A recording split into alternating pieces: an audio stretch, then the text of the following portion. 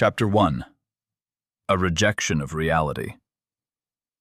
Zalin sat empty on the worn-out couch of his dimly lit apartment, his thoughts feeling so far away from him, yet consuming his every faculty. He stared at the ceiling fan lazily rotating above him with a dissociated focus. Tracking a single blade with his eyes, he found his mind stuck in rote loops, repeating questions that permeated through his numb thoughts. Why was he such a pathetic son? Every revolution of the fan made him think the same things, trapped in the endless loop. "Zalin, open up!" Slowly sinking back into reality, Zalin recognized the voice of his cousin, Asher. He barely registered the visitor, not knowing how long he had been there. The persistent knocking echoed through the apartment, and the distorted silhouette of his cousin pressed against the frosted glass window, with his features obscured by the fading light. The outline of Asher's hands could easily be seen as his face went as close as it could to the window. Zalin hoped the dark home was enough to hide him. "I see you, Zalin! Open the door, come on!" Asher rapped against the window. Mechanically, almost without thinking, Zalin rolled himself off the couch. His phone slid off his stomach, thudding against the floor. He had been scrolling for hours before it ran out of battery. Quickly, he stored it in his pocket. Finding his way to the front door, Zalin opened it a crack. The light of the outside world caused him to squint. "Ash," Zalin acknowledged monotonously, looking him up and down. Asher had a Tupperware of food in one hand, a bottle of pills in the other, and a series of worry lines on his face. He quickly evaluated Zalin, his eyes zipping with increasing intensity. Zalin could only assume what his cousin was seeing. He had plenty to assess, from the deep bags under Zalin's red eyes to his wrinkly, grease-stained clothes and matted, dirty hair. Asher sighed, closing his eyes and reopening them quickly. "Zalin, are you okay? Calls aren't going through. What's going on?" Asher asked, throwing the door open and allowing himself inside. Zalin shrugged and closed the door behind him, dragging his feet to catch up. Asher looked him over for another few seconds before Zalin realized he'd been asked a question. "Not really in the mood to talk," Zalin said, tapping his pants pocket that held his phone. He deliberately placed it on Do Not Disturb, but still kept it close, as the feeling of it in his pocket provided him some comfort. "Doesn't mean you can ignore everyone," Asher said pointedly, looking around the apartment. The residence was shrouded in darkness. The setting sun cast long shadows in the rooms, none of which had any lights on. Asher kicked lightly at the small pile of pizza boxes at the foot of the kitchen counter and made a face before forcing a smile and looking up at Zalin. The floor was littered with crumbs from various chips and their bags haphazardly thrown around the home. Candy wrappers and popcorn kernels gave the white kitchen floor an extra splash of color. Asher began to pick up the smaller trash immediately as Zalin watched impassively. "You drinking any water?" Asher asked. "I guess," Zalin shrugged. "That's not really an answer," Asher replied, frowning. Zalin offered nothing more. Asher continued to pick up wrappers, biting his lip nervously. "We're worried about you, man," Asher finally said, dumping a small pile of trash in the overflowing trash can. Zalin said, his eyes and mind beginning to drift away from the conversation. "I'm serious. We haven't seen you in days. Can't get you on the phone? Have you at least gone to visit her?" Asher asked. Zalin's eyes narrowed as he brought himself back, trying to piece together the puzzle of the question. "Visit? You mean Mom?" Zalin asked, his stomach lurching. "Yeah, who else?" Asher asked. "Why would I?" Zalin trailed, deciding not to complete the thought. "It'll be good for you," Asher assured him. Zalin's lip twitched, and he turned away from Asher, lumbering back to sit on his indented spot on the couch. Asher pulled out the trash bag in the kitchen's bin and replaced it. He took the trash bag and leaned it against the front door before going to join Zalin in the living room in a seat across from his cousin. He flipped on the light, and Zalin turned away with his eyes closed, pained by the second uninvited guest in his home. He clicked his tongue in irritation. "So, you're going to go visit her?" Asher pressed. Zalin sighed and lay down across the couch, placing a hand over his eyes to block out the light. "Zalin?" "What?" Zalin snapped, annoyed. "You're gonna visit her," Asher said with finality. He was no longer asking. "Why?" "You'll do it because I'll drag you there. We're gonna get you out of the apartment and help you. Not like you're even pretending you have anything better to do," Asher said, looking around the mess of Zalin's home. Zalin laid silently as Asher leaned forward in his chair, awaiting a response. He then breathed slowly, giving no indication he was still a part of the conversation. "Zalin?" Asher ventured. "Yes, fine, I'll go. Just please stop talking, Ash, and turn off the light." Asher opened his mouth to say something more, but decided to shrug and accept the small victory. He placed the Tupperware on a coffee table next to Zalin, and the bottle of pills next to that. "Eat something," Ash said. "It's barbecue chicken and carrots." Zalin shifted the hand away from his eye, peeking at the container of food. His stomach groaned. He sighed and rolled himself up, pulling off the plastic cover and pointedly avoiding the gaze of Asher's satisfied smirk as Zalin took a big bite of chicken. "And take one of these," Asher knocked on the closed bottle of pills. "What is it?" Zalin asked, his mouth full. "Sleeping pill. You'll feel better," Asher promised. Zalin grumbled in disappointment, snapping a carrot loudly and rolling his eyes. Asher watched intently, making sure Zalin took a decent fill of food before bringing him a cup of water and opening the bottle of pills. Asher spilled out a single purple and black pill and placed it next to the cup. Zalin studied the pill. Its color was nothing like he'd seen on any medicine before. Rather than a simple two-toned pill, the two colors morphed together like a watercolor streak, making it look somewhat ominous and alien. "What is this again? This doesn't look normal," Zalin attempted. "Drink it," Asher asserted. Zalin made a face and drank down the pill, waiting for something either magic or tragic to happen, but instead felt nothing at all, which was about the feeling he'd had for days now. He shrugged and finished the cup of water, hydrating his body for the first time in a day or two. He pushed the empty Tupperware and cup forward toward Asher. "Happy now?" Zalin asked. "Very," Asher said, finally turning the lights back off. "I'm going to take you to visit her first thing in the morning." "Whatever," Zalin said, laying himself back down on the couch. "Don't you want to at least go to sleep in your bed?" Asher asked. Zalin didn't reply.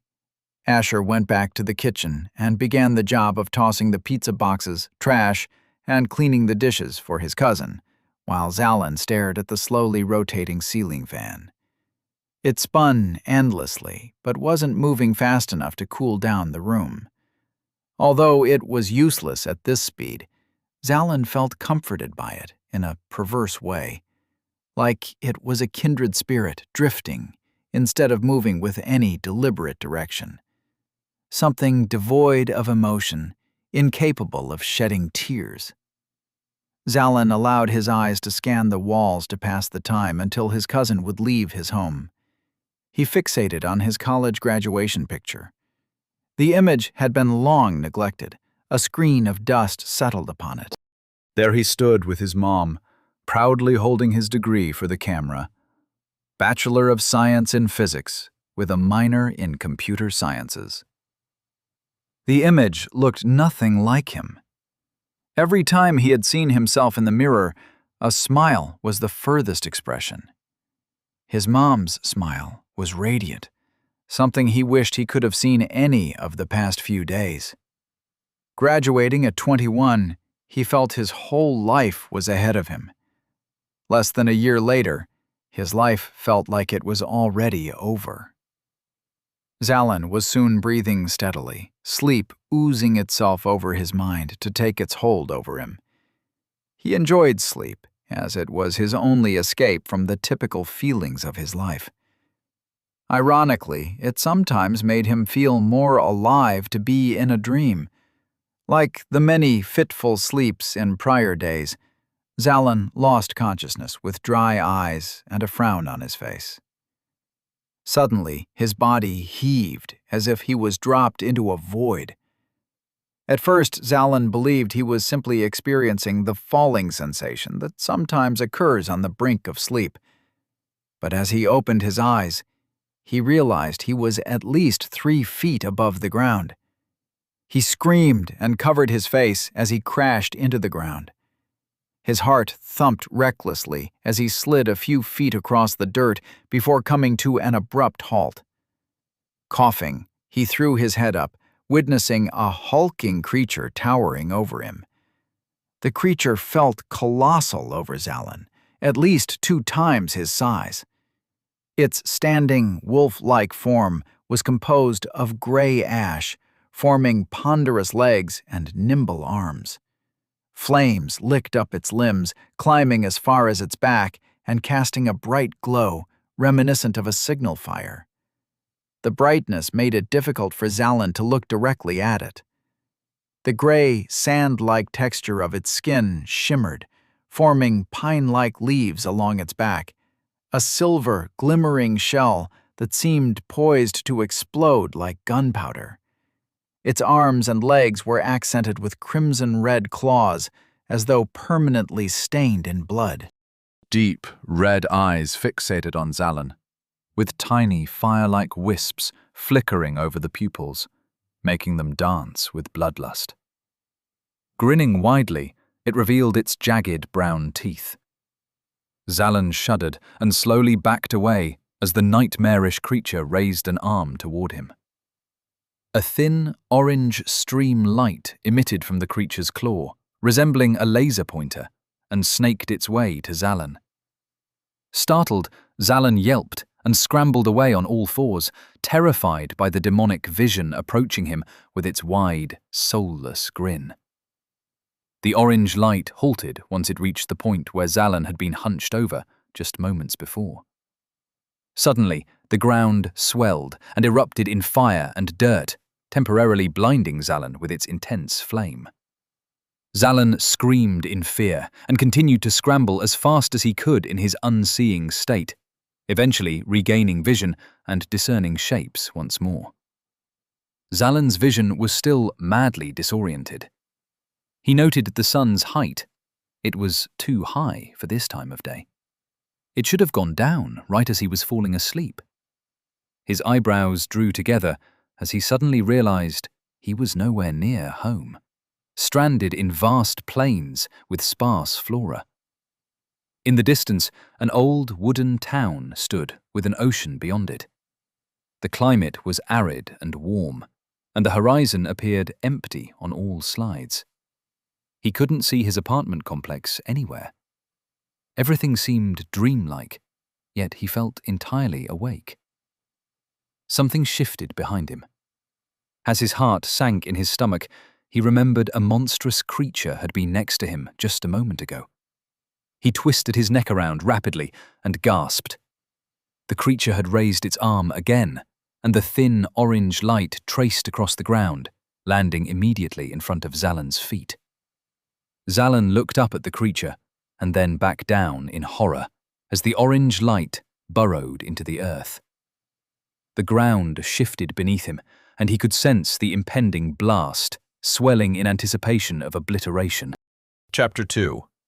A Fiery Friend. Zalin shut his eyes in fear, all but certain his life would end right now, not knowing anything about what was transpiring. Suddenly he heard something thud in front of him. He opened his eyes and saw a young man with short black hair, dressed in a fading red tunic, his arms planted down on the swelling earth just as it erupted. Rather than exploding, the flame was directed out to the side, like a pot emitting steam from only one end.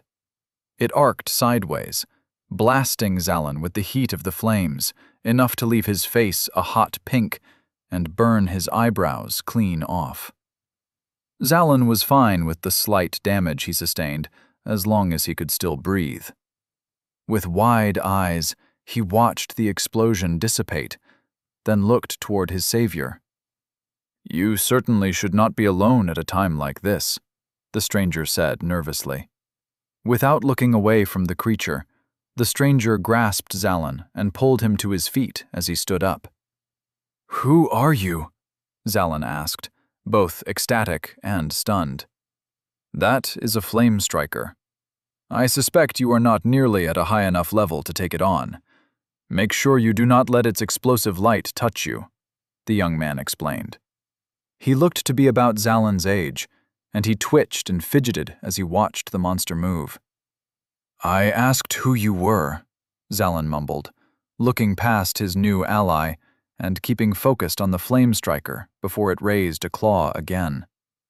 "Right, sorry, my name is Rep," the ally replied, with a cringe-induced grimace. "We need to rush around the flame striker." "Rush around it?" Zalon asked, concerned. The beast slowly began raising its arm, its eyes locked on the two of them. "Its pointing explosion is rather slow. If we wait for it to get close to us, we can split and run at it. I will unsheath my sword to draw its attention toward me and strike. That should give us time to get to Oriton." Rep gestured to the town on the other side of the creature. "I don't know what's going on."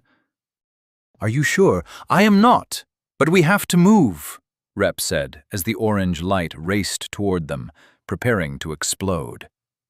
Zalon waited for Rep's signal while sweat rolled down his neck. "Now!" Rep pulled a sword from a sheath at his hip and dashed to one side, while Zalon stared, frozen in fear. The light continued to slide gradually toward him. Zalon grunted in frustration as he forced himself to rush the other way, making a wide berth around the flame striker. The area where Zalon and Rep had stood moments earlier shook violently as the explosion erupted raucously. Zalon looked away from the blinding light and glanced up at the flame striker, which was quickly advancing toward him, seemingly ignoring Rep on the other side. Rep's eyes went wide in trepidation, and he ran straight for the flame striker. "You said it would follow you!" Zalon screamed in fear as each of the flame striker's shuffling steps closed the gap between him and the creature. "Keep running!" Rep shouted, straining to catch up. Zalon had no plans to do otherwise and carried himself as fast as his legs would allow. He was stunned to see how swiftly he could move, considering he had felt so awful only moments ago, but didn't have time to dwell on it. He chanced a glance backward and saw the flame striker's ghastly, wide smile growing even wider with each earth-shaking step, bringing it closer to Zalon. "Hurry!" Zalon shouted, keeping his eyes fixed on the town ahead. He wasn't sure how much of a difference it would make to hide in the town with a monster of this size behind him, but at this point he was willing to try anything to get away. "Turn around! Get away from there!" Rep shouted in a panic. Zalon had no idea what he was referring to until he saw the orange light ahead of him, cutting off his path. He shouted in fear and frustration, then twisted himself mid-step to run parallel to the city as the ground he was approaching shattered, flinging flames and dirt in all directions. The flame striker emitted a low growl of glee while it scraped the soil with its clawed feet, taking longer strides to catch up to Zalon. At this rate, it was only a few steps away from him, despite Zalon's frantic pace. "Do something!" Zalon begged. Rep yelled as he charged and sliced at the back of the creature's foot, causing it to stumble and fall to one knee. Zalin tripped and collapsed, having exerted too much energy sprinting for so long. He glanced back at Rep, who circled around to the front of the flame striker. Putting his full body weight behind the swing of the sword, Rep aimed at the creature, but the flame striker groaned and threw a flaming arm up, smacking the sword clean out of Rep's hands. After staring at his empty hands, Rep looked up, finding the creature's face mere inches away. Shouting in a mix of fear and power, Rep struck the creature's face with his bare hands, knocking its chin straight upward. The flame striker recoiled, growling in pain. "Run! Run! Run! Run! Run!" Rep screamed repeatedly in panic, waving for Zalin to get up to his feet and run back toward the city. Rep began running at full speed toward Oriton. The flame striker roared in anger as it brought itself back to its full, considerable height. Zalin was barely able to start running again when he heard the monumental movement of the flame striker. Its wolfish face howled in anticipation as it began bounding on all fours instead of walking. Zalin thought he had seconds, but he only had heartbeats. It ran toward Zalin, ignoring Rep. Rep shouted more instructions. "Head down! Get down!" Zalin allowed his exhaustion to take over and collapsed on the ground, hardly able to keep his face from striking the ground. He felt both the searing heat and the wind of the claws swing above his head. Clenching his body tightly in fear, Zalin watched as the flame striker bounded forward, its momentum carrying it farther than the two allies. "Rep, what do I do?" Zalin picked up his head, watching the flame striker turn itself around and slowly grinning at him. "Rep!" Zalin looked back to see Rep running away without him, sprinting toward the town. Zalin picked himself back up just as the flame striker took passing notice of Rep and then focused on Zalin. Zalin squatted down and fumbled until he picked up a sizable rock and threw it with all his might at the monster. The flame striker didn't even react to the rock cracking against its leg and began to rush forward. Zalin ducked down at the last second, hardly having the chance to do anything else. But this time, the flame striker didn't rush beyond him with unintended momentum. It stopped, remaining just above Zalin. It looked down upon him and grinned. Zalin yelped. Without thinking, he jumped up with his fist in the air and collided with the beast's face just as Rep did earlier. Except, instead of doing any damage and sending its face skyward, all Zalin heard was the crack of his own hand. "Ah!" Zalin looked down to see his hand bleeding profusely from the knuckles. Pain shot up his arm, and he trembled involuntarily. The flame striker found the display wildly amusing and laughed a low, fear-inducing chuckle, each chortle causing the flames of its arms and legs to increase ever so slightly in its mirth. Zalin's other hand began to search desperately for another rock on the ground, but instead found a handful of dirt that he threw straight into the monster's eyes. It roared in anger as Zalin scampered away, his chest heaving from the most exertion he'd ever experienced in his life. He could only use one hand, while the other hung bleeding and useless at his side. Forcing himself upright proved to be too challenging without the use of both hands. He twisted his ankle, hurting himself in the process, and barely managed to move away from the monster. The flame striker wiped the mess of dirt from its face and fixed its red eyes on Zalin before pointing toward the slowly advancing explosive light. The deadly beam was catching up quickly to Zalin, who was barely able to keep himself upright, much less run at full speed. The town felt light years away from him. Just as the orange light neared, a flame erupted beneath the flame striker, burning its face. Zalin had been so focused on fleeing that he didn't notice Rep's return. Suddenly reappearing under the monster's feet, fire streamed from Rep's fist. In his other hand, he tightly gripped his retrieved sword. "Get out of here! Run!" Rep demanded. He dodged away from a claw coming down on him. Zalin nodded numbly and continued to stumble toward the short walls surrounding the town, each breath painful as his fist burned and his ankle throbbed. Keeping his eyes on Rep and the flame striker behind him, Zalin noticed a small trail of blood drops forming from the wound in his fist as he ran. Rep dodged another strike and swung his blade with full force at the creature, only for it to be seized, then cleaved in two by the flame striker's other arm. Rep stared in horror. The creature kicked him several feet away with full force before bounding toward Zalin. Snarling, the flame striker pursued its weakened, bleeding prey. "Keep going!" Rep coughed. The flame striker's mouth went from a grin to a gaping maw as it decided to forego flame-based attacks and consume directly from Zalin's flesh. "You are almost there," Rep promised. Zalin realized he was nowhere near the city wall, let alone close enough to reach any of the gates before the creature could attack him. His fastest speed felt like no more than a casual walk, with the city still about 100 feet away. The flame striker would be on top of him in seconds. Nonetheless, he continued shuffling, desperate to escape the grisly fate he felt chasing him. He disregarded all the pain he could, but his heart pounded as the flame striker's teeth reached out to take Zalin's neck. Chapter 3. Oraton.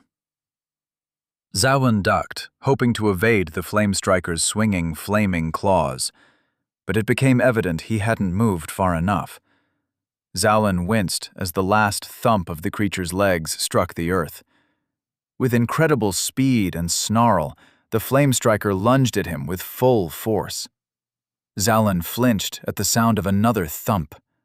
The beast's guttural growl faded into a gurgle. Zalin cracked open an eye and screamed. The mouth of the flame striker hung less than an inch away from his face. As he scrambled away on all fours, he noticed the creature didn't pursue him, and its fading red eyes no longer stared into his soul with malevolent intent. "Do not take on creatures you are not leveled for," a voice reprimanded from above. It took a full 5 seconds for Zalin to realize there was a spear lodged into the flame striker's body. He blinked, dumbfounded, and traced the spear's angle back to its origin at the top of the town wall a few dozen feet behind him. There stood a guard, identifiable by the light armor on his chest. The guard held another spear, prepared to throw it should the flame striker show any sign of surviving the initial blow. "Did you do that?" Zalin asked dumbly, raising his mangled, bloodied hand to point at the flame striker, who slumped further into the ground. "Indeed," the guard nodded, then continued his short lecture. "Do not attack flame strikers if you do not have an element to take them on, or a good weapon to—" The guard's face went sour in bafflement. "Are you unarmed?" Zalin looked down at himself numbly, only then realizing he had somehow been wearing a long brown tunic with yellow accents at the sleeves of his wrists. He looked down at his pants and saw they, too, were nothing he recognized, faded brown pantaloons. He patted at them absently, looking for his phone, and noticing his pockets were empty. Zalin replied, his brain not having caught up with the guard. "Do you have a death wish? How foolish can you be?" the guard shouted. "You are okay." Rep appeared limping with a beaming smile from behind the dead flame striker, with the broken hilt of his sword in one hand. He looked at the spear in the creature, then up to the wall with a thankful smile. "I am grateful for your vigilant nature over the walls, Sir Killisle. He may have perished otherwise." The guard's derision softened at the flattery, and he simply nodded once to Rep. "Is he with you, Rep? Why is he unarmed?" the guard asked. Rep looked down at Zalin, who shrugged in reply. That is something I wish to ask him once we are inside Oriton, Rep said, his slow speech betraying the fact he was making up an excuse. Sir Killisle regarded the two of them with narrow eyes and pursed lips. Very well, but do not go back outside if you are unprepared, he snapped. Thank you. Rep rushed to Zallen to help him stand. Zallen accepted Rep's hand and was pulled shakily to his feet. Then he placed his weight on Rep's shoulder to take pressure off his bad ankle. A small door opened at the base of the wall, and Rep led the two inside as he nodded and offered grateful platitudes in the direction of anyone that looked tangentially involved in guarding the walls. They waved the two off, and Zallen finally felt his heart come down to a speed where he could breathe normally. Where am I? Zallen asked. Oriton, Rep answered, readjusting himself under Zallen's weight. Where is that? Zallen asked, confused. He studied the buildings, all of them wooden, and very few with words written in English, instead opting to have symbols to represent what type of business was housed in the building. Well, Oriton is a port town, so it borders the sea on... No. Where are we? Is Oriton far from Merced? Zallen asked. Merced? Rep repeated hesitantly. California, Zallen said. California, Rep trailed, quickly feeling out of his element. Where am I? Zallen snapped. Oriton, Rep insisted. We are in Oriton, near the sea. But where is that? What state? Zallen asked. I do not... State? You must mean Grieve. Well, we call it the land, but I think you understand it as... What? That's not a state. Where am I? Where's Ash? Who are you? Zallen suddenly withdrew his weight from Rep and began to limp on his own, as though it was a form of punishing him. I am Rep. I am here to assist you. I was... inspired to come to your aid when you arrived in this world. You might be confused, but do not be afraid. It is normal to... This world? Zallen cut in. Please, allow me to... What do you mean, this world? Rep cleared his throat self-consciously. You are not in the world you were born in, Rep explained. Yeah, right. This isn't a new world, Zallen spat with confidence. Just tell me where I am, and... Rep's eyes widened in annoyance, and he displayed his hand in front of him with such force that Zallen stopped mid-sentence. They stared at each other for an awkward moment. Then out of the palm of Rep's hand sprouted a small flame the size of a baseball. Zallen stared in astonishment as the flame danced in Rep's hand, with no sign that Rep was in pain. Rep let the flame sit for a few seconds more, as Zallen slowly twisted his neck in confusion before Rep closed his hand, snuffing out the flame. Zallen swallowed in embarrassment, trying to think of something to say as he watched the small wisp of smoke dissipate above Rep's hand. He was too stubborn to admit he was seeing anything otherworldly. You are in a new world, Rep offered. I am here to assist you. You're a magician, Zallen said with a snide smile, pointing with his good hand as soon as he came to the conclusion. Dear Lord, Rep whispered, closing his eyes to keep his composure. The flame striker was not enough of a shock in this new world? Not if you're a magician, Zallen replied confidently, though in his heart he knew that even that sounded outlandish. Depp grunted in exasperation, crossing his arms and looking to the ground in consternation. He snapped up when a new idea came to mind. Very well. Try and recall what you were doing before you were here. What was your previous day like? Well, I was hanging out at my place. Just, hanging out. And my cousin Asher came by, and I was going to go visit my mom. Zallen trailed at the mention of his mother, his thoughts immediately clouding.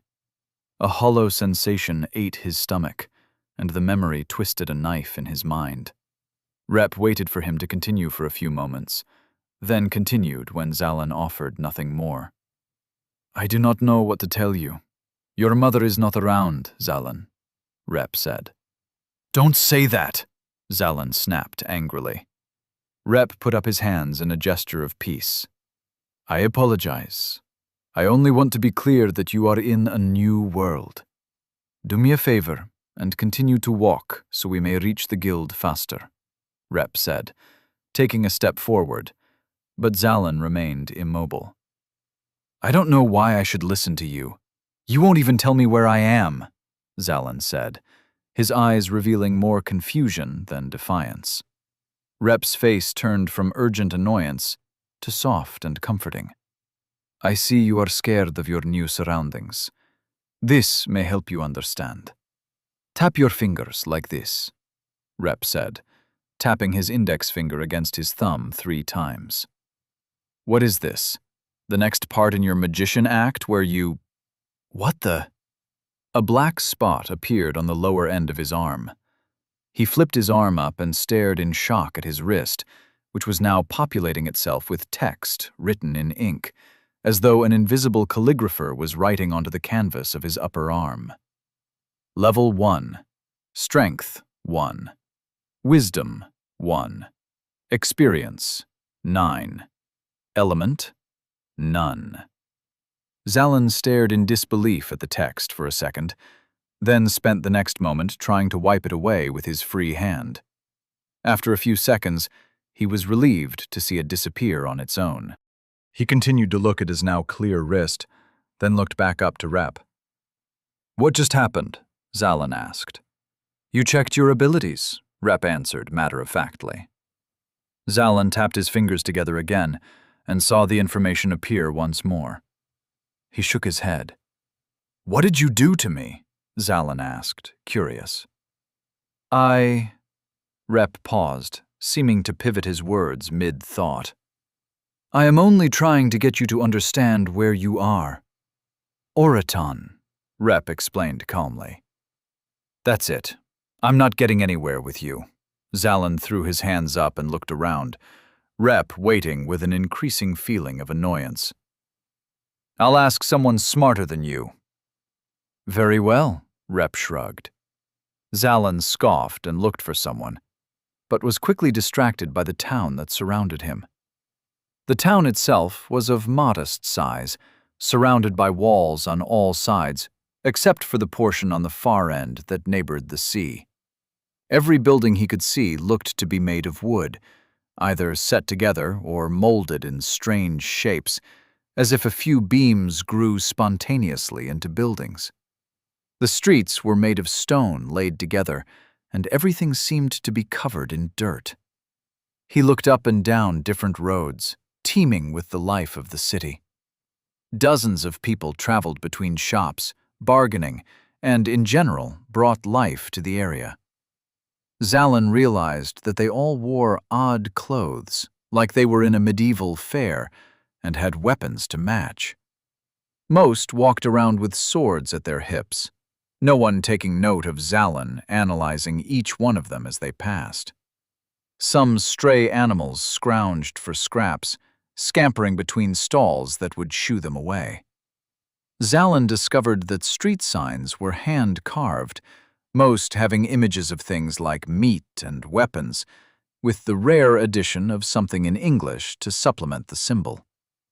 He looked past Rep, who began folding his arms, and pointed to a passing old man with a bag of fruits slung over his back. Hey, you! Zalin demanded. What city is this? The man looked up, nonplussed. You do not know where you are? The man asked. Just answer the question, Zalin said. You're in Oraton, the man replied. And where is that? At the edge of the sea, a few hours' journey from the Cliffs of Shadow, and… No, what state is this? What country? Grieve, the man said, stunned at Zalin's words. He turned to Rep. Is he related to Captain McKittrick? Perhaps he has had a few too many visits with the mind of madness. Or is he with you? He is with me, Rep nodded apologetically. Zalin opened his mouth to say something more, but couldn't come up with anything. The confused man walked away, chuckling to himself. "Zalin, please," Rep pleaded. "How do you know my name?" Zalin asked. "I understand you are confused right now, but please listen. You are in a new world, currently in the town of Oriton. This realm is nothing like your previous world. The reason I know your name is that I am to be your guide. Just try and humor the idea for a moment. You are in a new world," Rep repeated. Zalin opened his mouth to counter, but rolled his eyes and decided to at least try. The sun looked the same, as did the people, albeit in strange clothes. But only now did he realize that he felt very different. His eyes weren't dry. His stomach wasn't perpetually upset. The physical exertion of his run and the creature he witnessed certainly wouldn't have existed in his own world. Most importantly, the pain that was in his heart before he went to sleep was somewhere buried deep, not taking over his every thought and movement. Perhaps this new world was a dream of some sort? He pinched himself, but the attempt to wake himself felt so tiny compared to the pain flaring from his twisted ankle and bloody hand. The dream world was potent, and he couldn't just will himself awake. "All right, say that I believe that I'm in a new world, hypothetically. How did I get here?" Zalin asked. "I cannot say," Rep admitted, his voice low. "Great. As soon as I start believing you, you run out of answers," Zalin said, annoyed. "Do you know how I can get back home?" he asked. "Perhaps there is an artifact that may send you back, but which artifact I would not know." Then Rep smiled. "But I do know someone much more knowledgeable than myself who may be able to assist us." He immediately led the way as Zalin followed. Zalin looked down at the wound on his knuckles, the open flesh stinging when in contact with the wind. It hurt in a way that felt like he wasn't in a dream world. But that was absurd. This would go away as soon as he woke up and was back home. He took a deep breath, ignoring the pain in his arm and leg, and decided to focus on moving forward instead. He would do whatever it took to wake up and get out. But to try and distract himself from the injuries, he tapped his index finger to his thumb and brought up the abilities on his forearm once more. Chapter 4. Get in line. "So, why isn't there a stat like health on my abilities list?" Zalin asked, raising his wrist to get a better look at the lost skin scabbing over on the knuckles of his right hand. "An interesting question. Do you have a health stat in your world?" Rep asked. "No, we don't have any stats where I'm from," Zalin replied. "So why are you expecting to see it here?" Rep asked, pointing to Zalin's wrist as the abilities faded away.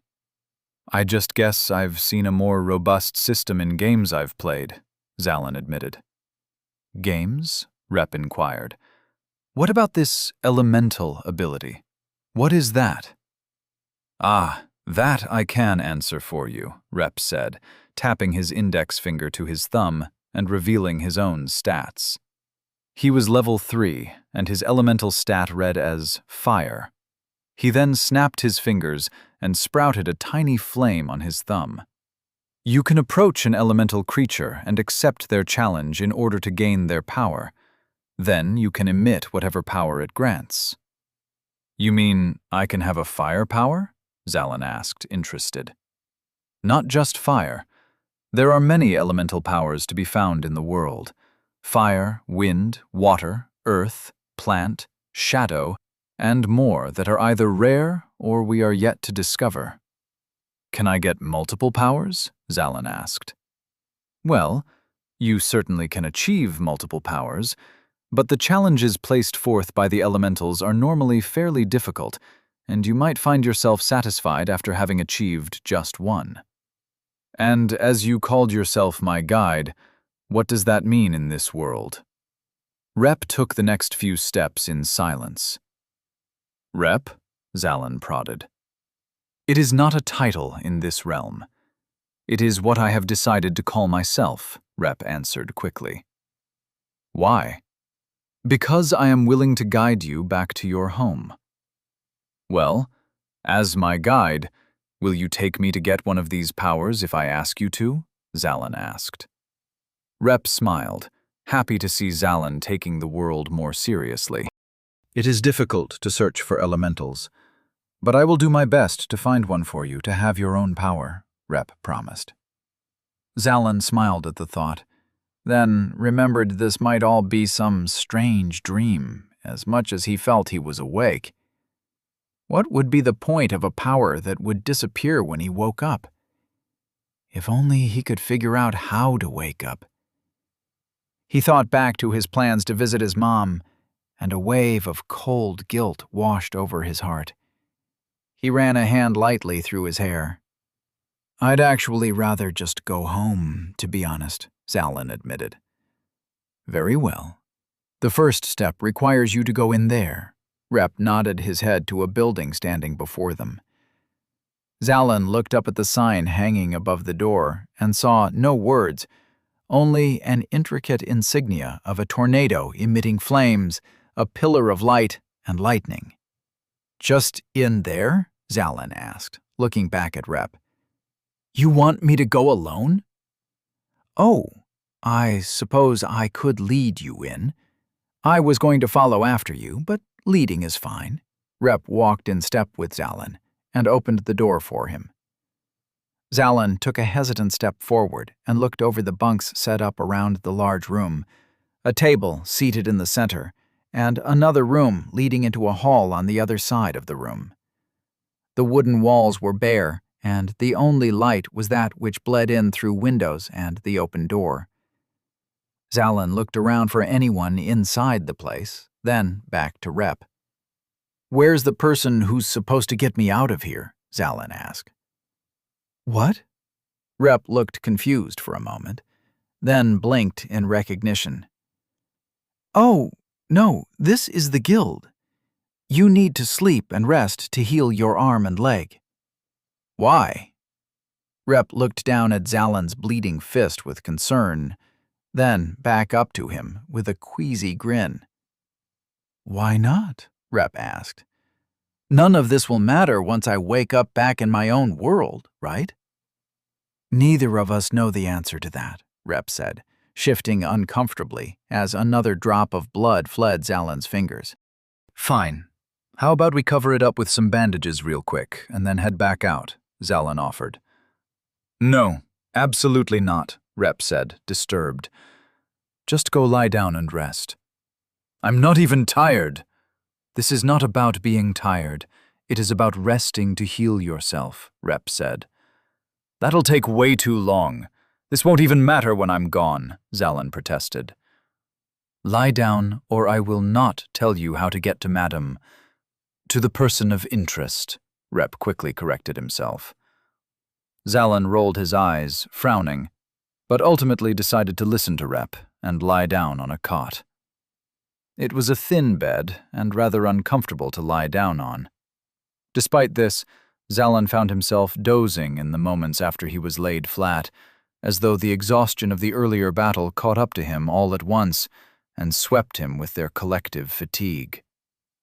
Zallen started to wonder what the implications were of falling asleep if he was already slumbering in a dream world, but quickly felt his mind drifting before he had the chance to think the idea to its completion. As was the case for many days now, he fell asleep with a frown on his face. Zallen's eyes shot open what felt like a moment later, and he sat up in the bed, ducking under the bunk above him. Rep was sitting at the table in the center of the room, playing idly with a tiny flame he was struggling to maintain at the tip of what was left of the sword that had been broken by the flame striker. Zallen noticed that Rep looked fine, like he wasn't kicked by a giant flaming wolf less than an hour ago. Zallen looked down at his own fingers and saw they were completely healed, devoid of any wounds or scabs. He rolled his ankles slowly and determined it was also fully healed. He was fully refreshed. "What the?" Zalin murmured. "Feeling better?" Rep asked, looking up from his sword and snuffing out the flame while sheathing the weapon. "I told you that all you needed was to rest. I got myself some rest as well." "How long have I been asleep?" Zalin asked, standing up and appreciating how he could stretch without pain. 3 minutes, perhaps 4, Rep shrugged, moving to the doorway. "You're messing with me, right?" Zalin said, quickly catching up. 3 minutes? "I see, you are disturbed. Is it faster in your world?" Rep asked. "No, it would have taken me, I don't know, like weeks or months before the scabs on my hand would have fully healed. I just sleep here and I'm all healed up?" Zalin asked, pointing to the beds as Rep opened the door outside. "Correct. You experienced something called the healing rest. A short slumber will be enough to heal all external wounds, so long as you rest in a safe place. It is different from regular sleep, dedicated only to healing oneself. You can treat this guild as your residence from now on. It is called the Journey House, named as such because we are a nomadic guild. Many in the guild are often out on a quest of some variety." "Cool," Zalin said, looking over his hands in the sunlight that was miraculously still overhead after he had slept. "What now? Take me to where I can go home?" "Indeed, we are not far from finding someone with a solution." Rep nodded his head forward, indicating to the small building with a line heading out the door, people patiently waiting on the far side of the road a few blocks away. A shadow passed over them as a man interrupted their line of sight. "Rep, is this someone looking to learn about artifacts from you? Or is this a new member of the guild?" The man stopped the two as they were emerging from the guild. "Perhaps not officially a member, but he is my guest in the guild. Zalin, this is Instructor Nold," Rep motioned to the man. Instructor Nold was a tall man wearing billowing robes. His deep brown eyes scanned Zalin curiously. He wore gloves over his hands that made it look like his knuckles were all incredibly swollen. Zalin saw that while the man was a bit older, he held himself like he had the full energy of youth within him. He was scrutinizing Zalin like he was a prized cow. It seemed like Nold wanted to poke at his bones and get a good look at him. There was an odd hunger in his eyes and smile that put Zalin off, and he almost wanted to take a step behind Rep to be out of his gaze. "Pleasure to meet you, Zalin." Nold held out his hand and grinned widely. "Sure," Zalin accepted the handshake, wincing slightly as Nold's hand squeezed like a vice grip. "Where do you come from?" Nold released his impressive grip, and Zalin resisted the urge to massage his hand. "Not from around here," Rep answered politely on his behalf. "Any good elementals around you? Any we haven't heard of, perhaps?" Nold asked, the hunger in his eyes almost ravenous. "Surely you have a power of your own if you've made an acquaintance to a member of Journey House." Zalin didn't know which question to answer. "I don't have any powers, and I don't know how to get any." "Oh," Nold said, his lips adjusting from a manic smile to a flat line. "I see. Have a good day, Zorlan." Nold quickly left, disinterested in continuing the conversation. Zalin looked at Rep for an explanation, and Rep shrugged. "Nold is a renowned instructor, but he does not wish to affiliate himself with any guild or institution. He operates on his own terms. He only wishes to train those who are powerful and have elemental powers of their own," Rep said. "Really wants to make a name for himself?" Zalin asked, watching as Nold's robes danced in a wind that Zalin didn't feel as he walked away. "I think he already has. Anyone he has instructed has gone on to travel the world, no longer needing to have a quiet life in their hometown. They go off and experience grand adventures, never to come back to our smaller town of slow life," Rep said, as he began leading the way to the building he indicated earlier, with the long line of people. How do you know they don't just die when they leave, and that's why they're never heard of again? Zallen asked. Because they are far too powerful to disappear without a trace, Rep shrugged. Seems a little eager to find people with elemental power, Zallen noted. It is unsurprising. I suspect he is looking for a protégé to train for an upcoming tournament, Rep explained. Sure, whatever, Zallen said, ultimately deciding he didn't actually care that much about this man when he just wanted to get out of the dream world. Rep and Zallen made their way to the modest building, Zallen continuing to marvel at the fact he could put his full weight on both of his legs so soon. Rep and Zallen stood at the back of the line, Zallen craning his neck to count the dozens of people ahead of them. Is it always like this? He asked, annoyed. No, actually, Rep noted, taking in the scene himself. She does not usually have more than 10 or so at a time. She's got a constant stream of people to see her, and all she does is give advice, Zallen asked, surprised. You make it sound like such an insignificant thing. People have come from the edges of the land and beyond just to have an audience with her.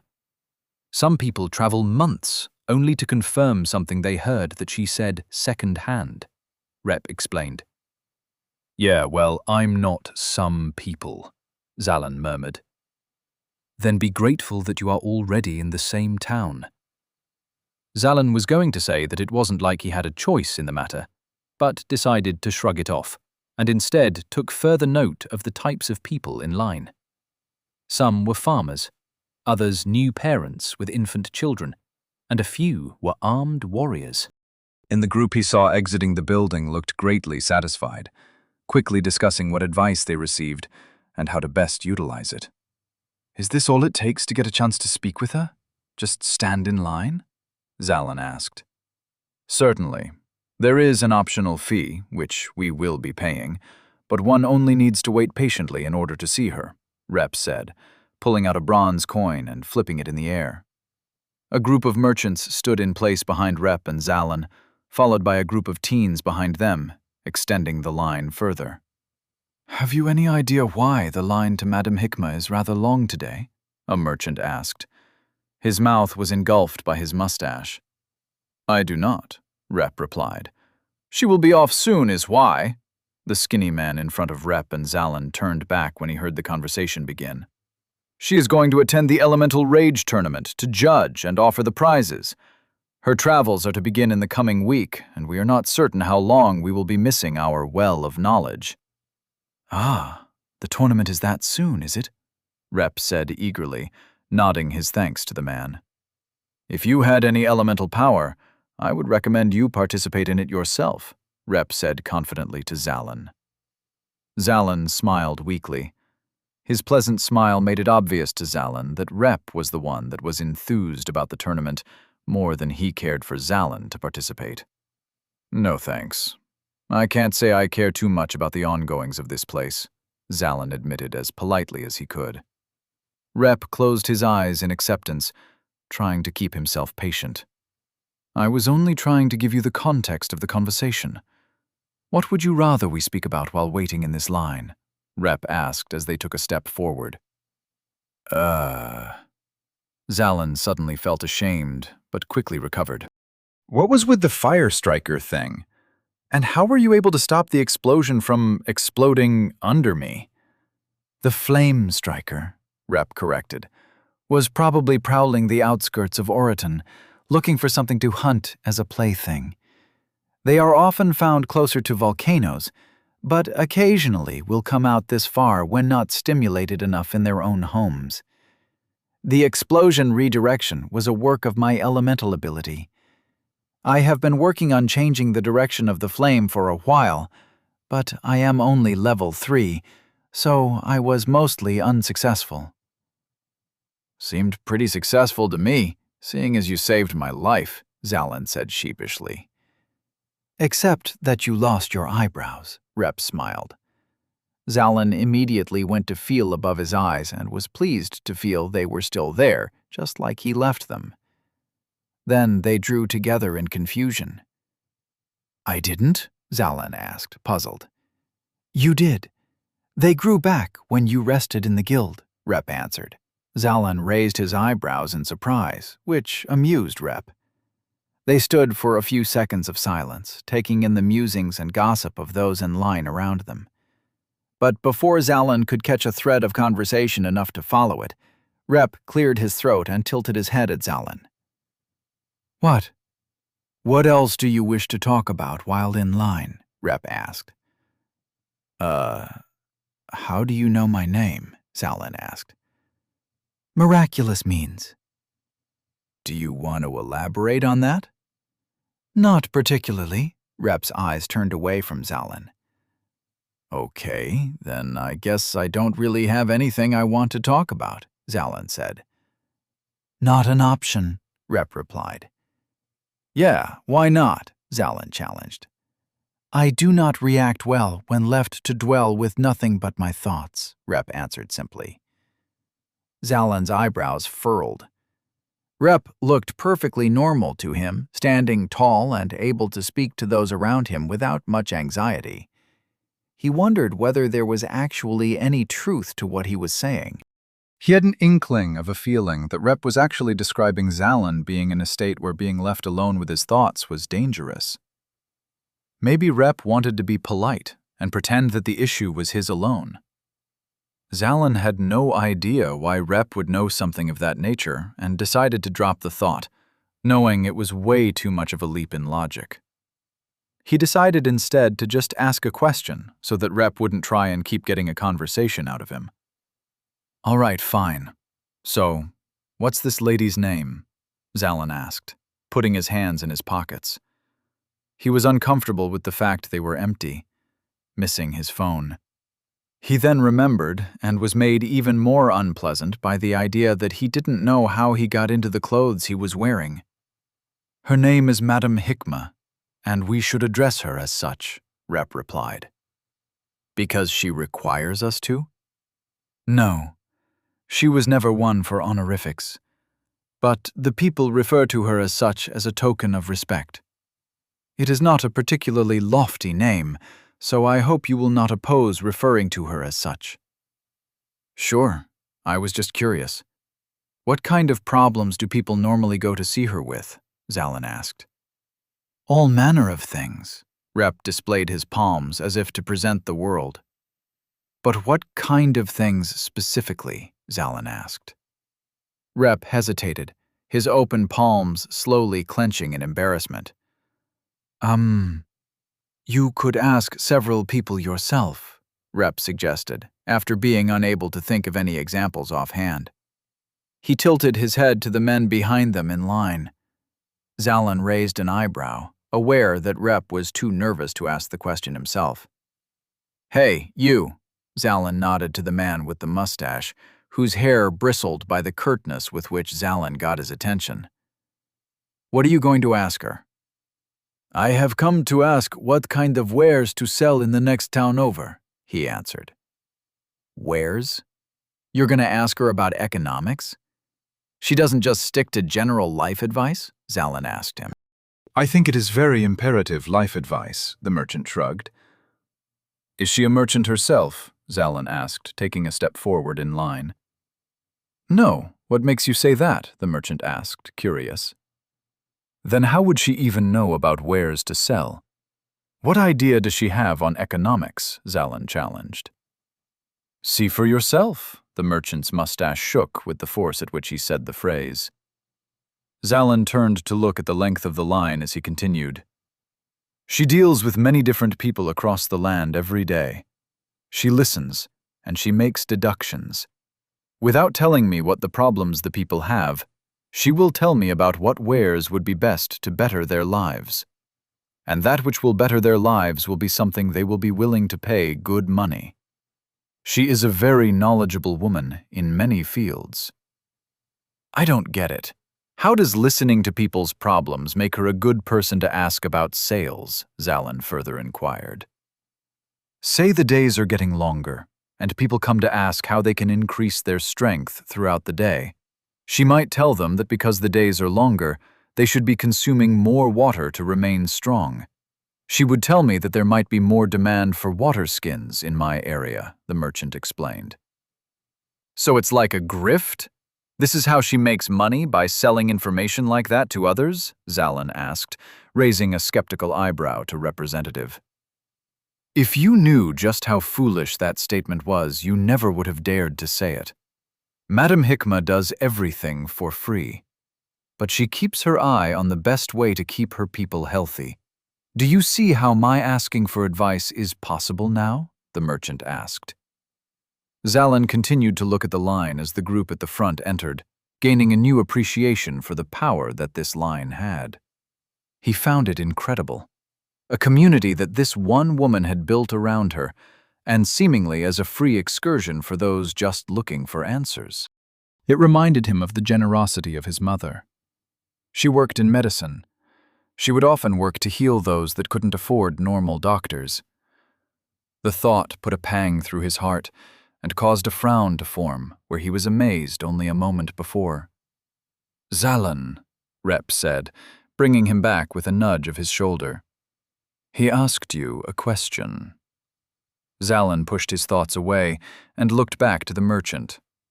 Right, yeah, thank you, Zalin said, hoping it was an appropriate answer to the question he'd already forgotten. What are you going to ask her? The merchant asked. I'm going to ask her how to get to a faraway land, Rep cut in, stammering. Zalin realized that it would be strange to say he did not know how to get home, but didn't think that would be an important point when this was all a dreamland anyway. He shrugged it off. She's familiar with all corners of the world. I am certain she will help, the merchant nodded, unconcerned by Rep answering on Zalin's behalf. They took another step forward in line, drawing closer to the answers Zalin anxiously sought to get home. Rep kept him at ease by keeping him and those around them entertained as he tried to keep a flame lit on the tip of his sword. At some point, Zalin grew bored of simply watching the flame Rep struggled to maintain and began fanning at it to put it out. Rep welcomed the additional challenge, and Zalin and others in line enjoyed the game for a few minutes. Rep wasn't very good at keeping the flame lit, but the ones around them in line were much more interested in why Rep's sword was broken. Subsequently, Zalin had to replay every detail of the Flame Striker battle and how he and Rep made it out alive, even though they were both severely underleveled. Soon they found themselves at the front of the line.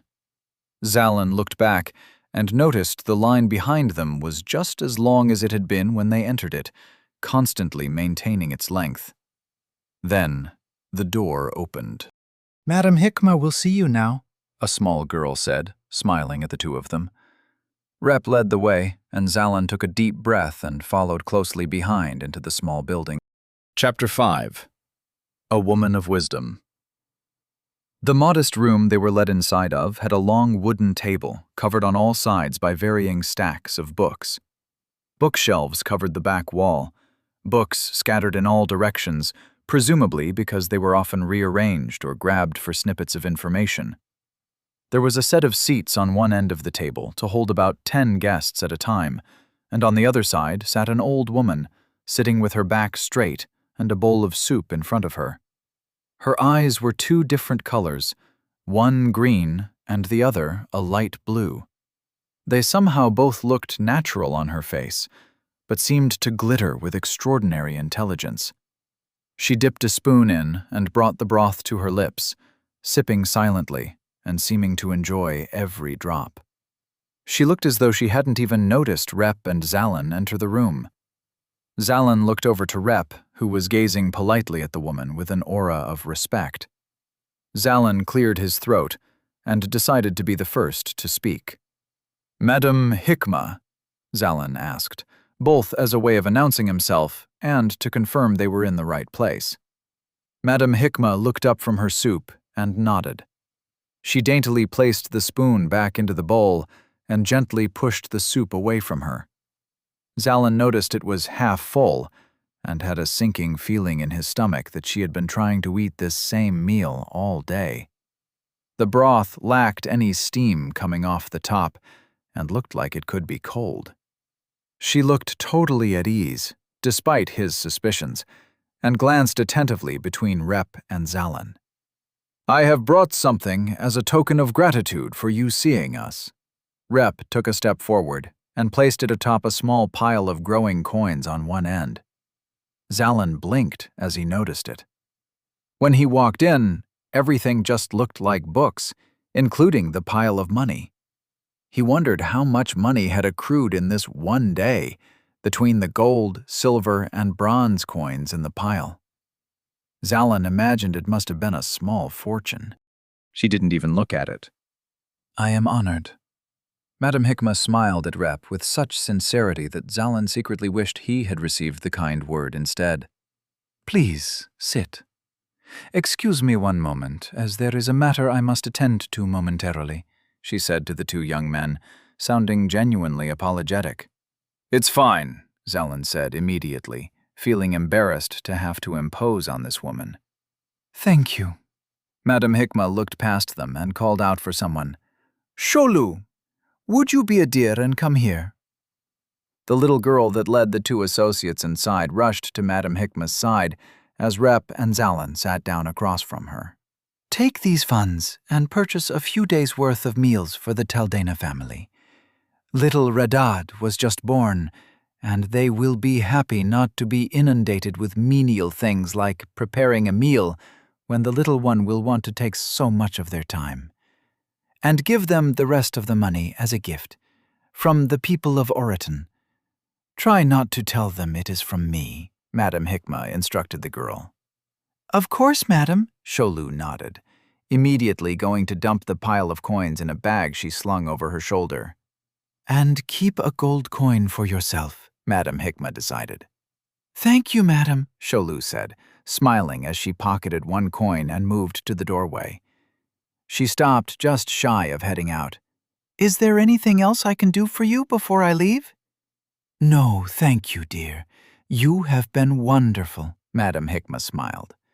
Sholu smiled wider than she did when she received payment, then ran out the door.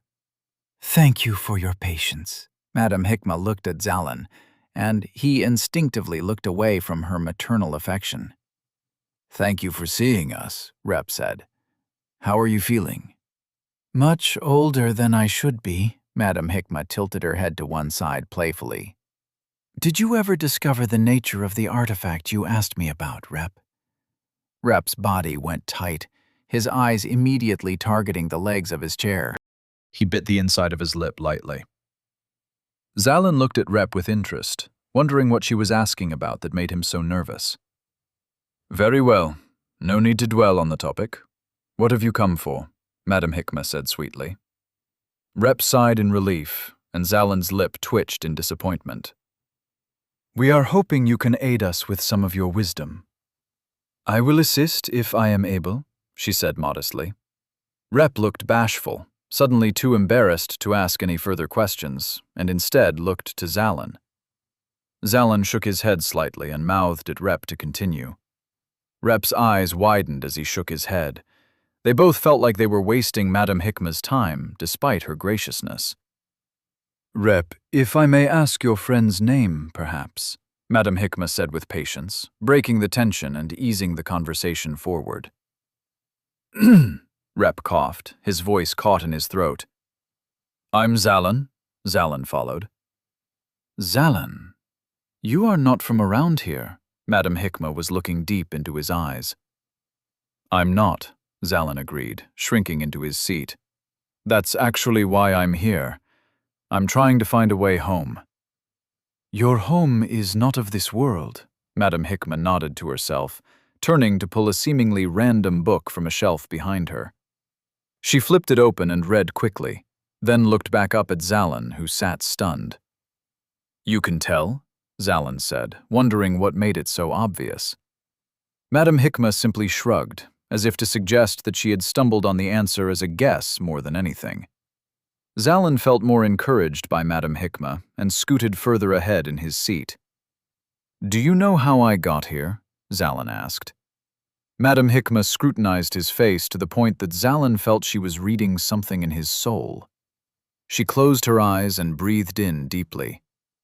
"You seem to be in a very difficult situation," she said. "Yeah, I'm trying to find a way home," Zalin said, then gestured to Rep. "We have no idea where to begin." I see." Madame Hikmah found herself reading the book in front of her for answers. She flipped through 5 pages, quickly absorbing information on the page before each turn. Then she snapped the book shut and added it to a stack ahead of her. "Your solution is clear. You must accept." Zalin looked to Rep, who looked back and shrugged with a confused frown. "What?" Zalin said.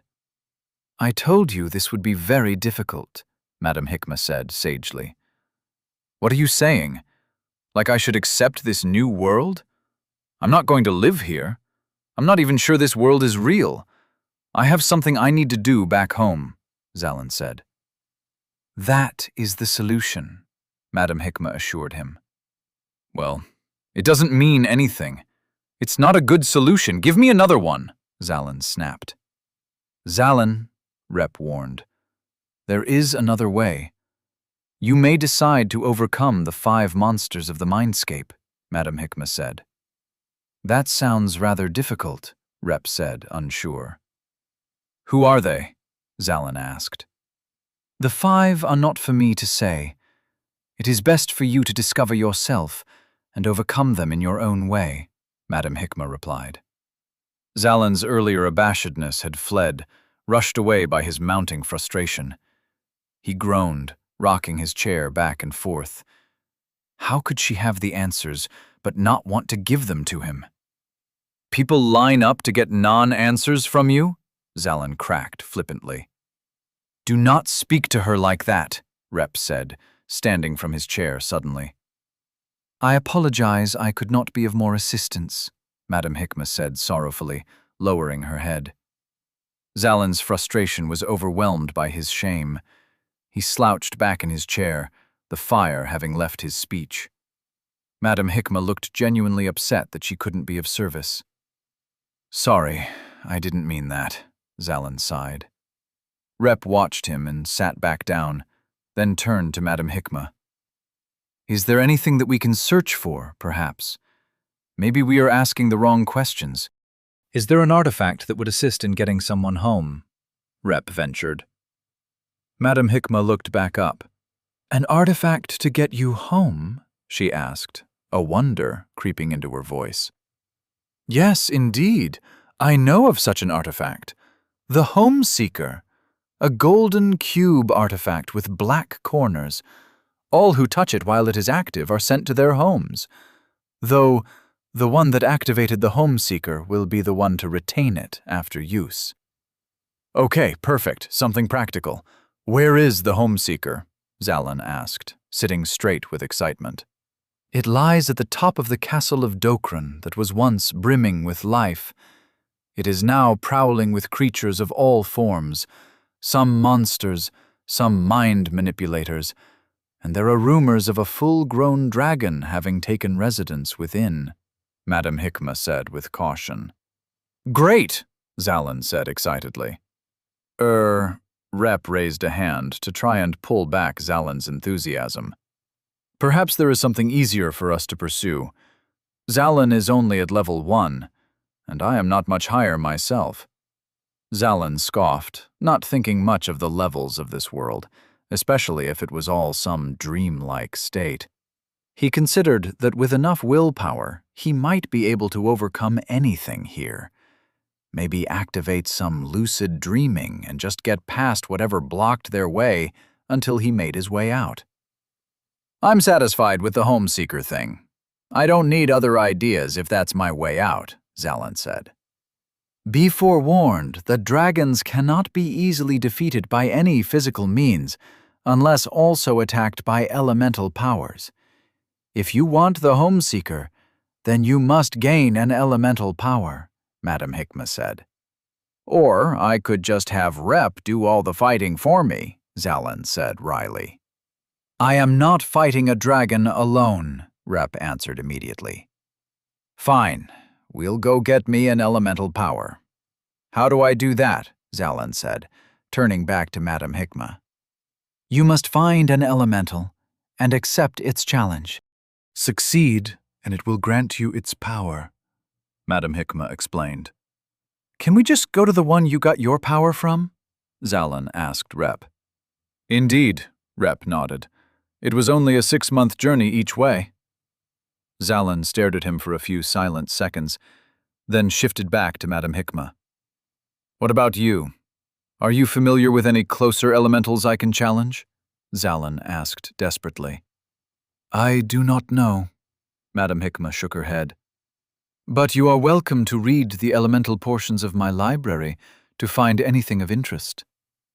She pointed across the room to a bookshelf filled to the brim with books of all sizes and quality. There were dozens, maybe 100. Zalin looked at the bookshelf and sighed. He figured even if he had to read every single book, it would be faster than a year-long journey if he could find a much closer elemental creature.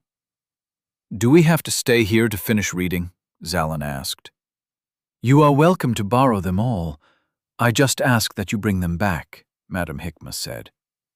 Zalin nodded in appreciation. We thank you for your generosity, Madame Hikma, but I do not think these will be of any assistance, Rep answered sadly. What? Why not? Zalin asked. I had a whole month to learn reading, but I have not gotten past simple memorization of the letters and a handful of words. I may be able to sound things out, but it will be much faster to go to the fire elemental atop the volcano than to read so much. And I doubt Zalin had the privilege to learn how to read, Rep said, directing the answer to Madame Hikma rather than Zalin. What? Rep, I can read fine, Zalin answered. Oh. Rep looked at the bookshelf, then to Zalin, back to the bookshelf, then at the floor in embarrassment. We thank you for your generosity, Madame Hikma. And your time, Zalin added. Thank you for the kind words, Zalin and Rep, Madame Hikma said, nodding to them both. Do let me know if you find anything of interest. Those books are years old, and I wonder if they contain anything worthwhile in them anymore. Chapter 6. Elementals Rep and Zalin splayed out the books on the table in the center of Journey House, having been asked to leave Madame Hikma's place as most people asking for advice went looking for privacy. It took a few trips, but Zalin and Rep were able to gather all the books on the table in the guild and sat across from one another looking down at the books with mild disdain. Neither made the first move to crack one open. We could always simply go to the volcano, Rep murmured. I'm not running around for 6 months if there's anything that can get me out of here in weeks.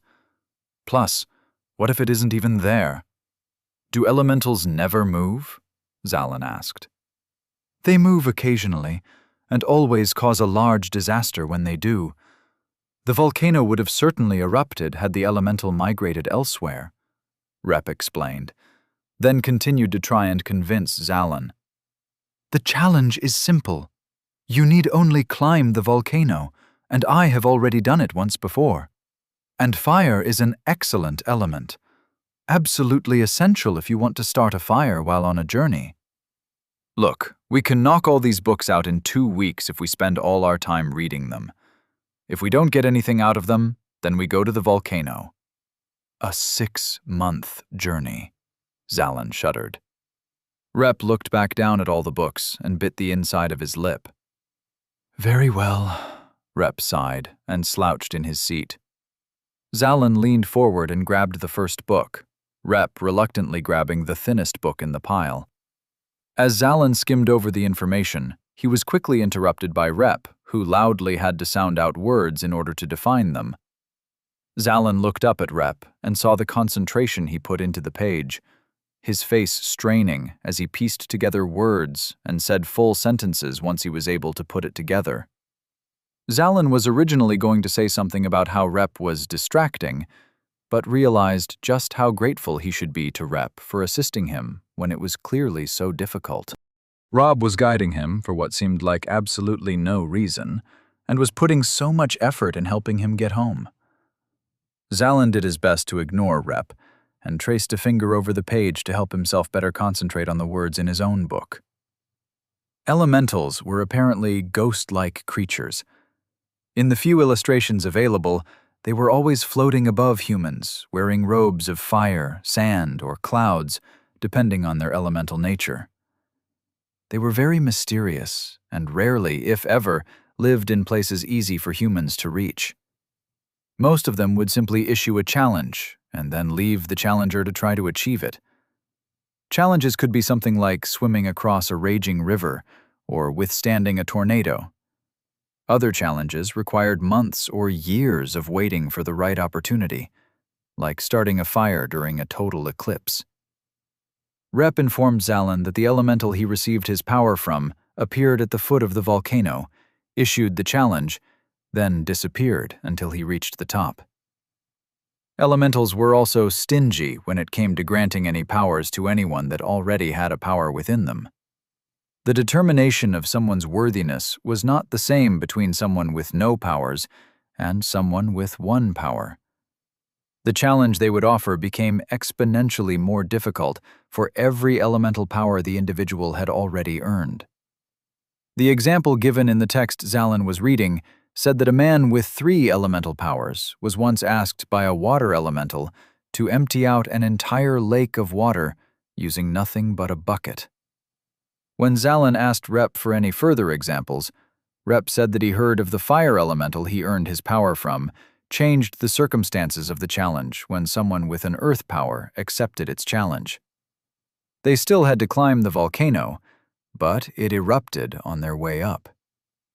Elemental powers were poorly documented. Rek explained that it wasn't uncommon to find people in the world with elemental powers, but it was so rare for any of them to sit down and document their specific abilities. Literacy was not a priority for most in the world, so most information was passed orally. There were easy ones like fire elementals, which could manipulate fire, and water elementals, which could manipulate water of many sizes depending on their level. But then there were mentions of bright elementals, with no indication of the kind of power they imbued others with. Fire was the most common by far, all books mentioning the elemental that Rep said resided at the volcano. It seemed to have not moved from its place for years, and anyone in search of their first elemental power often went to get fire for the simplicity of its whereabouts and challenge. Zalin began organizing the books, depending on whether they mentioned anything to do with the elemental's location. But every time he asked Rep about a certain place, he would find the journey would take months at the least. Rep sighed loudly as he set down the first book. It was only about 50 pages long, but it had taken him hours. Zalin had spent so much time skimming and organizing the books that he barely finished 3 books in that time. He felt woefully unsuccessful and could see Rep share his thoughts. "You already read all of that?" Rep balked at the 3 books next to Zalin. "Yeah, they weren't very long," Zalin shrugged. "What have you found?" Rep tapped his fingers on the table, dreading the idea of opening another book to read at his slow pace. "Not much," Zalin admitted, rubbing his eyes. "Fire elementals are the most common out there, but there are some that have been seen that have yet to give powers like the bright elemental. That one sounds amazing. It's lodged in my brain as something I really want to see." Air elementals also sound pretty cool. Do you think they would give me the ability to fly? I think we have an air elemental-powered individual in this very guild, but he is a lower level, so I do not think his elemental power would be too strong. Last I saw him, he was nowhere near the ability of flight, Rep replied. I also read something about becoming an ascended being. If you get 5 different elemental powers, you become ascended and can interact with elementals. Any idea what that's about? Zalin asked. Likely something of legends. Anyone can interact with elementals and receive challenges. and I think it is impossible to have 5 different powers. The challenges become more difficult with every one acquired. I do not think even the most powerful individuals have more than 3 at once. What did you find? Zalan asked, nodding to the small book.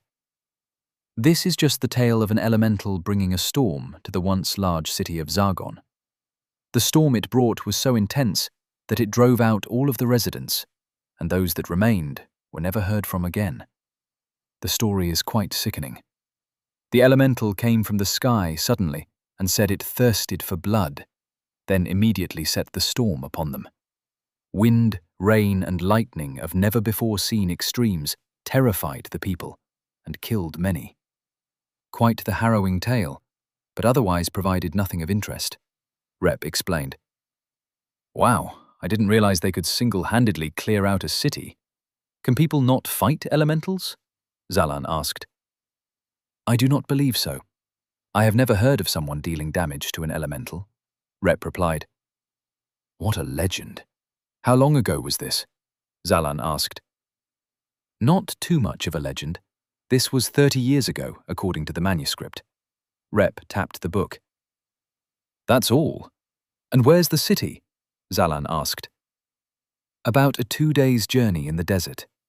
It would be much faster if we could afford a horse. It is in the middle of nowhere. There are no paths leading to or away from the city, as they were left to fade away after the elemental incident. Travelers know well to avoid Zagon, venturing around it rather than through it, Rep answered. Oh, awesome! Can you take me there? Zalan asked. Rep sat up sharply, confusion on his face. Why?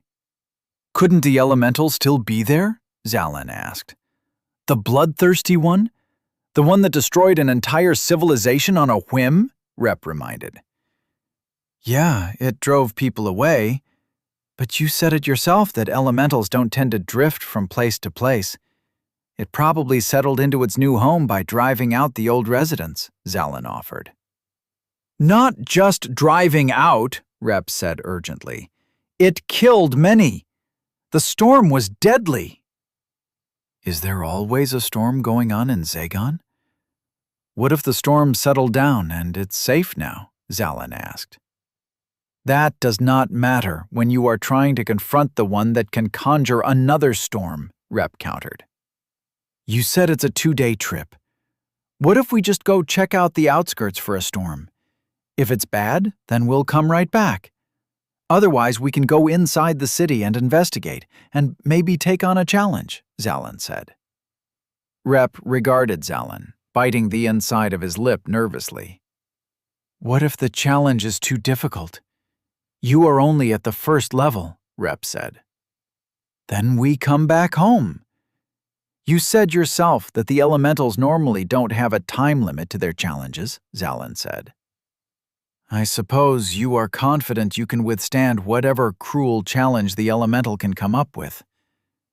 What if it is beyond your abilities? Rep asked. I think we'll be able to work it out. Besides, do you want to just go check out the city to investigate? Or would you rather spend the next week reading more things about elementals? Zalan said, with a coy smile. Rep looked at the pile of books in disgust and sighed. He continued to nibble on his lip, then breathed loudly and stood up. Fine, Rep intoned. But you must listen to me closely once we are outside of the walls. Of course, Zalan said, beaming as he stood. There can be any manner of monster out there, and I do not wish to repeat the disastrous fight that we had with the Flame Striker, Rep said. Yeah, I already agreed with you, Rep, Zalan said. And we must be smart about how we travel, Rep added. Yeah, okay, I got it, Zalan snapped. Can we get out there already? What? Rep asked, walking to the door and opening it wide. Zalan blinked as he noticed for the first time that it was night. They had been reading for a while, but he didn't notice the passage of time with the lanterns glowing consistently within the guild.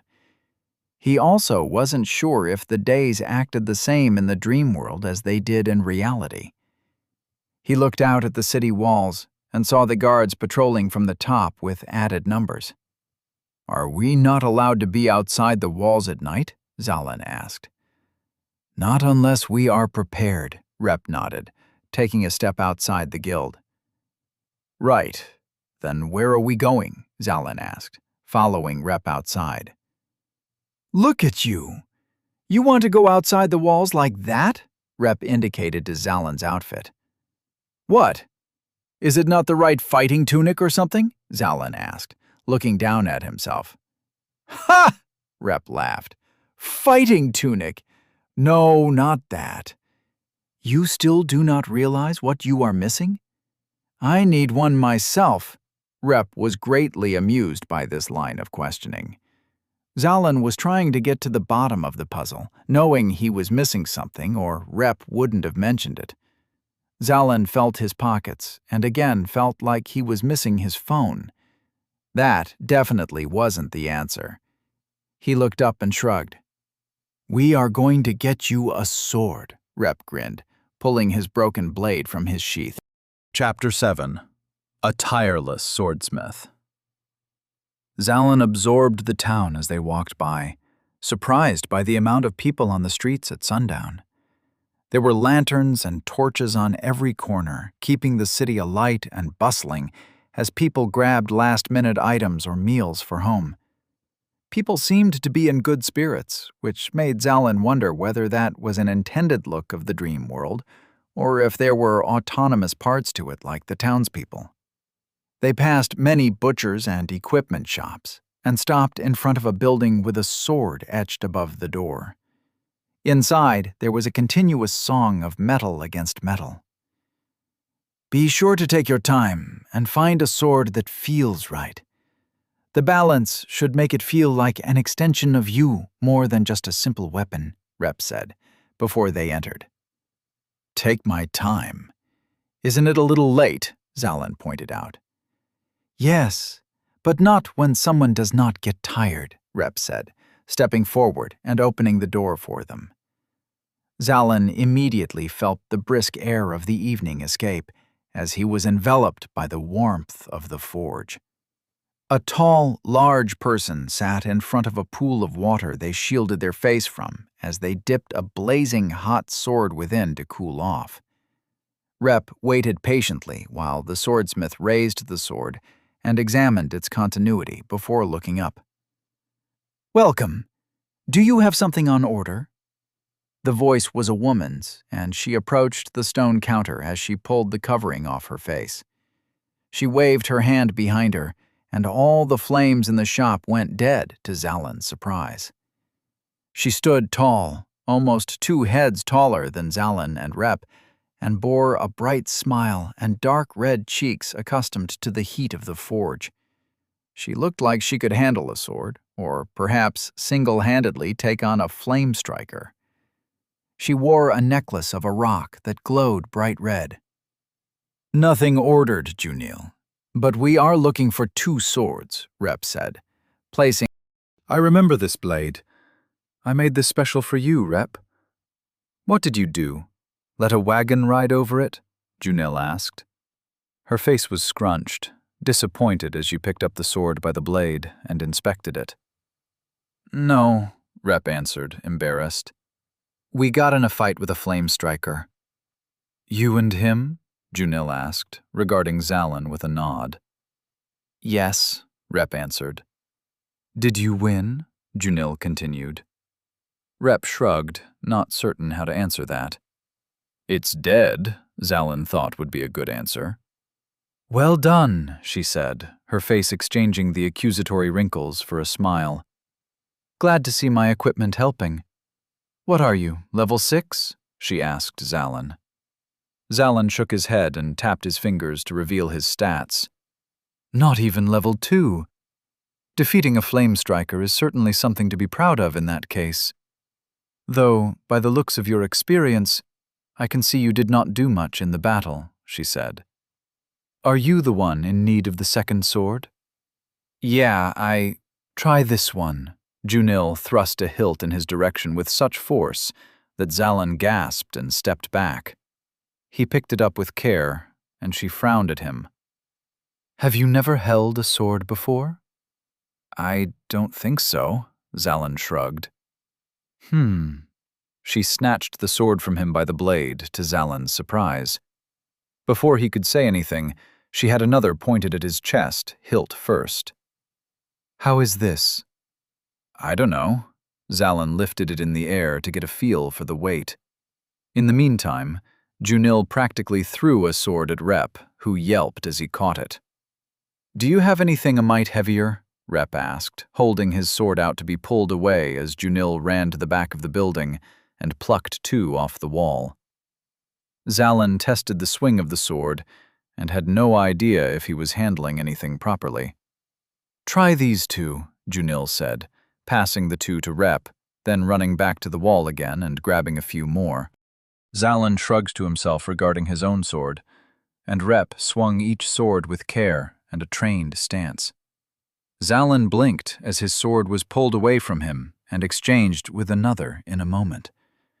Zalin was amazed how Junil kept herself running around the room. She wasn't even panting, despite the unbearable warmth of the building. Hold that one straight up, Junil said, taking a step back to watch Zalin. Zalin was having a hard time keeping up with how many swords she had passed through his hands. He began extending his arm, but wasn't even halfway when Junil traded his sword for another. He stared at the new sword, keeping it held at the same height, and Junil pulled his arm up for him by the blade of the sword to fully extend his arm. Zalin stood tensely frozen, uncertain if any sudden move would cut this reckless swordmaster. How do you like this one? Good price. Fireproof, too. Junil blasted a stream of elemental flame at the sword, causing Zalin to startle and drop it. She caught it before it hit the floor and passed it back to him with a wink. You like it? I don't know, Zalin said, stunned. Sounds a lot better than a no. What say you, Rep? She looked over to him. I will have this one, Rep said, holding up a sword and allowing Junil to take the others and run around her shop to hang them on various walls. Again, Zalin couldn't help but notice how much energy she had to rush around like this, not showing any signs of slowing down. Are you happy with yours? Rep asked him, pulling out coins from his pocket. I guess so, Zalin weighed it in hand, feeling very unqualified. I told you to take your time. Do not mind the speed at which she works. She will work with you until you are satisfied with the blade, Rep assured him. I don't know what a good sword feels like, Zalin reminded him. Right, Rep considered, then shrugged and placed all the coins on the table. Junil ran over and scooped the bronze and silver coins into a box under the counter and smiled at them. She ran to another corner and tossed a sheath to Zalin. He fumbled, but caught it before it hit the floor. Come again if you need anything, but do not break my weapons so flagrantly next time. We will try, Rep said, with uncertainty, as he sheathed his blade. He waved goodbye and walked out. Thanks, Zalin said, struggling to sheath his weapon and follow. Come back soon, she said, immediately rushing to begin on her next weapon. As soon as the door closed behind them, Zalin turned to Rep. What time does she begin her work? Did she just start? Zalin asked. No, she has been here all day, Rep answered. Are you sure? How does she have so much energy? Zalin asked.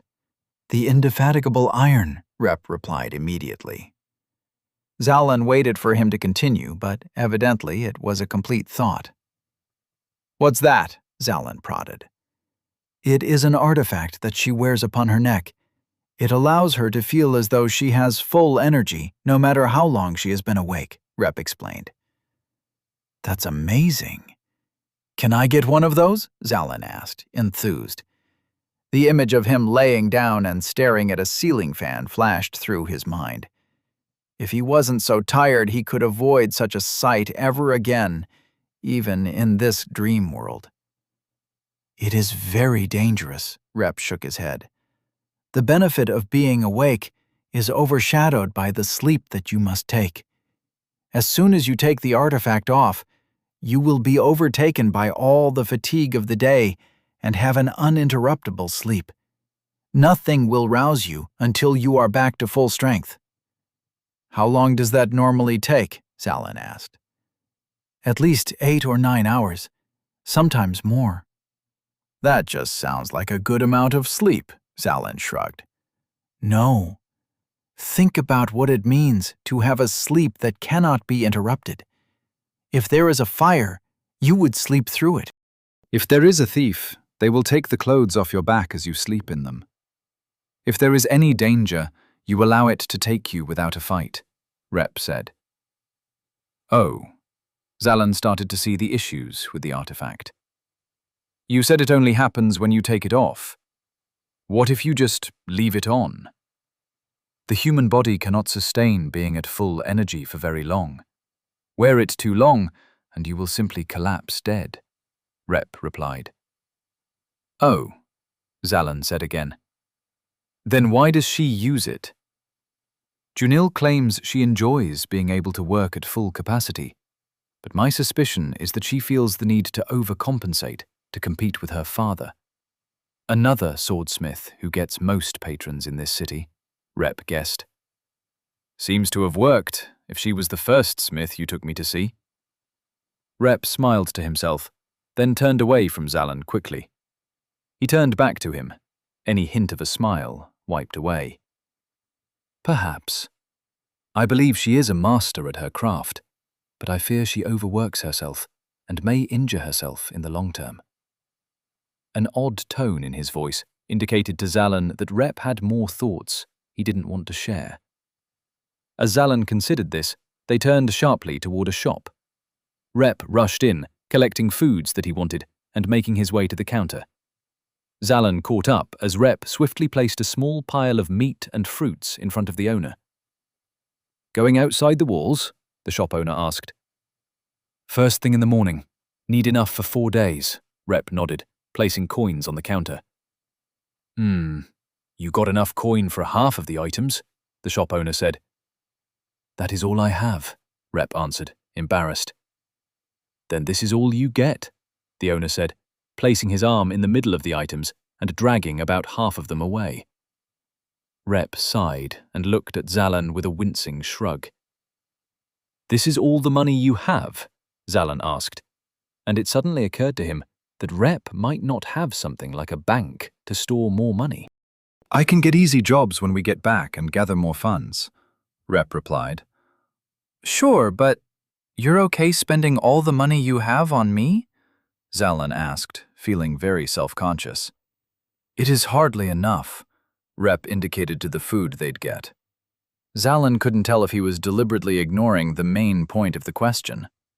"Will you be fine rationing food in a desert?" Rep asked. "Yeah, whatever gets me the elemental," Zalin said, deciding that taking money from Rep wouldn't matter in the long run. It was just a dream world. "You know of an elemental whose challenge involves food? Where is it? I can offer plenty of food." The shop owner leaned over the counter excitedly. Zalin and Rep replied with blank stares. "No elemental is requesting food?" the shop owner asked, somehow full of hope. "No," Zalin replied uncomfortably. "Challenges change all the time," the owner said. "Perhaps one in the future would like a supply of rations." Again, the man was met with blank stares. "Thank you for the food," Rep said awkwardly, gathering it all and leaving, Zalin close behind. "Let me know if you find a hungry elemental. I want a power of my own," the shop owner called a little too desperately as the door closed behind the two companions. "All right." Rep passed a piece of dry meat to Zalin. "All that remains is to sleep, and we can go beyond the walls at the crack of dawn." "What's this for?" Zalin asked, looking down at the food, wondering how it involved elemental powers. "Are you not hungry?" Rep asked, taking a bite of another piece of dry meat. "We have not eaten all day." "Oh, right," Zalin said, his stomach painfully making its emptiness known. Zalin tore off a huge bite. Somehow, he was disappointed that he still got hungry in his dream world. They returned back to Journey House and placed all the gear on the table in the center of the room to leave as soon as they awoke. Zalin made his way into bed, and despite its lack of comfort, felt sleepy immediately. He tried to retrace the day he had just blurred through. It all somehow started with a flame striker. No, even before then, it started with Ash visiting his apartment. It felt so long ago, so far away. Like Mom. He wished he could see her smile once more. She used to hug him tightly whenever he went to visit, but now he was so far away from visiting. Before he could dwell on that fact for too long, he quickly found himself overwhelmed by sleep, a frown on his face. Zalin woke up from a dreamless night. He wondered if he only slept for a few minutes like the first time he slept in the guild. The light that was bleeding through a crack in the front door to the guild made it clear that the sun was just rising, and he had taken a full night's sleep. So there was a definite difference between sleep and what Rep called a healing rest. Rep was up seconds later and nodded to Zalin in acknowledgement, ready to leave. "How come our sleep was so short the first time, but now I slept all night?" Zalin asked. "You need your sleep," Rep said, first confused. "Oh, you mean the healing rest. When you need to heal wounds, you sleep for a short period of time. But you will still grow tired. You need to sleep in order to feel awake and replenished for the day." "Sure," Zalin accepted. As planned, they immediately made their way to the gates of the town to be let out by an overnight guard. "You understand that once you are outside, there is no longer a guarantee of protection from the guards on the wall," the guard yawned. "Yes," Rep said, then nudged Zalin to agree as well. Zalin nodded. The gate opened, and they left the safety of the city to find the elemental, days away in the desert. Chapter 8. Roaches. Zalin looked in wonder at the world beyond the walls, now that he had a time to appreciate it. The immediate area was sparsely populated by trees and bushes, mounds of sand in the distance, and perhaps even an oasis if he peered far enough. He couldn't see any animals in the immediate area, but there was plenty of evidence of things living just beyond the walls. Tiny prints and trails in all directions on the well-worn path they followed. Zalin suddenly looked back and realized that the flame striker's body had been cleared overnight. He began looking around at the mounds to see if there were any more flame strikers ready to begin hunting them. "Hey, Rep," Zalin asked, wary of his surroundings as they made their way across the hot plains. "Is level 3 a high level?" "Not at all. It is a rather low level." Rep shook his head. "Then was it easy to get an elemental? You said it was a 6-month journey. You were able to survive outside the walls for a while," Zalin pointed out.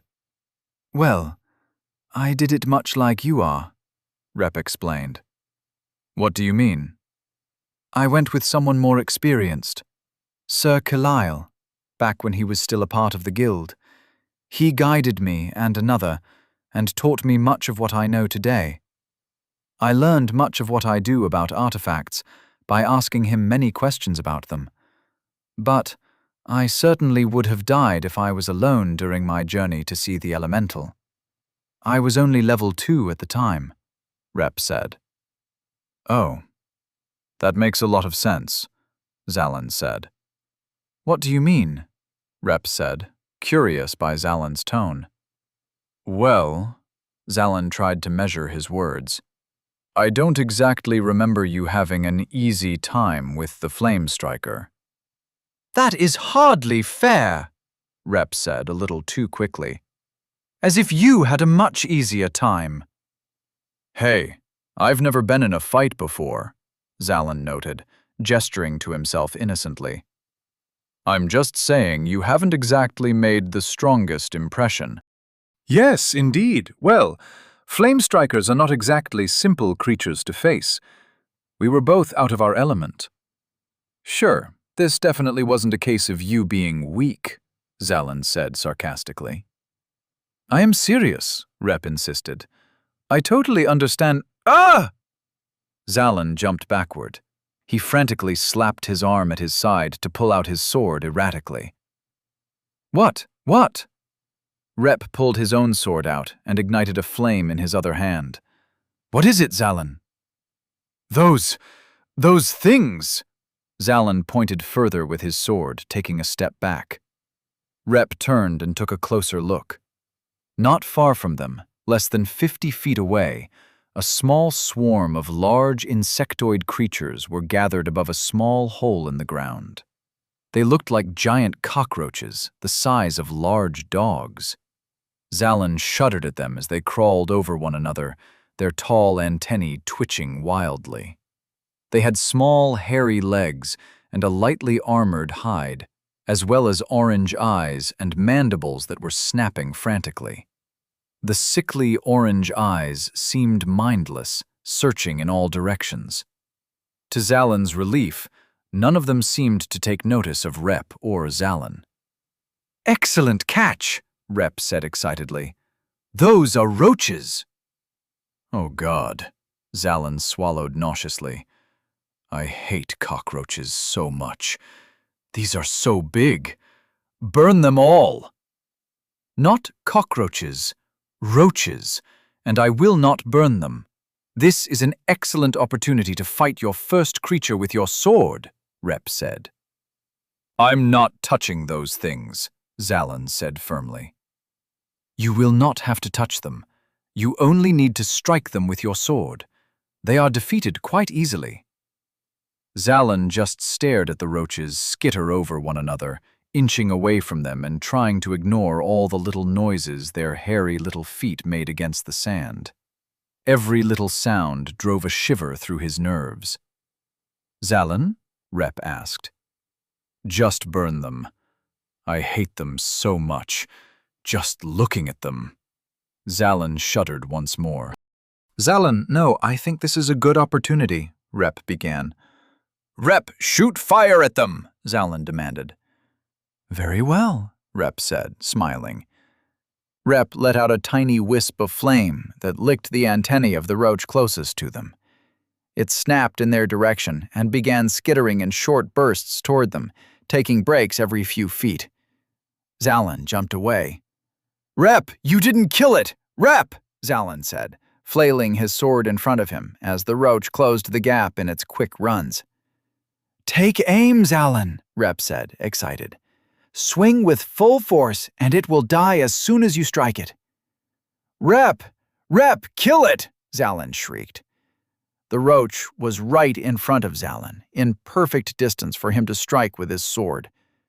The roach began to move, and Zalin roared in disgust and frustration and swung his sword straight down.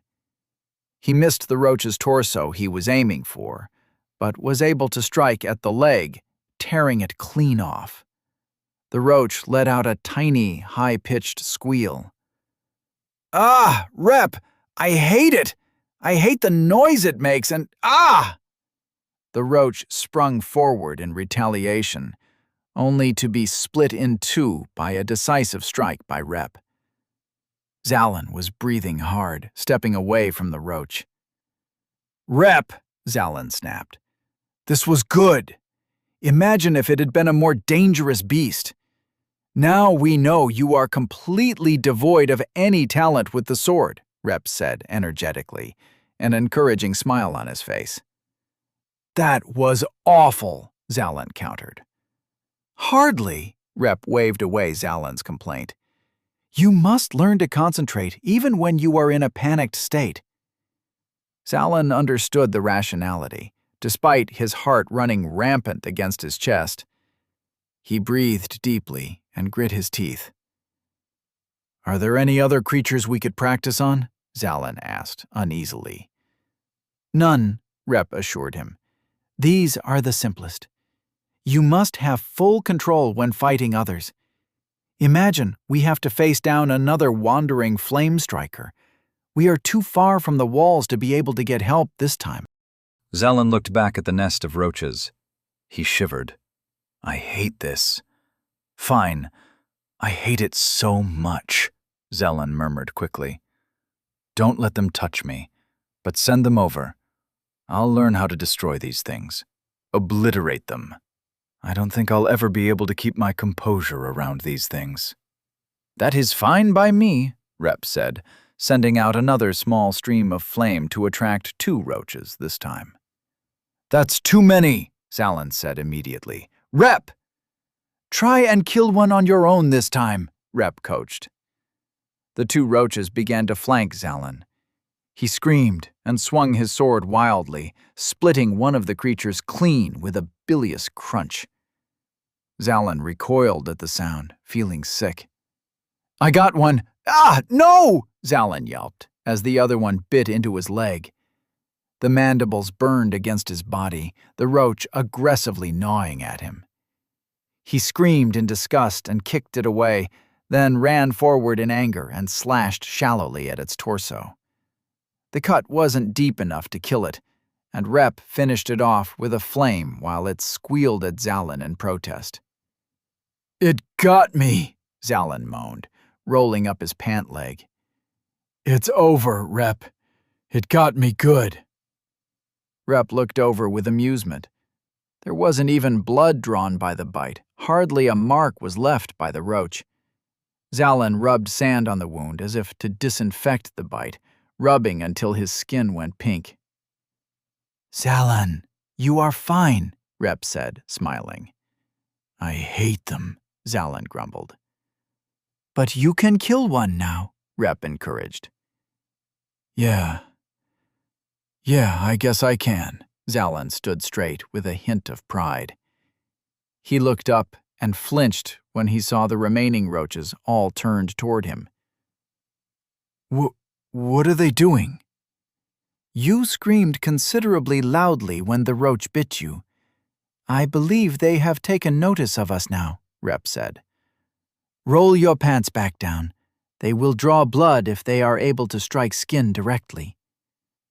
The remaining 10 roaches all began to move as one, each one skittering toward Rep and Zalin.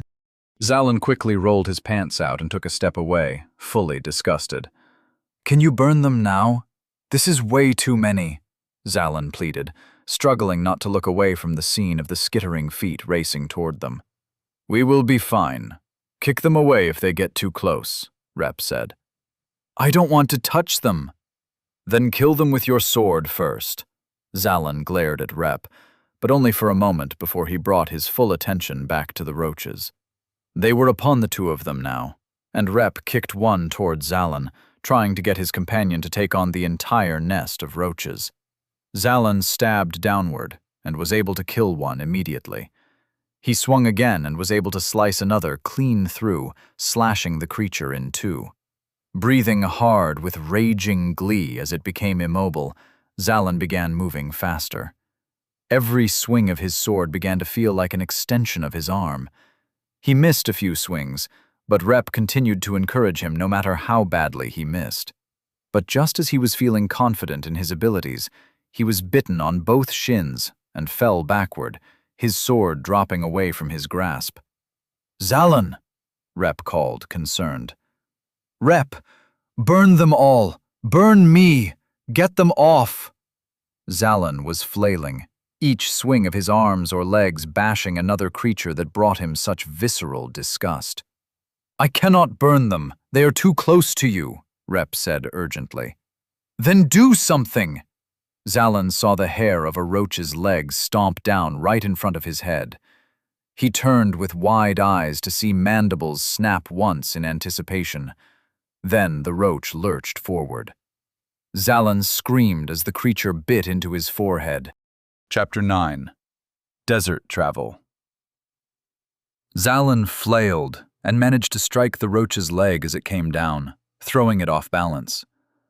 The creature still managed to make glancing contact, and Zalin felt the appendages drag away skin, burning his face with unbearable pain.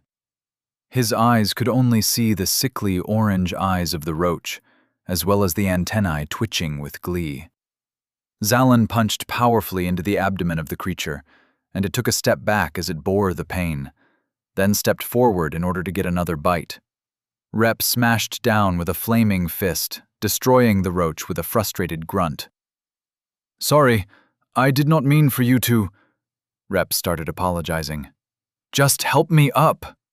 Zallen threw his hand up and was pulled to full height by Rep. Rep threw out a small wall of flame, sending the 7 remaining roaches skittering backward enough for Zallen to locate and retrieve his sword. Zallen looked at the small monsters with a vengeful bloodlust and ran toward them, sword held high. He stomped hard on the first one, a satisfying crunch under his feet as he swept the legs of the other 2 closest with his blade, removing their legs and watching them recoil in pain. Zallen continued his rampage until he had killed every remaining roach without any additional assistance from Rep. He breathed hard, kneeling down and trying to regain some energy after the battle. "Well done," Rep said meekly. Zallen didn't reply, only glanced up to Rep with an inscrutable look on his face. "I apologize, Zallen. They are normally not much of a threat. I did not believe they would do you any injury," Rep said. "How bad is it?" Zallen asked, gesturing to his forehead where the roach gnawed on his face. "It has drawn a small line of blood, but otherwise nothing that will be lasting," Rep assured him. Zallen lightly touched his forehead in skepticism. It felt a lot worse than it was. It was a very thin line, something like a thick paper cut. "Like, if I sleep, this'll go away?" Zallen asked, hopeful. "When you sleep in the guild," Rep nodded. "In the guild? What about just sleeping out here?" Zallen looked around at the desert, the sun still high overhead. "You cannot. Physically, I mean. Healing rest does not work in wildlands. If the body is outside a safe area, you will not be able to restore yourself with the healing rest." "But it only takes 3 minutes," Zallen protested. "Only when you are in a place of safety can you fall asleep so quickly and remain asleep for such a short period of time. Try, if you must, but you will not be able to restore yourself with rest out here," Rep said apologetically. Zallen scoffed and took a few steps away from the slain roaches in order to lay down on soft, clean sand. As soon as he lay down, he knew Rep was right. He felt it inside him that the restful sleep he experienced yesterday was nowhere to be found out here. He sat up and looked at Rep, who nodded solemnly. "This might have been good to know before we came outside the walls," Zallen groaned, standing and wiping his forehead. He looked at his arm and assessed the small red streak of blood as not a serious concern. "I thought it would be obvious," Rep shrugged. "What part of any of this would have been obvious?" Zallen balked. "You forget. I do not know the inner workings of your world. Safe sleeping is taught to us as children long before I studied artifacts and combat in the guild. I thought everyone would know this," Rep suggested. "And how again did you learn that I was from another world?" Zallen followed up. "I was inspired." "That really doesn't answer the question." "Perhaps not to you, but it is the truth." Zallen sputtered, disappointed, and gestured forward for Rep to continue to lead the way to the lost city of Zagon. Rep instead began searching the dead roaches for something, kicking over their bodies and peering into open wounds. Zallen felt nauseous at the sight, wanting to avert his eyes. "What are you doing?" Zallen questioned. "I am searching for artifacts," Rep answered. "These things make artifacts inside them?" Zallen asked, appalled. In that moment, he decided he didn't want any artifacts, even the Homeseeker. "No," Rep chuckled, amused. "But it is common for roaches to eat artifacts they find, and I only wish to make sure we do not miss any within this nest." "When you say artifacts, do you mean like the iron necklace that Junil wears?" Zallen asked, suddenly curious. "Indeed," Artifacts like the indefatigable iron. Inside of creatures is one of the more rare places to locate an artifact, but it does occasionally happen, Rep said confidently. How many kinds of artifacts are there? Zalin asked. Rep looked up, not having found anything of interest, and tilted his head for Zalin to follow as he led the way once more. Very many artifacts. There are too many for me to have catalogued them all, but my time in Journey House was spent learning about many of the existing artifacts of the world. Some can only be used once, but others have effects that can be used multiple times, Rep explained. It doesn't matter to me if the Homeseeker can be used more than once, Zalin said. But what if you have an artifact that would take you across the desert, at a distance like to the lost city of Zagon from Oraton? That would be nice to be able to use twice to go there and back, Rep mused. Is there an artifact like that? Zalin asked. Indeed. The Belt of Bolt. It can only be used by a single user, so the two of us would need to own one, Rep said. And you could just teleport around? Essentially. It is not unlimited, but I believe it can be done 20 times before the artifact wears off. Zalin breathed out, amazed. He decided that even if this was a dream world, he would like to try out an artifact before he went back to waking up in his own world. How much experience did you gain? Rep asked. Zalin made a face. I mean, I guess I am more experienced with the sword now. I kinda get how to use it now, but I never want to see a roach again, Zalin replied. No, your experience. Your stats and abilities on your forearm. How much did you gain? Rep tapped his fingers together 3 times, signaling Zalin to do the same. Zalin had completely forgotten about his stats and tapped his fingers together to assess any changes.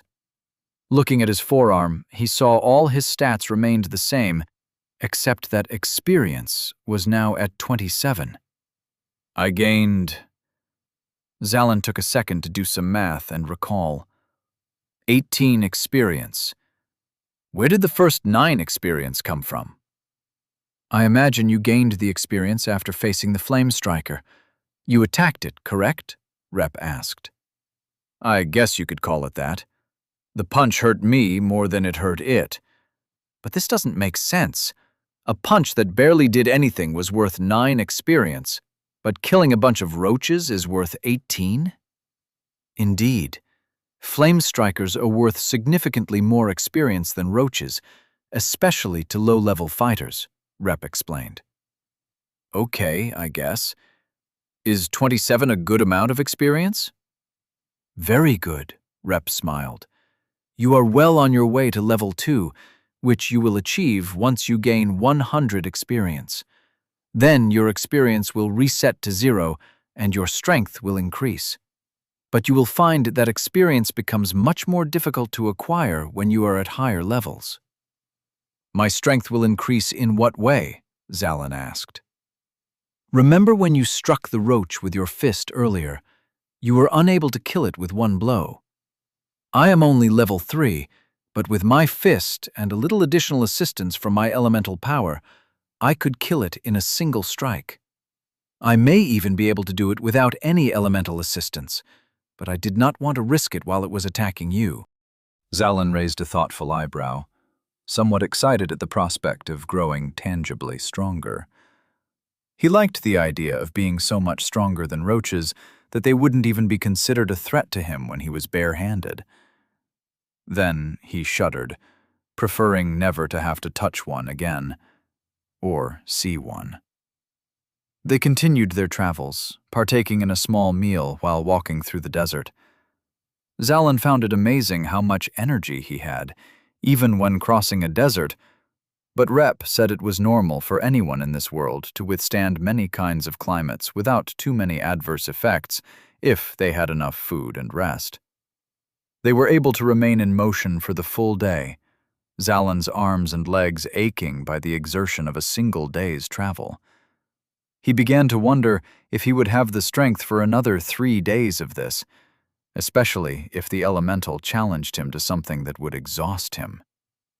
Rep seemed completely at ease out here, much unlike the way he acted when having to interact with people in town or when fighting the Flame Striker.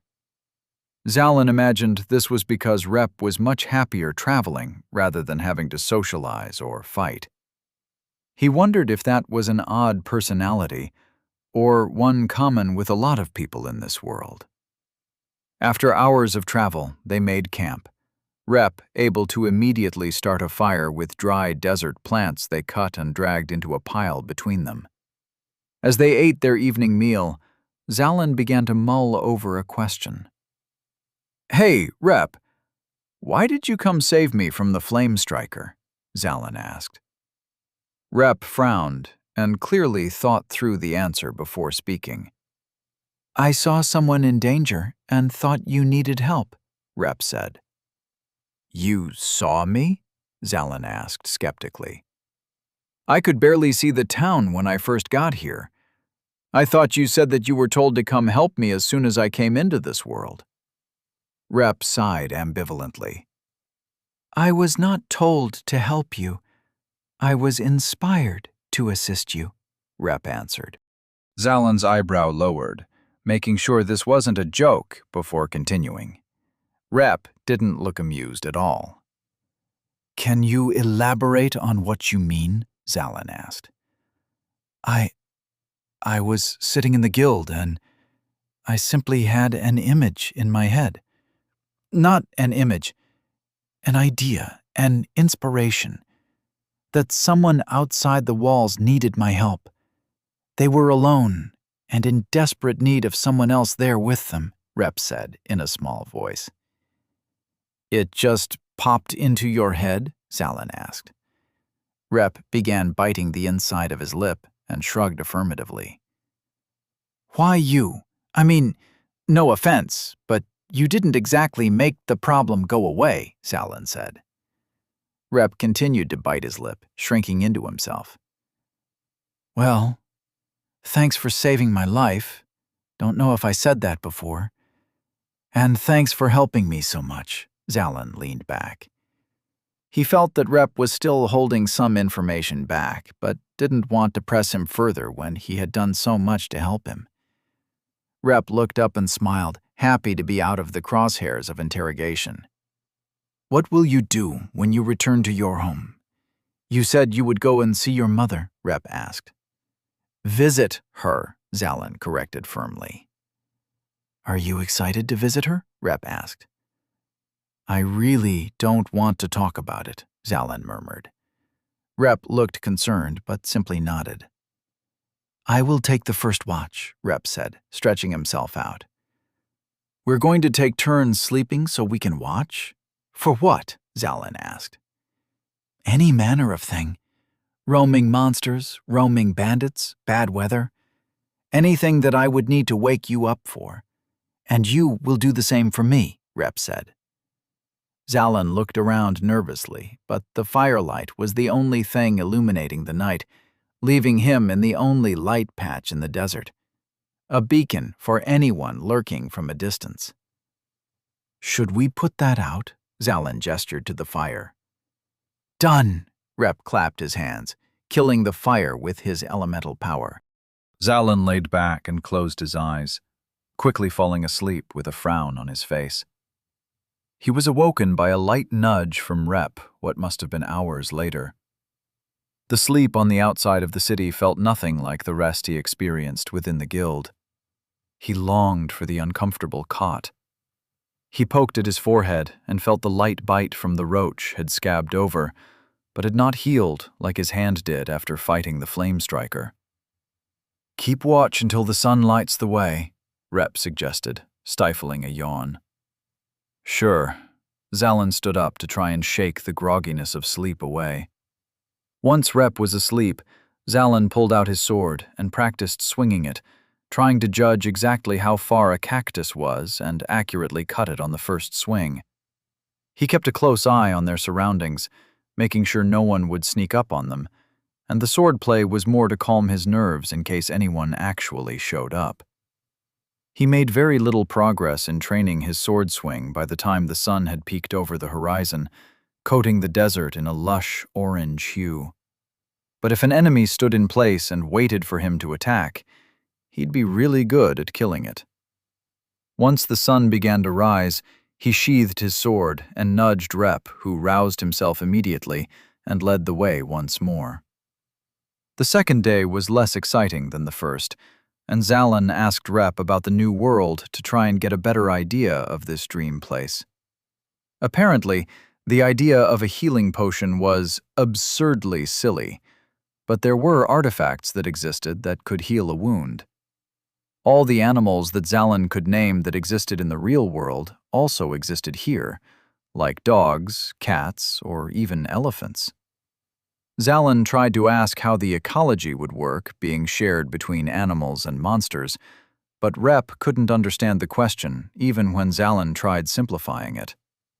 They continued chatting until a small dot appeared on the horizon. Zalin stepped ahead of Rep excitedly. "Is that it?" Zalin asked. "The lost city of Zagon," Rep affirmed. "Let's hurry." Zalin began to run, but Rep pulled him by his collar. "You do not want to be tired before you challenge an elemental. You have read about them. You know they can ask you any manner of difficult challenges," Rep reminded. "Right," Zalin said, deflating and keeping a brisk pace instead of running. They watched closely for any storm brewing from a distance, ensuring that the elemental that brought the storm with it did not continue the deadly weather. Zalin kept his pace quick, and Rep was happy to match his walking speed, glad to almost be done with this half of the excursion beyond the walls. Within the hour, the sun still long from setting, Zalin and Rep stood at the entrance to the crumbling, abandoned city. Chapter 10. The Lost City of Zagon. Zalin took a bold step into the lost city, its crumbling exterior evidence of it having been eroded by winds for years before he and Rep took on the journey to lay eyes upon it. They surveyed the entrance and buildings at a safe distance, ensuring there were no miscreants that had made this place a home of their own that intended to ambush them at the first opportunity. The city was much larger than Oriton, but the stones of its buildings were crumbling, and the entry gate had fallen over. The entrance had been eaten by the desert's all-encompassing sands. Stone paths were drowned in desert, and old signs were faded or long broken away from buildings. The composition of this city was mostly earth and stone, much stronger than Oriton's wooden buildings, but very little of it survived intact. Rep no longer felt the need to lead the way, and Zalin took it upon himself to walk to the center of the empty city, stepping over large pieces of buildings that had broken and become part of the sandy floor. "Hello!" Zalin called loudly once he reached the center square. Rep waited tensely for a reply. None came, but that brought him little comfort. "Well, here we are, the lost city of Zagon, just as you asked," Rep said, underwhelmed. "Where's the elemental?" Zalin asked both himself and Rep. Rep scoffed. "We both knew it was only a slight possibility that one would be here.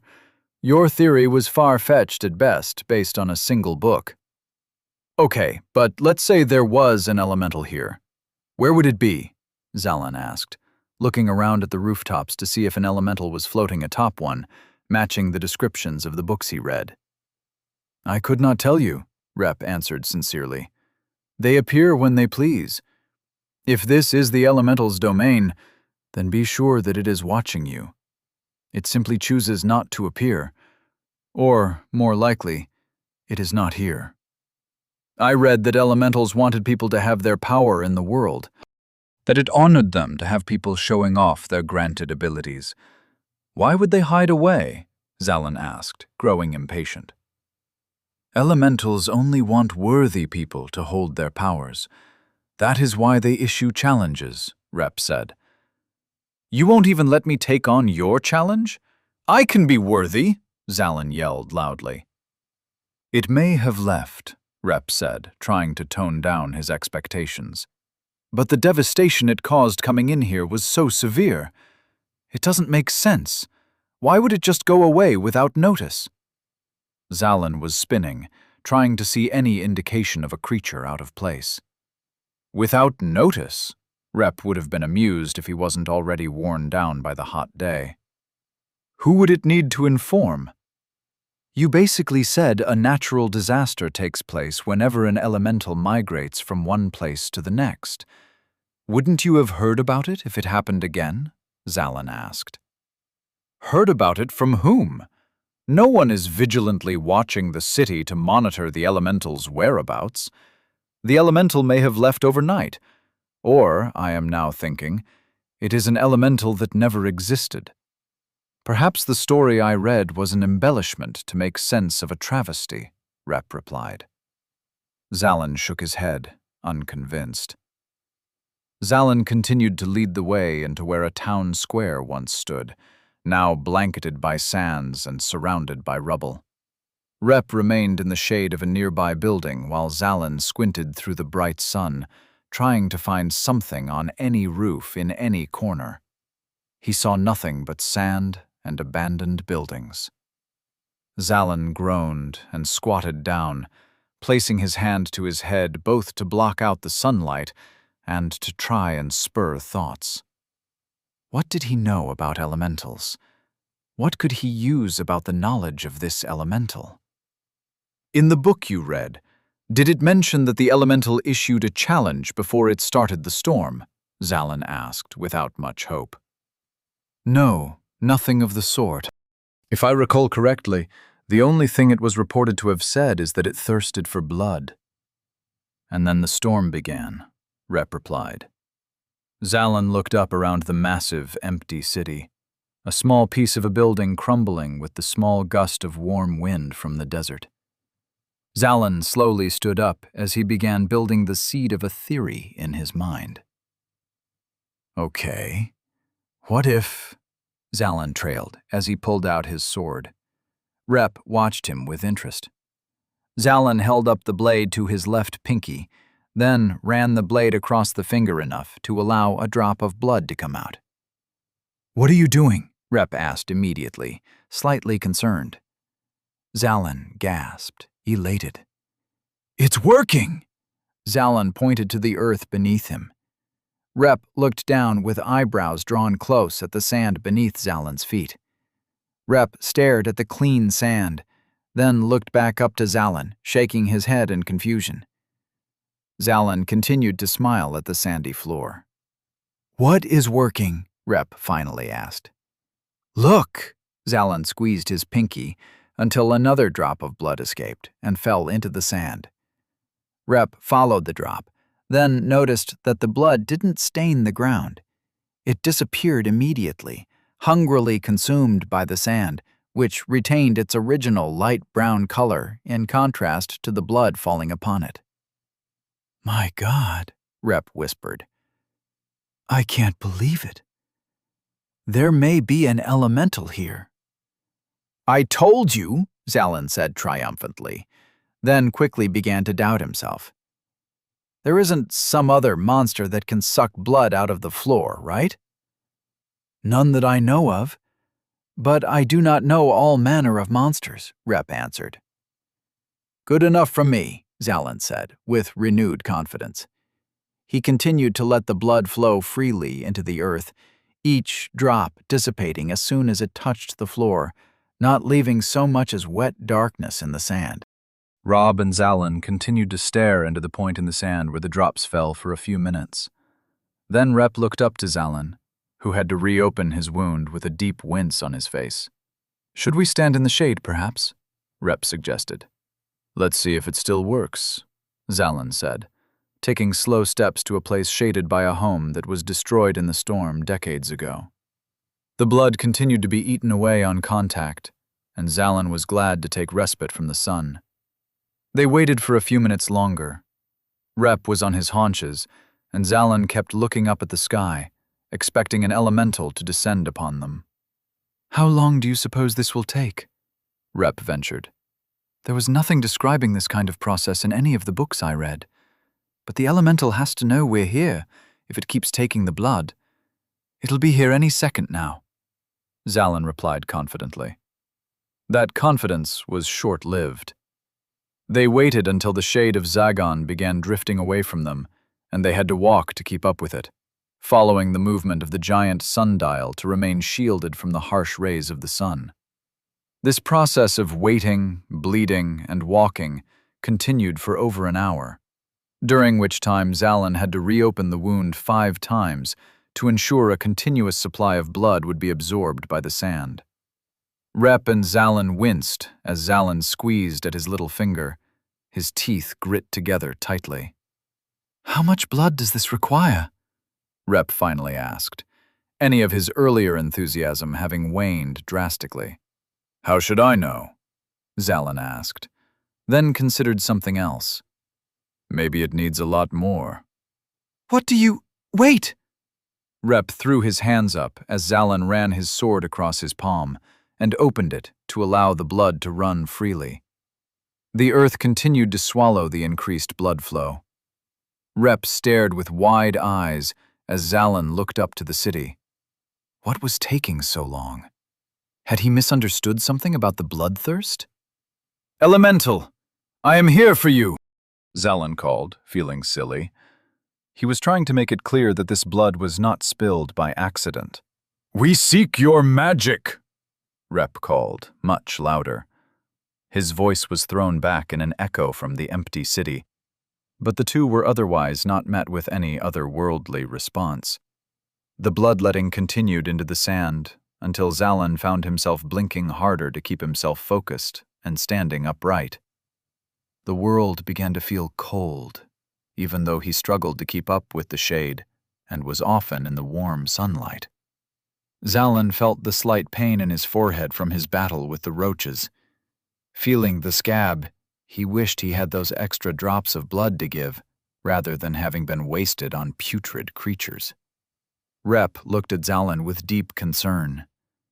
"That is a lot of lost blood," Rep pointed out. "Perhaps you should stop to regain some strength." "I don't want to lose any progress made. What if I have to restart?" "I'm sure we're close," Zalin insisted, his vision going blurry at the edges. At last, after the whole of 2 hours, Zalin could no longer remain upright.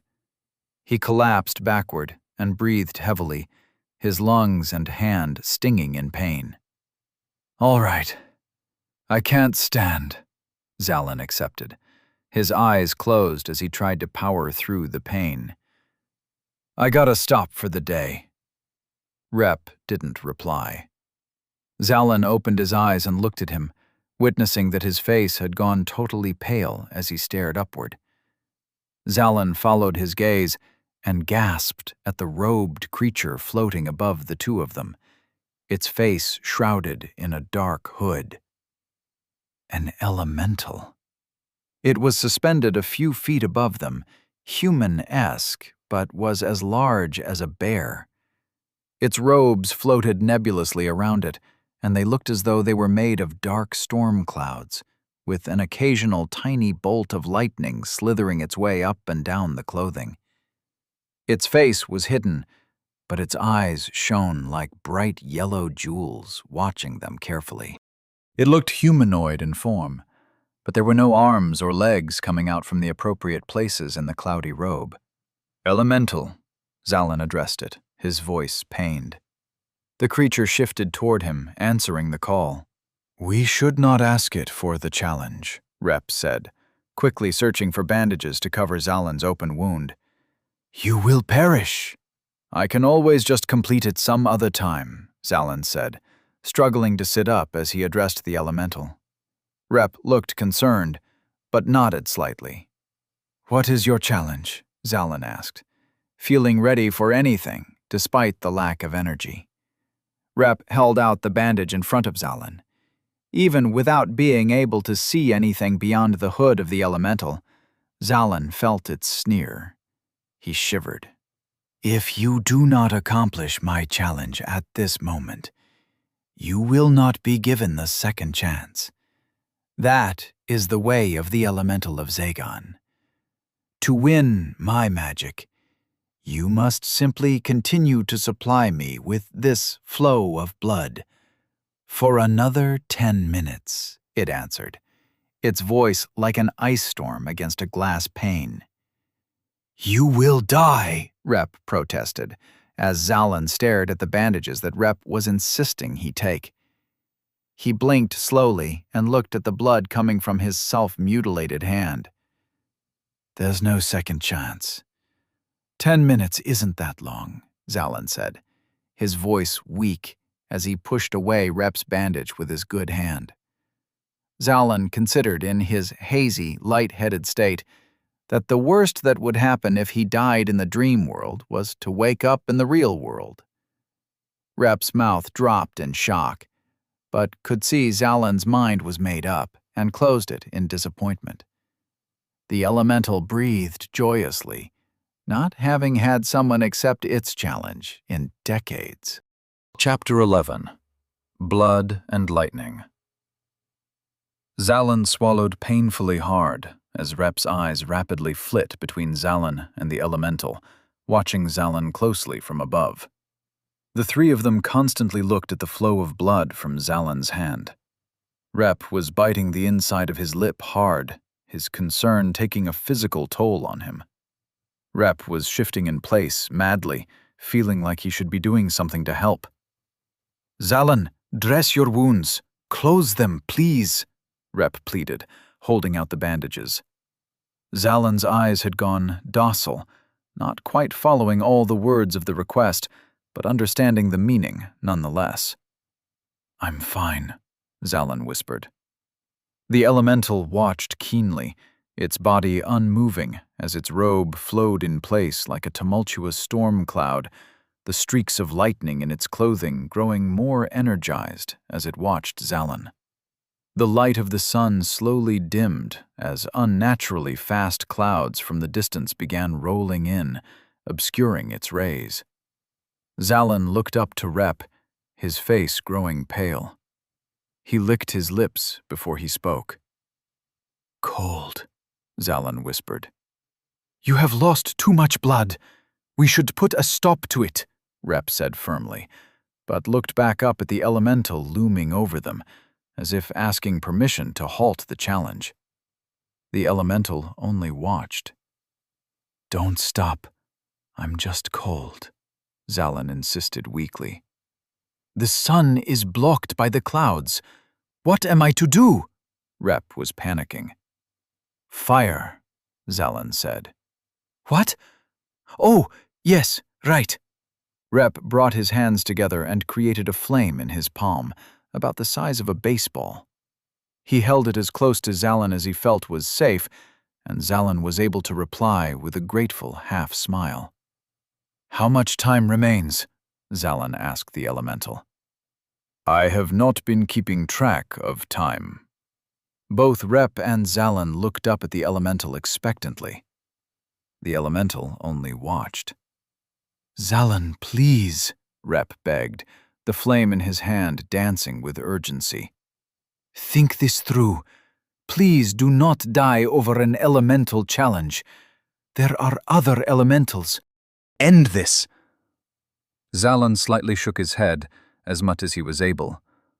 Rep bit the inside of his lip harder and added more energy into his flame, uncertain how badly Zalin was in need of warmth. The seconds went by, the elemental's interest never showing signs of dwindling. Zalin made a dozen different pained expressions as he struggled to remain conscious, and Rep held the bandages in one hand and the flame in the other, desperate for the challenge to cease before Zalin had done irreparable damage. Or worse. The world grew dark to Zalin, his lack of warmth exacerbated by the clouds rolling in and blocking out the entire sky.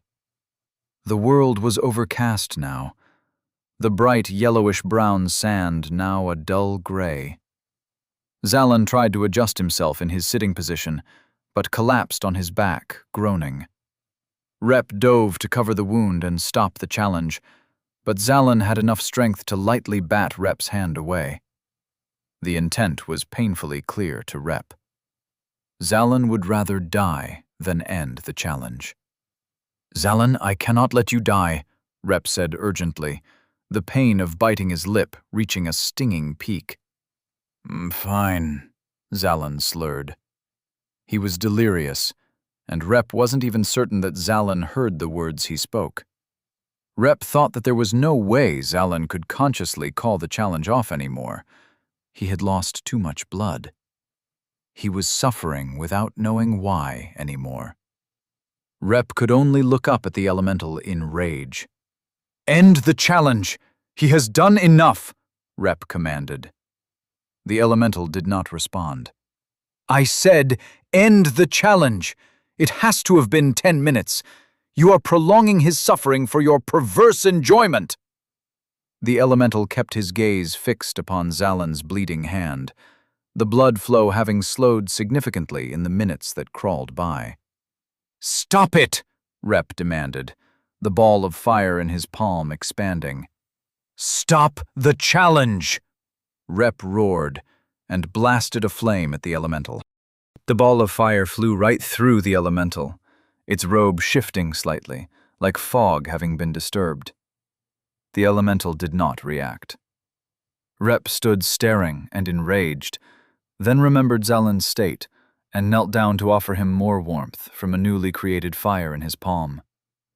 Zalin was breathing and his eyes open, but he didn't even respond to Rep's outburst. Rep was worried he was completely unresponsive at this point. "The challenge is complete," the elemental breathed its icy cold speech. "My power is yours. Use it across the world and show them the power of the storm elemental. Do not waste it. Do not lose the gift I grant." The arm of the cloudy robe rose, though no hand emerged from within the dark garment. The elemental's sleeve shined yellow. Then a strike of lightning arced from the elemental into Zalin's chest. Zalin winced in fear, but didn't experience any pain. In fact, he felt as though he was given a jolt of energy, wiping away the delusional drift that was creeping over his mind. He was still weak, but had retreated far from death's door. The elemental lowered its arm and continued to float silently for a few seconds as Zalin finally accepted the bandages from Rep, closing off the wound that drove him to near death. Zalin flexed his good hand a few times, feeling a new power, almost a new sense, flowing through him. It was odd, exhilarating, and inspiring, making him feel new. "Cool," he said, his voice hoarse. Rep helped him sit up and force-fed him some water, followed by what little food remained of their rations. Zalin took it all gratefully, suddenly having a thought wondering why he never donated blood in the past. He just dumped way more than was necessary for a blood donation for some random creature that told him to. The food and drink made him feel more alert, and the warm fire of Rep's palm was a welcome way to end the challenge. "You're bleeding?" Zalin pointed to Rep's mouth. "I bit my lip too hard." "It is a habit of mine when I am nervous." Rep smiled, a small, red-stained grin. "Sorry," Zalin said, uncertain how else to respond. "Do not be. You have overcome the challenge of an elemental I was almost certain did not exist," Rep said. "What elemental power is it?" Zalin asked. "You can check your stats," Rep suggested, shrugging. Zalin tapped his index finger to his thumb 3 times and turned his wrist over to check. Rep leaned in close to read as well. "Element. Lightning. Lightning? I don't remember reading about that one," Zalin said. "I have never heard of it before," Rep said, stunned. "How does it work?" Zalin asked eagerly. "I know nothing of this power," Rep answered. "What about elemental power in general? How do you use your fire?" Zalin asked. "It is like discovering a new muscle. We sometimes refer to it as a mind muscle," Rep explained. "Once you know the right piece of your mind you need to access, you will use it easily." Zalin frowned, then looked back up at the elemental that continued to watch them silently. the dark clouds brooding over it. The creature judged him quietly. They watched one another closely, the streaks of lightning continuing to run through the elemental's clothing.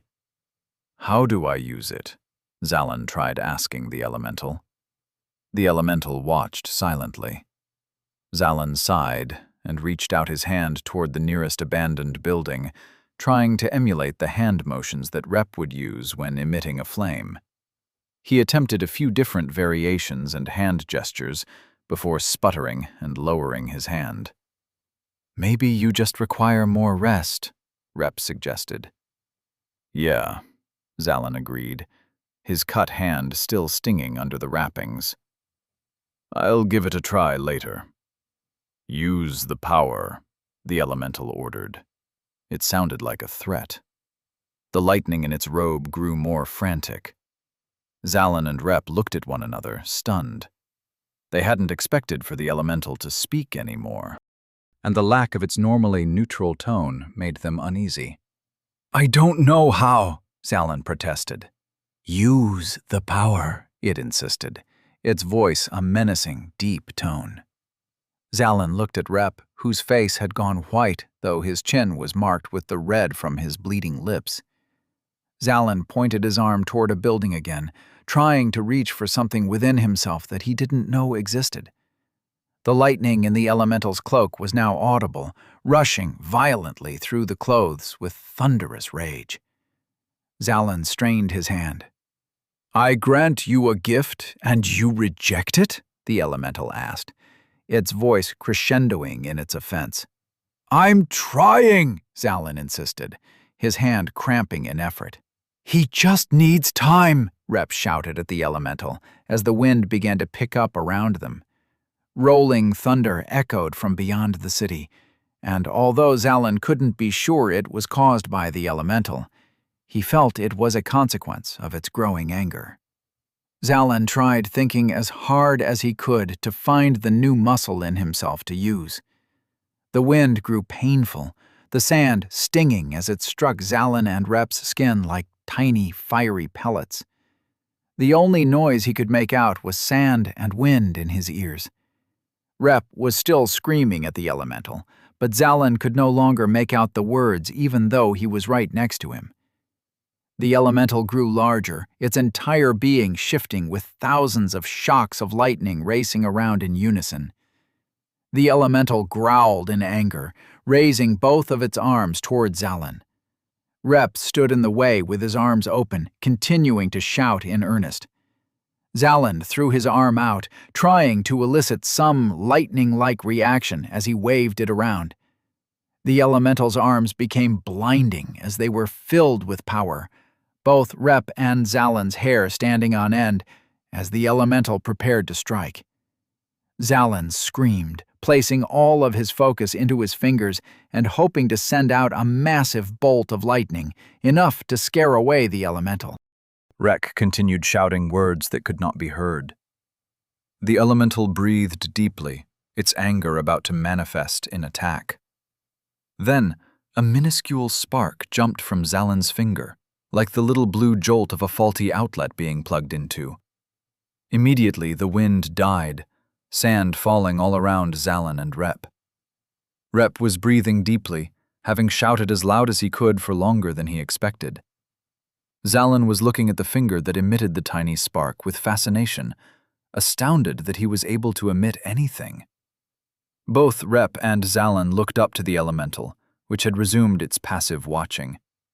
It had lowered its arms, and the lightning stopped racing through its robes. Although Zalin still could not see its face, Zalin could feel that the creature was smiling at him. He didn't like the feeling. "Farewell," the elemental said, ascending slowly away from them. "Wait!" Rep screamed immediately. "No! Don't leave!" Zalin looked up in confusion. "You want that thing to stick around? It was just about to kill us," Zalin asked, horrified. "When elementals grant power, they normally just disappear. They don't leave," Rep said in earnest. "What do you mean? What's the difference?" Zalin said, remembering having read about the phenomena of elementals disappearing in thin air after granting powers. The storm clouds doubled in mass, lightning darting across their gray shadows multiple times in succession, followed closely by earth-rumbling thunder. Zalan's eyebrows drew close in fear as he stared in confusion as the elemental drifted away behind the clouds. "What's happening?" Zalan asked, as rain began to fall upon them, the wind picking up speed. "Whenever an elemental moves to a new home, disaster follows both where it began and where it goes," Rep said. Zalan's eyes went wide as he remembered the fact. Zalan stared up in dread as the elemental storm that was able to destroy an entire populated city quickly festered around them. Chapter 12. Storm. In the seconds it took Zalan and Rep to get under the cover of a decrepit, crumbling building, the torrent of rain pounded atop them with flashes of lightning and roars of thunder filling the city. Rep peeked his head out and darted back inside when another strike of lightning illuminated the area. Zalan leaned himself upright against a wall, breathing heavily after moving only a few feet. He was utterly exhausted, his energy sapped from today's journey, his lack of blood, and the fear of having faced the threat of death by the hands of the elemental moments ago. "What do you think would happen if I let some lightning hit me, now that I have lightning powers?" Zalan asked over a smash of thunder. "Do you think I'd get all my energy back?" Rep looked over to him like he was crazy. "I think you would die," Rep said, exasperated. "Yeah, that's fair," Zalan sighed, deflating. Like a massive flash from a camera, the area outside their weak shelter went white, then back to darkness in an instant, followed by the cacophonous cry of thunder. Zalan realized that he could hardly see anything in this dim light, and Rep felt the same, quickly igniting a flame in his palm to see one another. "This is bad," Rep said, looking outside and back to Zalan rapidly. "The storm has made the entire area too dark to navigate. I would not be able to keep a flame up for very long without a roof. And the storm is massive. Its reach extends much farther than the edges of the city." "We can wait it out, can't we?" Zalan asked. He felt somewhat nonchalant about the experience. Something about the dream world made him feel like nothing mattered. None of this was real. His death had to result in going back home, right? He refused any other explanation in his head, and the drowsiness of fatigue made him too lazy to want to pursue any other line of thought. "Wait this out?" Rep asked, appalled as another crack of thunder shook the earth. "Zalan, we need to get out of here. Even if I thought we could last under the immense rain and lightning, we do not have the food to wait around. We will starve." "Right, sure." Zalan nodded to himself. He had gone back to staring at the finger that emitted a tiny shock of lightning, wondering if he could manifest a storm himself at some point. Would he be able to throw a storm this big at someone? Could he topple a civilization single-handedly? What were the limits of these powers? "Are you listening?" Rep asked loudly. "I'm listening. But what do you want me to do?" Zalan looked up. "I'm exhausted, and I can't use any elemental power to change the course of the storm." "I want you to try and think of something," Rep said, panicked. Lightning crashed into the building closest to them, causing the roof to explode and the rest of it to crumble into a pile of worn rocks. Zalan and Rep both stared in fear. The thunder echoed menacingly. Zalan suddenly didn't care if his death would lead him back home. He didn't want to die in an explosion caused by a direct strike from lightning. "What do we do?" Zalan shouted, urgency finally reaching his voice. "I do not know," Rep shouted back. Water began pooling at their feet, the dry sands unable to absorb such a constant deluge of water from the skies.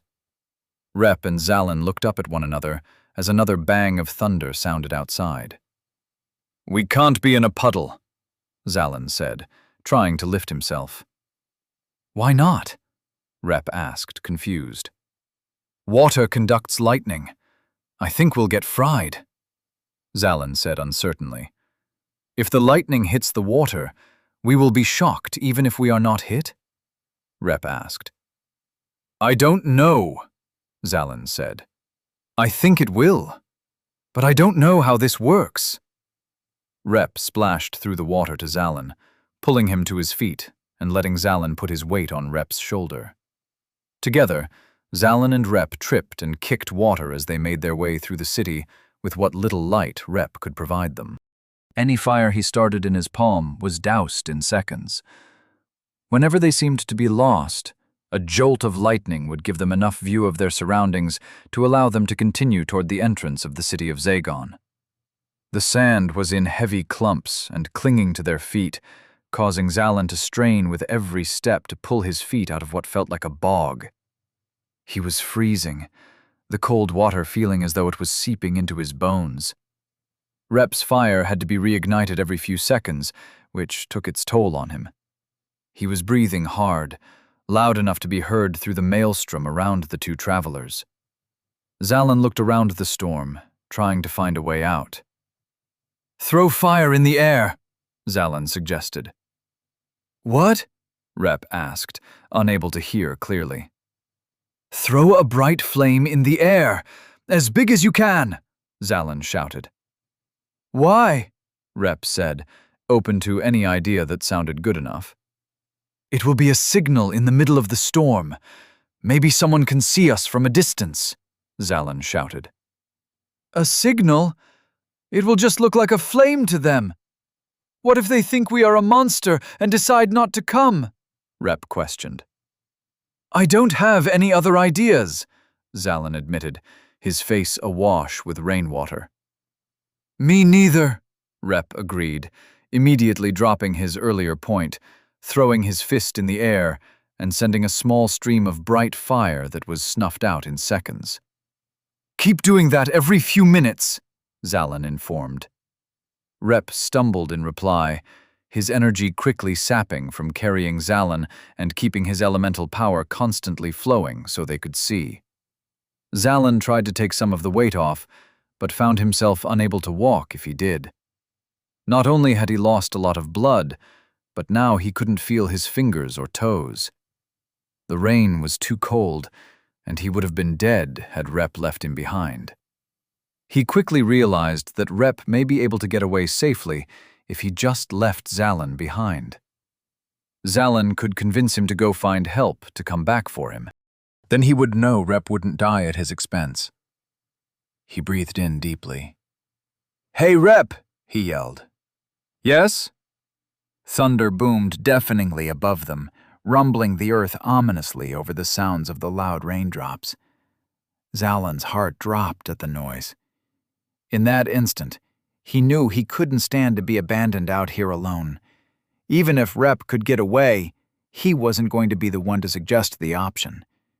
He made the sickening decision to want to keep Rep at his side, even if it meant their joint death. "Thanks for helping me," Zalin finally replied. It was manipulative gratitude, knowing that he was trying to get Rep to stick with him, without considering the option to save himself.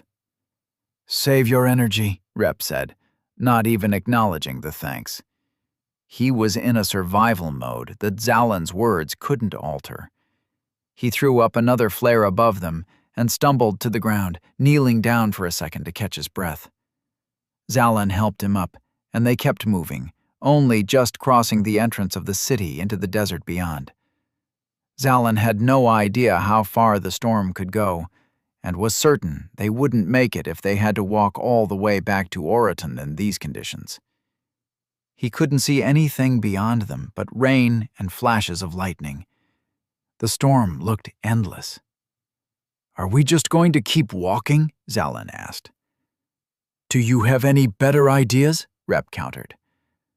And so they continued into the abyss of desert darkness, Rep's flame hardly bright enough to illuminate the next step in front of them. They heard another building buckle and fall apart in the city they escaped. The sky's rain was so powerful, Zalin felt as though he could drown standing up in this weather. He was worried that if he lost his footing and found himself falling into the sand, he would simply sink down, suffocating in wet dirt. He shivered, both from the cold and the thought. Rep knelt down again, unable to go more than a few steps without needing to catch his breath.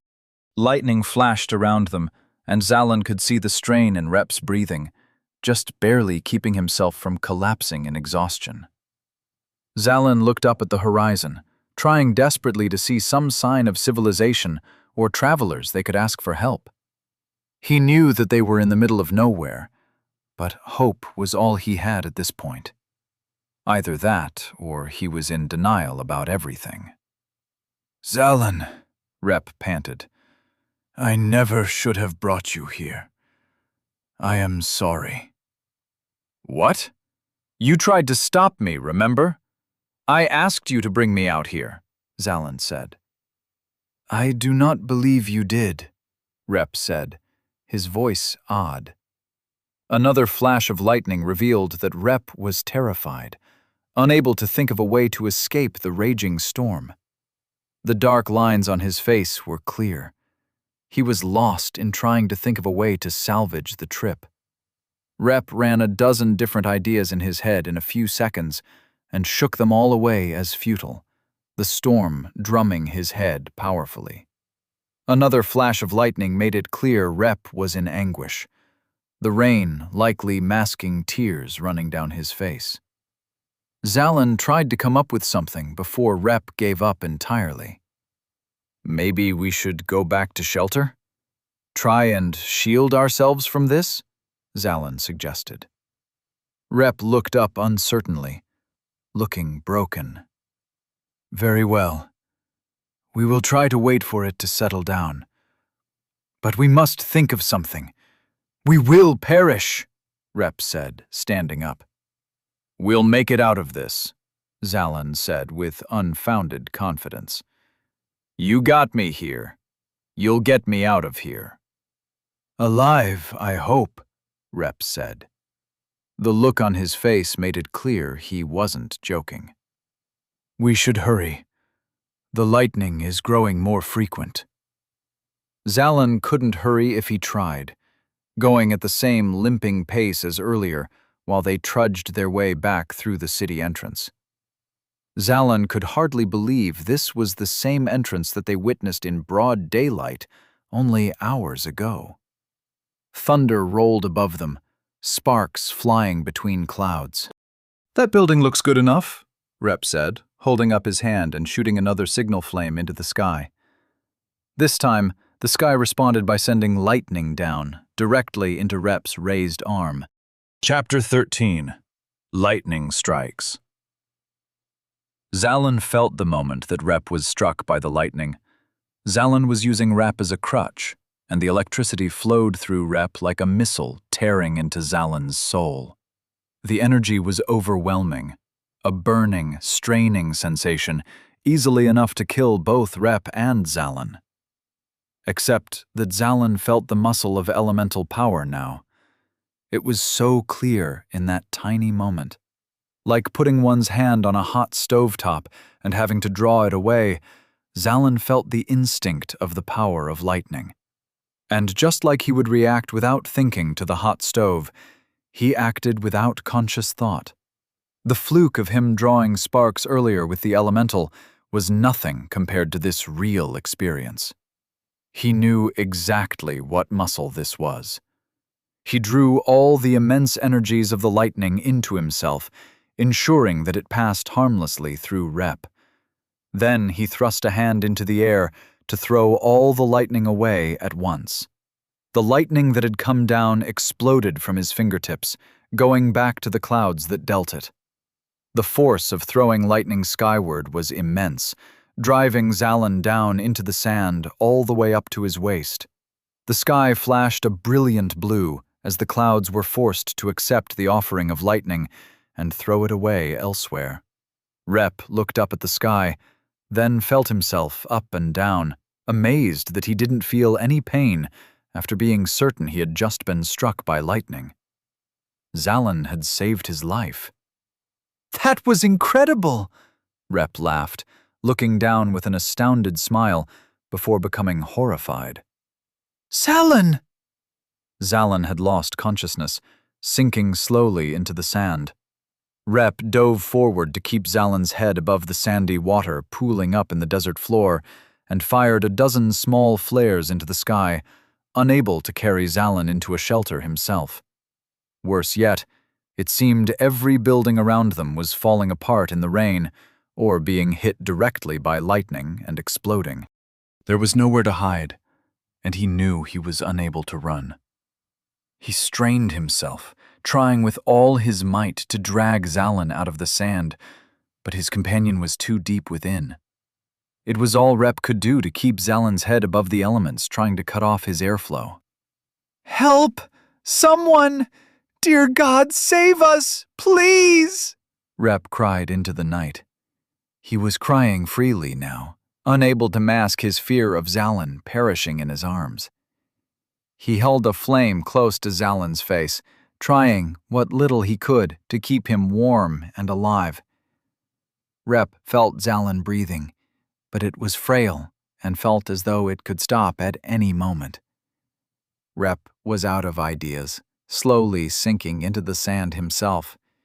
He tried desperately to keep himself and Zalin above, but struggling only brought them both lower into the earth. Rep was almost glad that Zalin wasn't awake to witness his grisly fate. The sand consumed them, now up to Zalin's chest and Rep's stomach. I apologize, Zalin, Rep said to him. I never should have brought you here. Just then, faintly, he heard something that did not sound like the storm. A voice? Elemental? Rep raised his head to look around. Have you returned? Stop the storm! The voice called back, and the way it didn't send a shiver down Rep's spine made him certain it wasn't the elemental. Hello! Rep screamed, squinting through the winds and rains, igniting a fire in his palm to try and see far enough. Coming to help! Keep your flame active! The voice reached him. A man's voice, sounding impressively loud and cutting through the storm. We are here! Rep yelled, elated to hear another person's voice. He pulled Zalin as hard as he could from the grip of the sand. This way! I hear you. We will be there soon. Rep couldn't tell from which direction the voice originated from. He looked all around, then gasped as he saw a figure. A human approaching with points jutting out of his shoulder like wings. A light behind him making it impossible to make out the features in the front. The Angel of Death? Rep asked, his earlier elation dissipating. Not yet. This is all my fault. He does not deserve it. Is that you, Rep? The man spoke, the points on his shoulders revealing themselves to be two swords. Gorb? Rep asked, dumbstruck. What are you doing here? Lightning flashed around them, revealing that behind Gorb were two young women. One was Gorb's sister, Fran, who was emitting the firelight for the three of them by way of her elemental power. The other companion, Rep didn't recognize. We should get out of here first, Gorb said. Do you not want to experience the awesome power of this storm? Fran exclaimed, looking up in awe. What if there is an elemental here? The other girl asked. These men are dying, Gorb said, chastising them both. Fine, Fran said in disappointment, granting a large firelight able to withstand the rain to Zalin and Rep. Rep noticed that the rainfall had decreased drastically immediately around them, making it significantly easier to hear one another. Gorb held a fist above his head, his elemental power creating an umbrella of air to push raindrops away from them. It also had an incredible drying effect. The only thing left wetting his face were his final tears. The other girl rushed to Zalin and looped a rope under both of his arms. Then, with Fran's help, they gently pulled him from inside the sand. Gorb grasped Rep's hand and pulled him out of the sand with considerable strength. Gorb looked over Zalin, who was opening his eyes in half-consciousness, not truly acknowledging what was happening around him. "Who is this?" Gorb asked Rep. "My friend, Zalin. Who is she?" Rep replied, pointing to the girl he was unfamiliar with. "That is our temporary companion, Yelsa." Gorb hoisted Zalin over his shoulder. "Can you walk on your own?" "I think so. Just keep a fire going so I do not have to use any more energy," Rep said, pulling himself upright and shaking his legs free of sand that tried to remain behind. "I can manage the fire," Fran said. "Yelsa can get you some food if you are hungry." "Thank you. You saved his life," Rep said gratefully. "Our lives." "Not yet," Gorb said, as thunder rolled above them. "Move quickly and we may earn your thanks." The four of them walked as briskly as they could through the rains. Gorb's air power made it astoundingly easy to deflect rainfall and keep a fire going within the storm. They traveled in silence, moving as quickly as they could to escape the worst part of the storm. After about 40 minutes of travel, they had put enough distance between them and the lost city of Zagon to breathe easy, the lightning only striking the city and area immediately surrounding it. The rains were weaker at this distance, and the sand no longer clung to the travelers, threatening to pull them below. Zalin lay limp over Gorb's shoulder, occasionally drifting out of sleep long enough to be surprised by his new surroundings, then falling back asleep. At an hour's distance, the rain had all but dissipated into a light mist, and Rep requested that they stop so he could rest. "Of course," Gorb said, gently placing Zalin down on a piece of laid-out fabric.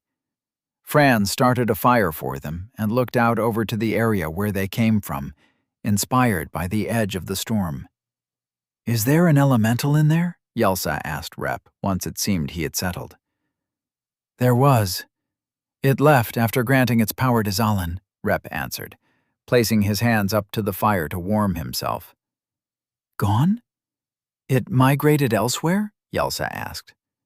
"Indeed," Rep nodded. Yelsa groaned and began cracking the joints of each of her fingers in succession. She breathed out in frustration, then followed up. "What manner of elemental was it?" she asked. "A storm elemental." "A what?" Yelsa turned to Gorb, who sat across the fire. "You never said anything about storm elementals." "I did not know they existed," Gorb shrugged. "Who?" Zalin had suddenly become lucid, but began coughing before he could form the complete question. He looked between the new travelers surrounding him, first with uneasiness, then with curiosity once he saw that Rep was comfortable among them.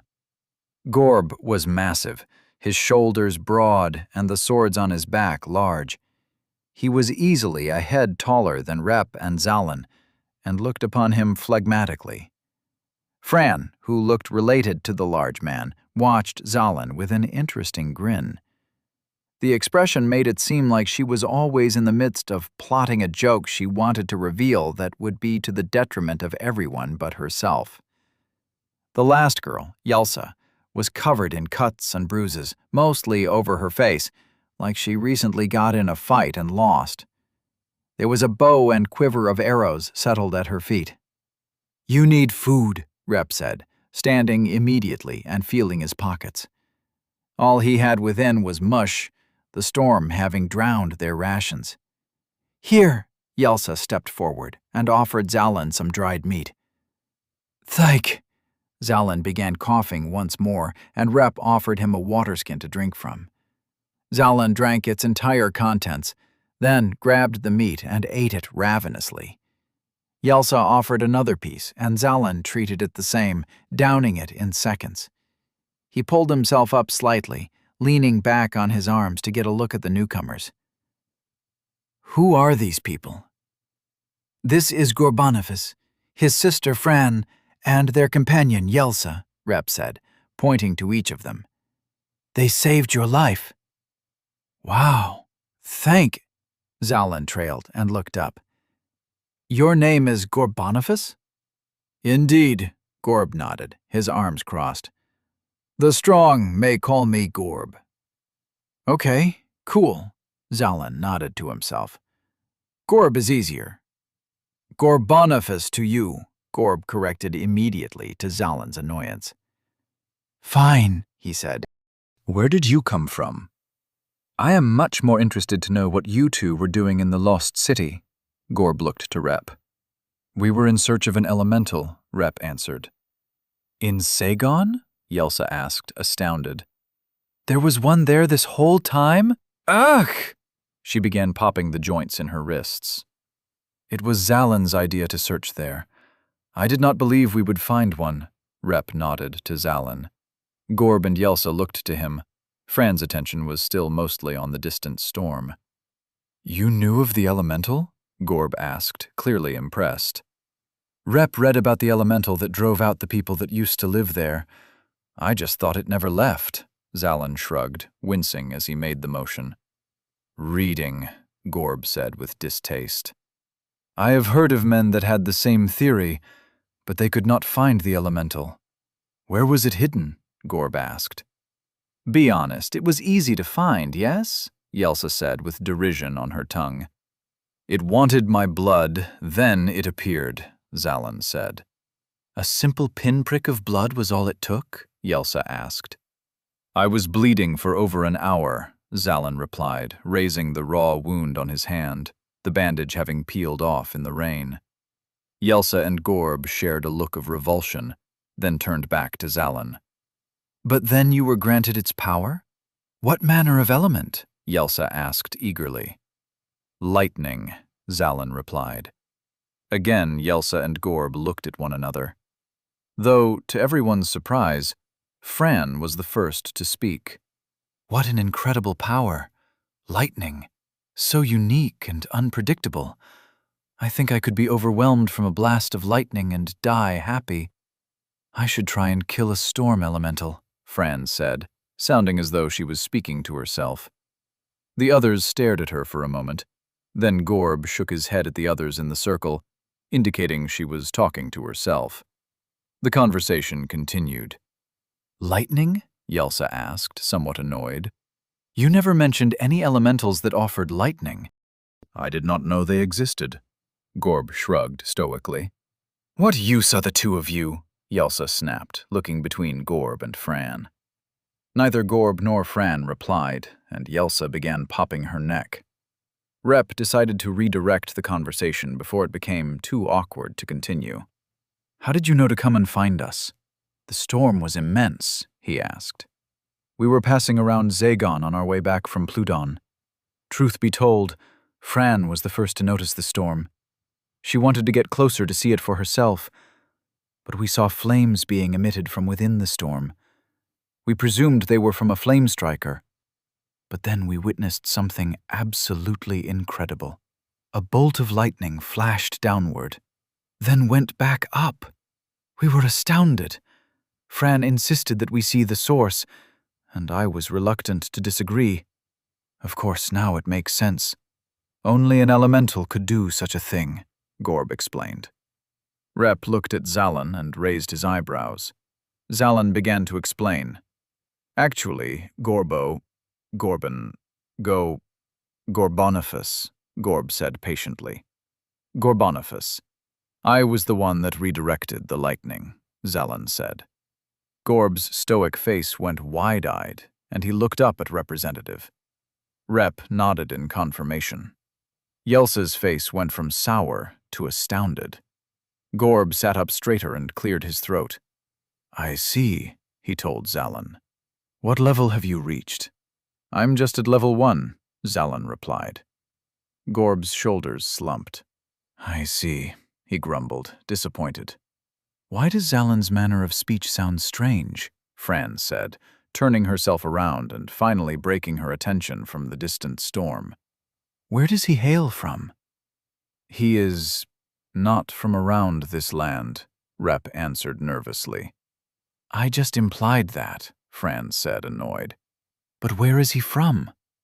Rep looked at Zallen, who made a face, unsure how to proceed. Rep shrugged. I'm from another world, Zallen said. Fran blinked and looked back to Rep. Rep nodded. Fran smirked and turned to her brother. Good to know we are not the only ones traveling with someone insane, she said, to which Yelsa protested loudly. Chapter 14. Newcomers. After a few barbs were thrown between Yelsa and Fran, Rep decided to simply ignore them and continue the conversation between Gorb and Zallen.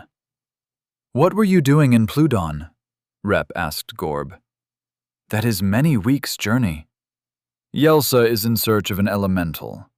We heard rumors of an air elemental living at the top of the mountain. The rumors were true, but... Gorb shrugged his shoulders. Rep nodded, understanding the implication. But what? Zallen asked. She failed the challenge, Fran teased, pointing a finger. I paid you to assist me in getting the power. You left me on my own. If anything, it is the two of you that failed the challenge, Yelsa protested. We have been over this, Gorb sighed. No! Just because the two of you agree does not mean that these two men would agree. You were unreasonable. Yelsa looked between Fran and Gorb with distaste, then turned her attention to Rep and Zallen to explain. I paid them to help me gain an elemental power, but upon reaching the elemental, they stepped back and left me to fend for myself. Which is how it must be, Fran cut in. You do not know that. I paid for a service that you refused to provide, Yelsa snapped. We did not agree to assist you in gaining the power, only in finding the elemental, Fran said confidently. You certainly made that up only after the elemental appeared, Yelsa said. Zallen stared in confusion, not really following who was in the right, but having a question nonetheless. Can't she just try the challenge again? Did yours have a time limit? Zallen asked. Elementals do not give time limits, Gorb answered confidently. Well, Zallen began before Fran jumped in. When an elemental's challenge is issued, you may only attempt it once. Only once. When you choose to attempt it is up to you, as elementals always grant challenges that do not expire, she said.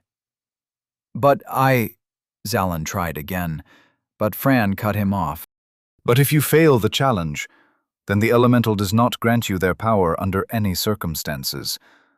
You were deemed unworthy of the power, and must find another elemental to woo by completing its challenge, Fran concluded. Yelsa was frowning, her eyes fixed away from the people in the conversation in annoyance. You seem to have a lot of questions about elementals for someone who just gained the power of one, Fran pointed out. Rep didn't tell me. Failing their challenge didn't come up in any of the books I read about them either. I just assumed, Zallen said. He can read? Gorb looked at Rep. Fastest reader I have ever seen, Rep nodded. He read 3 books in a single sitting. The 4 looked at Zallen, clearly amazed at the feat. His eyebrows furrowed, not having considered his reading speed to be even above average before. He felt warm under their attention and quickly tried to move on. Should we be heading back to Oraton? Zallen asked Rep. Can you stand? Rep asked. Zallen looked down at himself and shook his head to his own chagrin. Then we will camp here tonight, Rep answered. We will join you, Gorb said, already moving to unload supplies from his pack. We will? Fran asked, surprised. Certainly. I believe Zallen has much to teach us, Gorb said. I do? Zallen asked, equally surprised.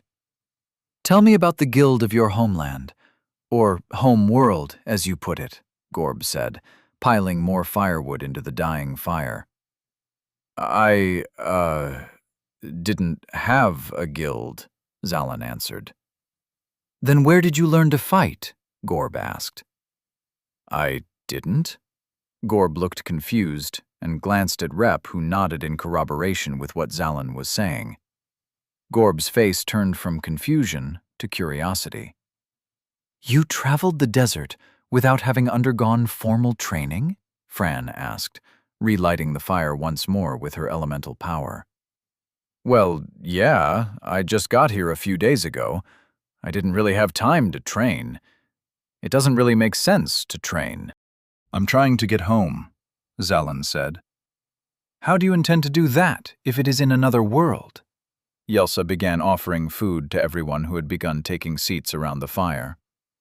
An artifact called the Home Seeker. Madam Hikma told me about it. Rep and I will go and get it after we heal up from this trip, Zallen explained. How does the Home Seeker work? Yelsa asked, burning with interest.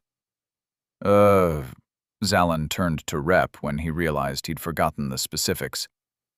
Anyone touching the artifact after it is activated is sent to their home, Rep relayed. Oh, Yelsa began smiling. An artifact that takes you home? I have a new job for the two of you to make up for your failure. Let us go with them to get the Home Seeker. I did not fail, but I recall the elementals saying that you did, Fran said, looking at her nails haughtily. I am not paying you for failing to hold your end of the agreement. However, I will double payment only in the case we get the Home Seeker, Yelsa said firmly. Gorb and Fran perked up at the offer, looking to one another with an eyebrow raised. Gorb nodded slowly, and Fran smiled at him in return. Very well, double the payment. Fran reached out a hand which Yelsa eagerly shook. Looks like we will be travel companions once more, Rep said to Gorb and Fran, seemingly pleased. Do you know them from somewhere else? Zallen asked. Fran, Rep, and I are in the same guild, Gorb said. But even so, we do not often cross paths. Fran is in the same guild? Zallen asked, mildly surprised. Yes, Journey House has no rules on siblings being in the same guild. In fact, it is encouraged. Part of why we joined, Gorb answered. Oh, that's cool, Zallen said, more surprised that a woman was in the guild than any other explanation, but quickly decided not to follow the line of questioning. Can you show me your lightning? Fran asked, looking as though she were waiting for the right moment to ask the entire time. He has not yet located the muscle feel. Rep tempered expectations. Fran crossed her arms in disappointment. Actually, I think I figured it out. When the lightning hit us, it kind of flared up in my head. I think I just... Zallen directed his hand at the fire, and the four others leaned in. After a few seconds' concentration, a tiny blue spark jumped from Zallen's finger to the firewood. Very fun, Fran said, delighted. That looks like it can be an immensely powerful tool at a higher level. Imagine that same attack at level 5. She nudged Gorb, who looked much less excited about the show of power. I suppose, Gorb said noncommittally, casting a tiny amount of air to keep the fire's smoke away from his face. Zallen stared in fascination at the use of power in such a simple way. The air power must have been like always having a fan with you wherever you went. He wondered what he could do to be useful like that with his own power. The way these elemental power users handled themselves seemed so impressive and compelling to him.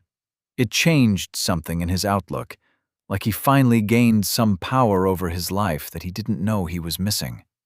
And they each overcame what was likely a difficult challenge in order to gain access to this power. They were kindred spirits in that regard. They faced down an elemental and came out stronger. It inspired a question in him he wasn't sure was appropriate to ask, but since the conversation seemed to have slowed, he offered it. We've all taken on an elemental challenge, right? Is it okay to ask what your challenge was like? Zallen asked. Yelsa's injured face scrunched, and she looked away, but the others seemed to sit up straighter, excited to share a story of their own accomplishment against an otherworldly creature. "You first," Fran nodded to Zalin eagerly. "What was the storm elemental like?" "It was cloudy. Like it wore a robe made of storm clouds that had a bunch of electricity running through it." "Electricity?" Gorb cut him off. "Oh, lightning. Little bits of lightning ran through its clothes," Zalin corrected himself. "Your strange speech makes me believe that maybe you are of another world," Fran smirked. Zalin couldn't tell if she had made a compliment or insult. She nodded at him to continue his story. "Well, its challenge was to let it have my blood. A lot of it. I mean, it didn't give me the challenge until I had given so much blood that I couldn't even stand. Then it asked for even more," Zalin said. "Hold on," Gorb said, confused. "The elemental watched you give blood for several minutes and did not give you its challenge? It just floated there and stared?" "No, it wasn't even visible. It just ate away the blood that touched the floor," Zalin said. "You had no evidence of it actually being an elemental, and you continued the bloodletting regardless?" Gorb asked, stunned. "Did you believe you would die?" Fran asked excitedly. "I didn't really think about it," Zalin shrugged, to which she smiled, impressed. "I thought he would die," Rep admitted in a small voice. "He was so determined to gain the power, I thought he would lose himself for nothing." "A good challenge, then, and a successful outcome," Gorb said to Zalin. "You should be proud." "What about yours?" Zalin asked, appreciating the praise. "I wanted to achieve the ability of flight," Gorb began. "As did I," Yelsa interrupted. "Yes, well, we can tell your story after mine," Gorb continued, unperturbed. "I asked Madame Hikma for her advice. Madame Hikma tried to offer me a mountain of books on elementals. It would have cost the rest of my life just to read those tomes, without even the guarantee that they would have information I needed," Gorb said, chuckling to himself. Rep and Zalin threw each other a knowing glance as Gorb continued. "Rather than waste my time reading, I went to ask the merchants in town if they knew of air elementals, no matter the distance. It took weeks of interrogation and traveling to invalidate rumors, but I finally was told some worthwhile information. I asked Sir Rolkoth of the Journey House to guide me." "More like begged," his sister smiled. "I politely asked Sir Rolkoth to take me," Gorb said firmly. "It was a 3-month journey to Windy Plains. When we arrived, I called upon the elemental, but it did not appear. Sir Rolkoth suggested that we wait, letting the elemental know we were patient enough to gain its strength. 3 days we were on those windy plains, with only one another for company. It was too loud to sleep, and too powerful a wind to keep a good shelter up. I learned to overcome my instinct to shiver while up there, and by day 4, Sir Rolkoth decided that we should go home. I refused. So, Sir Rolkoth told me that he would be waiting in the nearby town where it was warm and lacked the constant wind. He also informed me that if I did not come down by the end of the week, he would presume I was dead. It was a decent assumption, as I had forgotten the feeling of warmth and thought I would freeze in place in the cool winds. Only hours after Sir Rolkoth left the plains did the elemental appear. It challenged me to a foot race across the massive plains.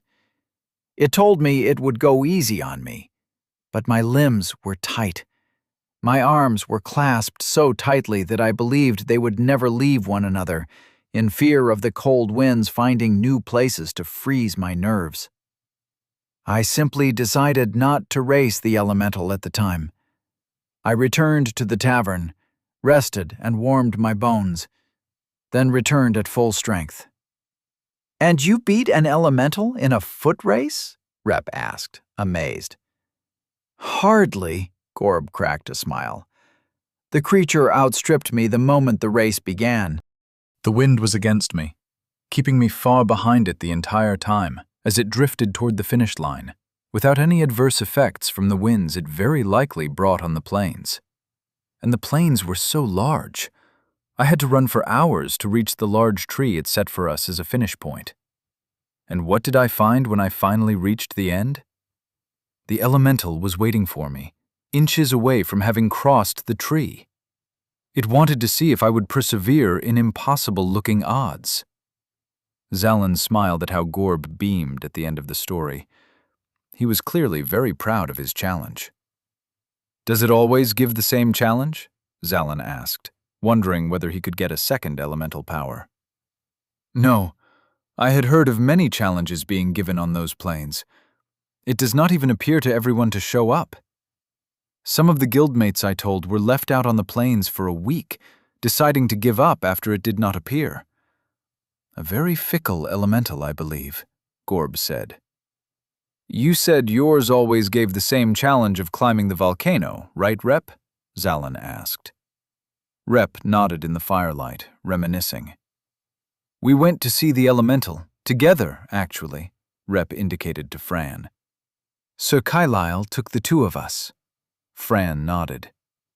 "You said that you could not receive assistance to get the power," Yelsa said, upset.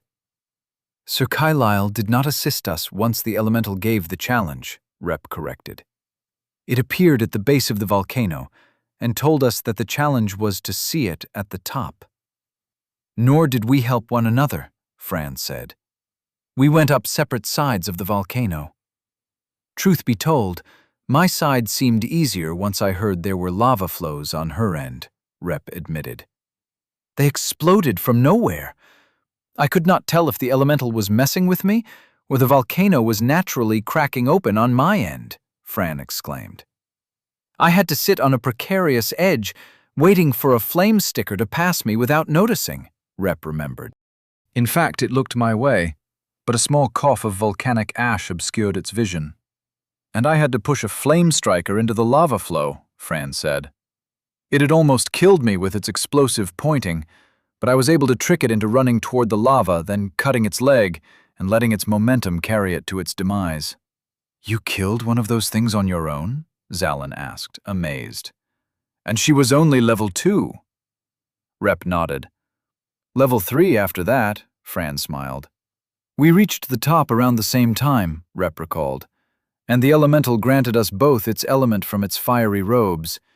It even pointed us to an easy way back down," Fran said. Rep and Fran smiled to themselves, remembering the time they gained their powers fondly. "So, no one else's elemental tried to kill them right after giving power," Zalin determined.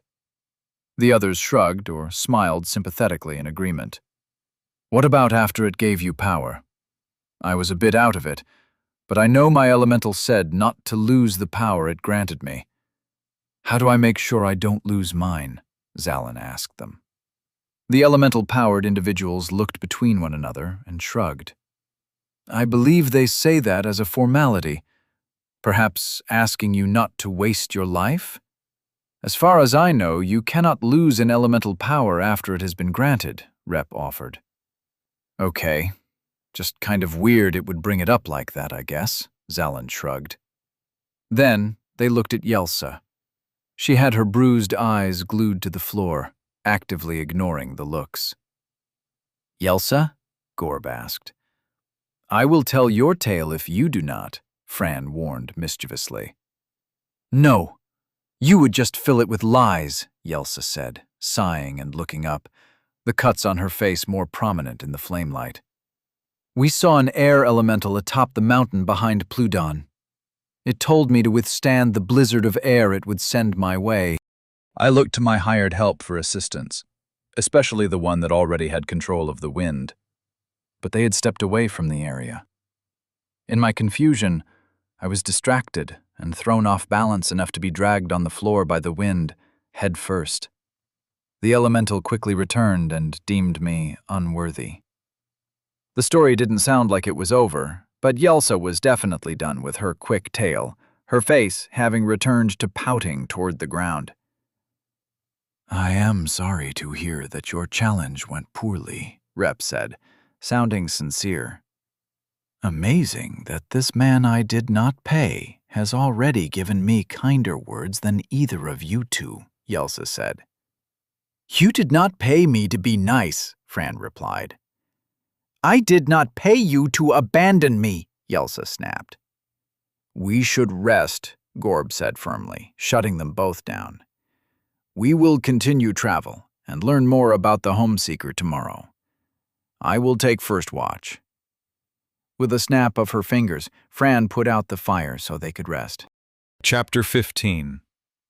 Training.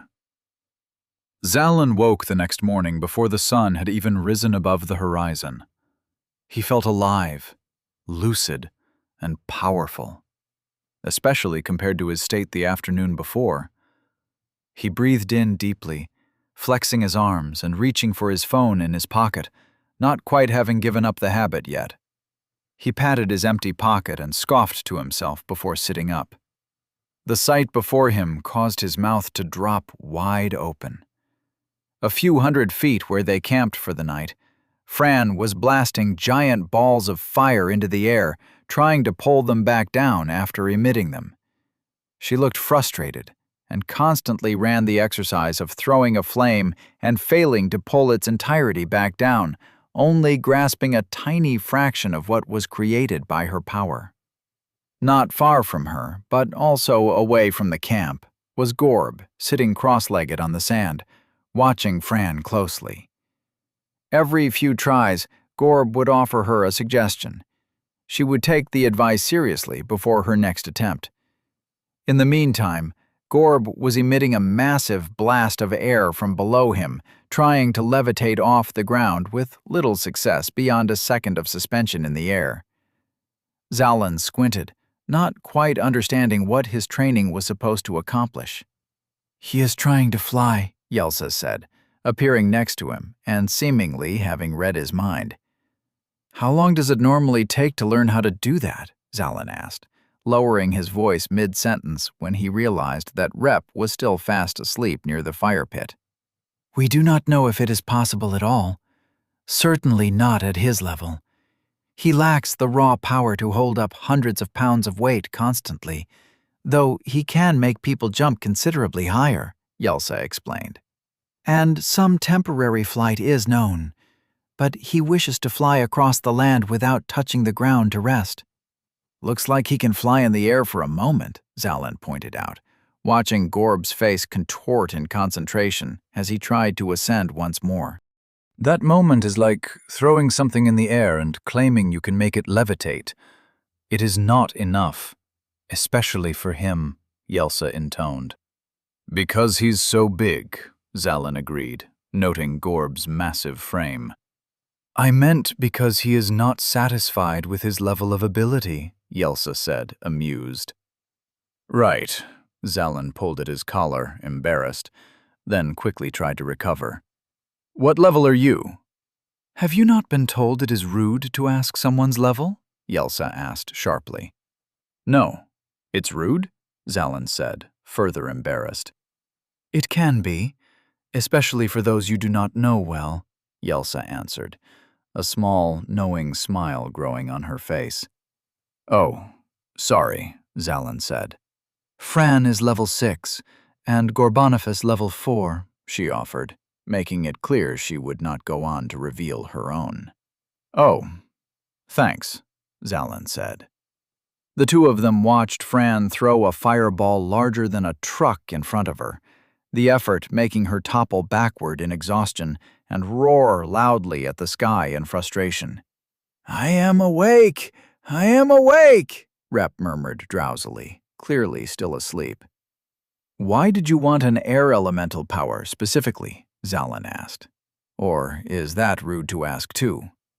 She eyed him warily. Are you really not of this world? She asked.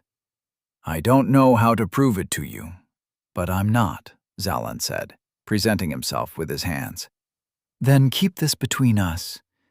I am also from what they might consider another world.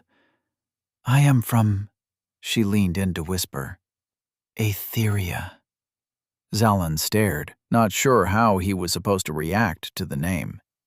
The city in the sky, Yelsa added. Zalan continued to stare, his eyebrow twitching as he tried to form the appropriate response. Yelsa was watching him expectantly. That's amazing, Zalan attempted. So you believe me, she said, elated, her features going soft. I knew I could trust you. The siblings laughed at me, calling me absurd names for even believing in such tales. But I assure you, I hail from there. They must be really awesome. In the sky. Zalan nodded, immediately forgetting the name of the city. Similar to Gorboniface, I wanted an elemental air power to learn to fly. I wished to fly above the clouds in order to go back home, Yelsa explained. Zalan had to suppress a smirk as he realized they were both required to call Gorb by his full name. Is there no other way back? Zalan asked. Well, it is complicated. Zalan! Fran snapped from beyond the campsite. Get over here! Train with us!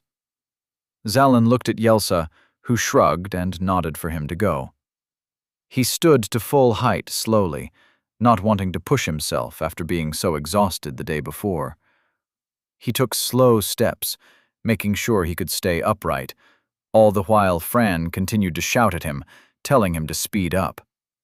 Zalan's newly bandaged left hand still had a painful throb run through it, but otherwise he felt significantly more rested than he did the day before. If they planned to return to Oriton, he would not be a hindrance to the group. He stood a few feet in front of Fran, who eyed him with intensity. Was it scorn? Zalan couldn't tell by her expression. Are you not going to say good morning? Fran asked. Oh, good morning, Fran, Zalan said, feeling silly, then turned around. Good morning, Gorboniface. Gorb nodded in response, his focus on his own training, sand whipping up as air blasted around him. All right. I want to see the extent of your ability after a good night's rest, Fran said. Are you not going to say good morning? Zalan asked her, feeling brave. No, Fran replied immediately, a small grin appearing. Zalan felt even more silly now. Now, hit me with some lightning, Fran said, as she stood in a defensive stance at the ready. Zalan frowned with uncertainty, then turned to look at Gorb for support. Hey, no! Fran snapped her fingers at him, regaining his attention. I am speaking to you. Do not try to bring someone else into this. And do not distract Gorb when he trains. Simply hit me with lightning. I'm not going to attack you, Zalan said nervously. Why not? What? I don't want to hurt you, Zalan said, as if it were obvious. Hurt me? Fran laughed. No, that will not be possible. Go ahead and shock me. Now. No, Zalan said uncomfortably. No? Fran almost looked impressed that Zalan stood up to her. Her eyes pointed skyward for a moment, as she thought of a solution. Okay, look. If I can prove to you that you will not hurt me, will you strike me with lightning? Zalan didn't like the bargain, his face scrunching as he became further unsettled. Was she insane? Was it a good idea to travel with her? He instinctively turned to look at Rep for his advice, but Fran snapped again, this time emitting a small flame to get his attention. He whipped back to look at her, keeping a close eye on her movements to make sure she wouldn't throw a fireball at him. He couldn't read her at all. Here, she was holding a parchment in one hand. Zap this piece of parchment. She placed it down on the sand. Zalan leaned in to look at it, seeing there was information written on it. It's not important? It is the map for us to go to Pludon. But we know the way home from here, so it is no longer necessary. Now zap it, Fran said. Zalan looked down at it and shrugged, deciding this was much better than hurting someone real. He raised his hand at the paper and pulled at the muscle in his mind, using some of his energy to emit power. A small arc of lightning, like a piece of silly string, quickly jumped from his finger to a spot in the sand next to the paper. He missed. Zalin looked up, embarrassed, but Fran simply nodded in encouragement for him to try again. He focused and sent out another spark, this time striking the paper. "Great!" Fran knelt down and picked up the parchment. "Look how much damage you did to something this frail." She held it close in front of Zalin. He saw a tiny black mark on the paper. It looked like it had been held too close to a candle, much less struck by anything powerful. He suddenly felt very underwhelmed by his elemental power. Wasn't the purpose of getting this power to go up against a dragon? "All right, now that you see how harmless you are, strike me with the lightning," Fran said. "Why are you so insistent on this?" Zalin said. "I wish to know the damage that the lightning does to a living thing. We must know how well it will interact with an enemy for when we are in combat," Fran answered. Zalin thought about it for a moment, and then reluctantly sighed and held a hand up to Fran. She grinned. He concentrated for 2 seconds, then let out a shock. Fran dipped out of the way, her smile unwavering as the lightning passed her harmlessly. Zalin frowned, irritated. "Why did you move? Hit me with lightning. You thought training would be on unmoving targets? There are no monsters that will wait for you to strike," Fran said confidently. "I'm really slow at getting the lightning out, though," Zalin complained. "I know. That is why we are training," Fran nodded. Zalin let out a dry sigh and held up his hand again. He was able to let out the lightning much faster this time, but Fran ducked under it and drove the hilt of her sword into Zalin's stomach. He coughed and doubled over in pain, clenching his stomach. "Fran," Gorb warned. "Oh, come on," Fran complained. "I did not strike him hard. Or has he never seen battle before?"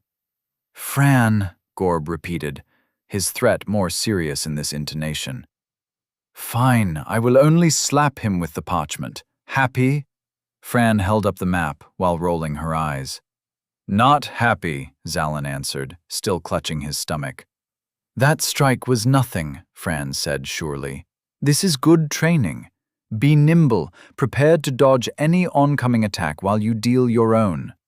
This might go a lot better if you told me what I'm supposed to learn before we train," Zalin said, warily standing up and watching her closely.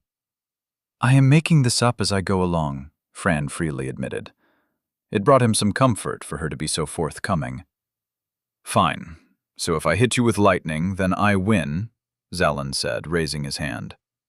"Success in training only comes when you see your results in combat," Fran said, then grinned wryly. "But yes, you will win." That was all Zalin needed to hear. Zalin let out a streak of lightning, only for Fran to spin out of the way and slap Zalin in the face with the parchment. It didn't hurt, but was humiliating, especially knowing that Gorb was watching. It was almost worse than the hilt to the stomach. Almost. "Even at level 1, you can master the ability to emit your elemental power immediately. Get to know the feeling," she said, snapping a finger to let out a tiny flame for effect.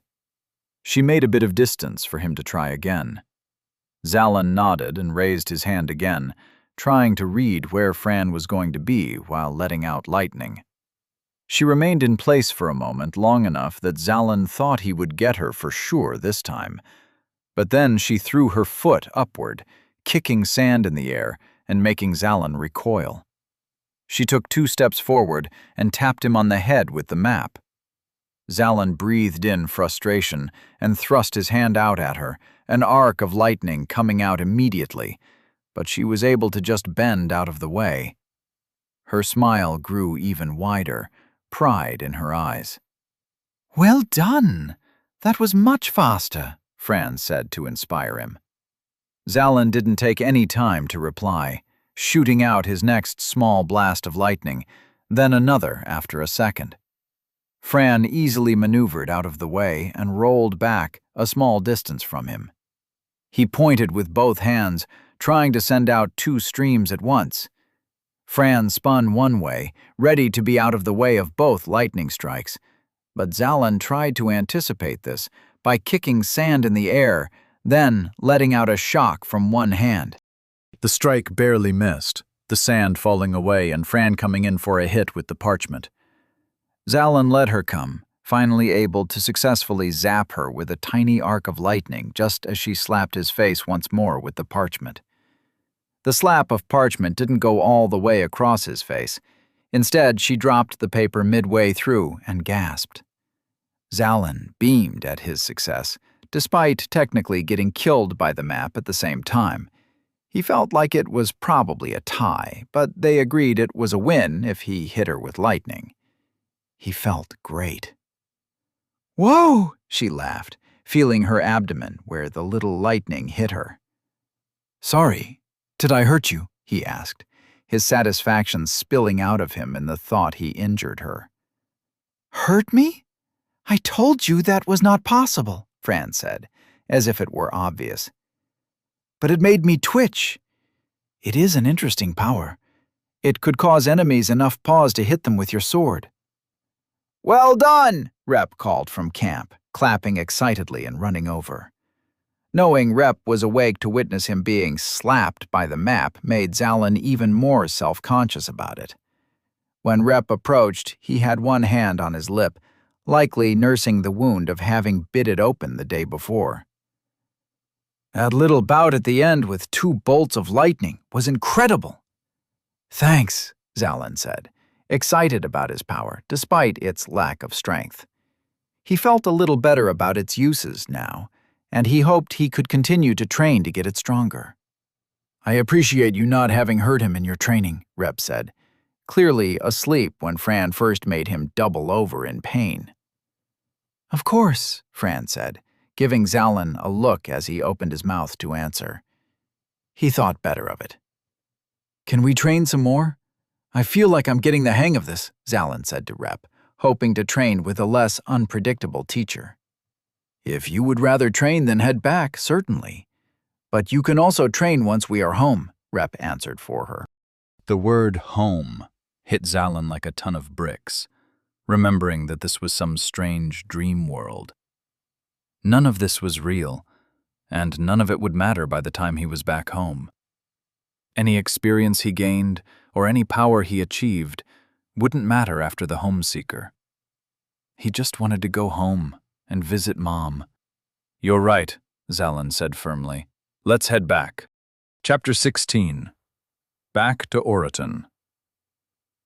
"How much time do you think has passed in my home world?" Zalon asked Rep once they were underway. Zalon didn't like the idea of being in a coma so long as he was in this world. He wondered what Asher was thinking, seeing him sleep for so long after he visited. "Not much time at all, I would venture. Seconds, maybe," Rep said, juggling the idea in his mind. "You sound pretty sure," Zalon said. "I was inspired with the information," Rep answered. Zalon raised an eyebrow. "The same inspiration that brought you to help me?" Zalon asked, slightly skeptical. Rep's eyes got a faraway look as he turned away from Zalon abruptly. "Indeed," Rep said. "How much do you know about this source of inspiration? What did you see?"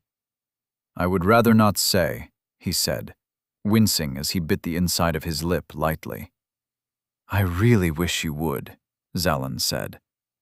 "Perhaps later. Let us focus on the journey ahead," Rep answered. Zalon sighed through his nose, incredibly frustrated that Rep seemed to not want to answer one of his most pertinent inquiries. He tried to get the question out of his mind with another question. "What's the plan from here? How long will it take for us to get to the castle from Oriton?" Zalon asked. "The castle of Dokran is a few days' journey from Oriton. We will rest at the guild to heal ourselves. Then I will need to make some money for us to purchase supplies needed for the way. Food, mostly, as there are 5 of us now. In the meantime, I hope you will take the time to train," Rep said. Zalon threw a nervous look at Fran, who was walking ahead of them, occasionally throwing a small fireball from her palm and manipulating its trajectory mid-air before it dissipated into nothing. "I guess I could do with some more training," Zalin admitted anxiously. "Splendid. Then that is our plan," Rep said, not having read Zalin's hesitations.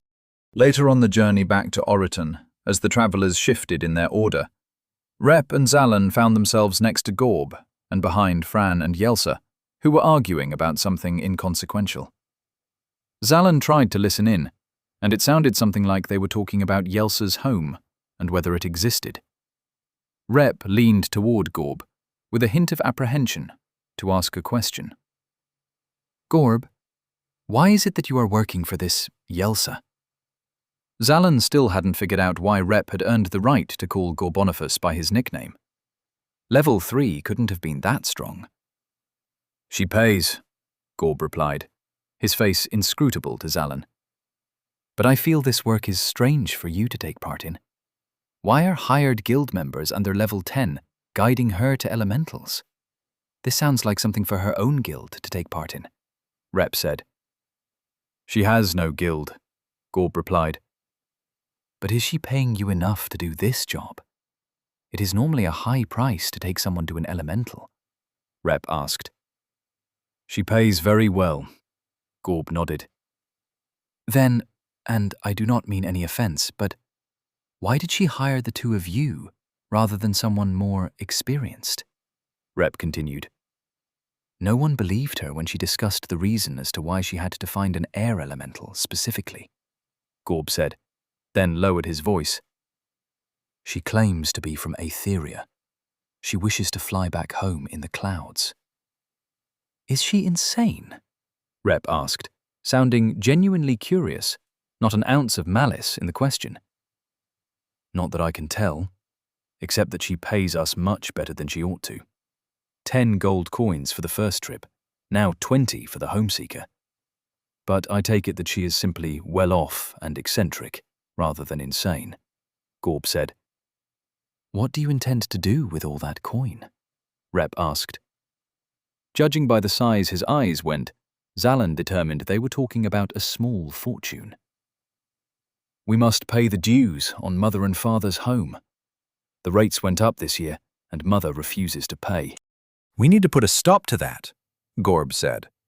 "Good on you to keep your parents in their home," Rep said. Gorb scoffed loudly, a smile almost breaking on his face. He shook his head. "That was not our concern. We want to prevent a massacre," Gorb said. "Your parents would be killed for not paying?" Zalin asked, stunned. "No, nothing like that," Gorb waved a hand dismissively. "However, they would try to evict my parents for not paying. Mother would not go out without a fight, and Father, in his love for Mother, would die rather than see her be disappointed. So the two of them would kill dozens before they would be removed from their home. Though at that point, they might be considered for execution. We wish to prevent that." Zalin tried to assess whether Gorb was making a joke or whether he really believed that his parents would have the strength and ability to kill dozens of people. Zalin didn't see any indication that Gorb was messing around, but he also had a hard time reading Gorb's facial expressions. "We are close," Rep said excited as he pointed at the city of Oriton in the distance. "How are you going to make money once we're home?" Zalin asked him. "I shall do small jobs that earn me about a bronze coin each. I will go home to home, asking whether they would like to save time in starting their fires tonight, and use my elemental power to start it for them," Rep explained. "That's amazing," Zalin said, again being impressed by the small feats that these powers were able to achieve.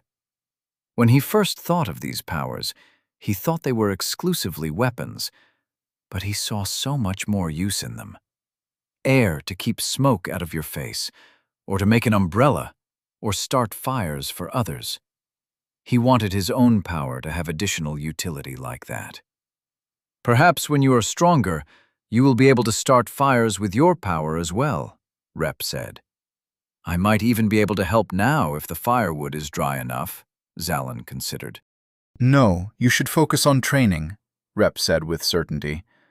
You should not take on a dragon at such a low level, and Fran and Gorb have already agreed to instruct. Great, Zalin said slowly, Gorb's inscrutable gaze not reacting to his sarcasm. The sun slid low in the sky, ready to hide itself behind the horizon.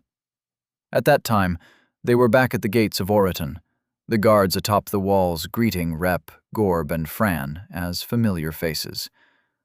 Once inside, they went straight to Journey House, and each slept until their wounds were fully healed.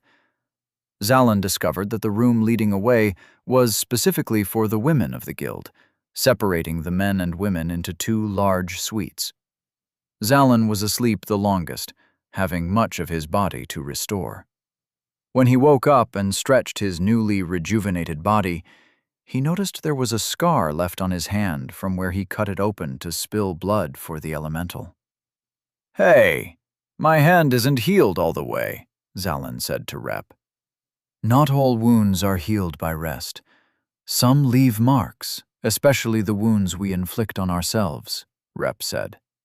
"So I'm stuck with this?" Zalin asked, looking over the light red line across his palm.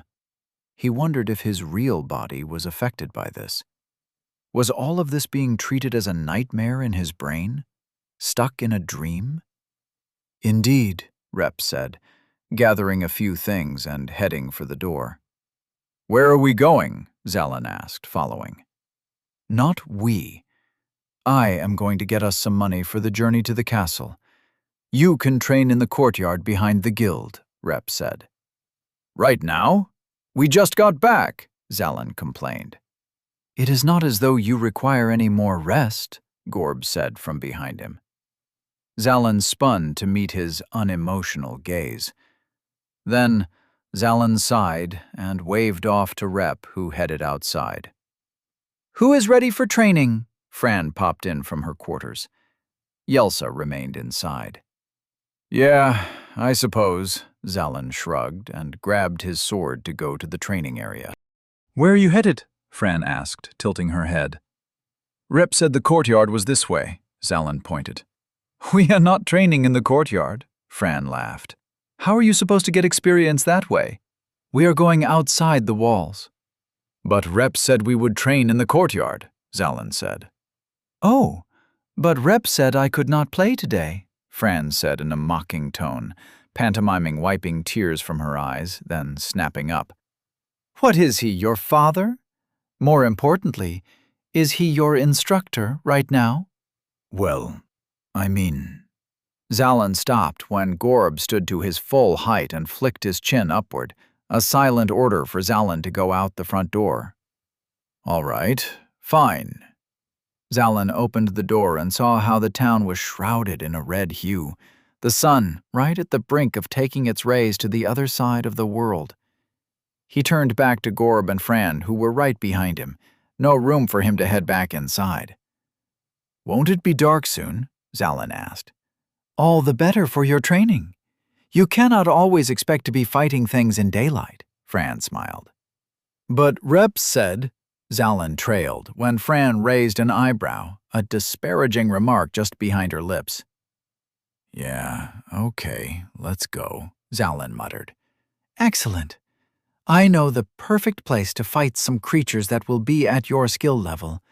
You will be able to use your power in combat as well as get some training in with your sword," Fran said, excited. "They had better not be roaches," Zalin grumbled, as they approached the nearest exit to Oriton. "Oh, God, no!" Fran's face scrunched in distaste.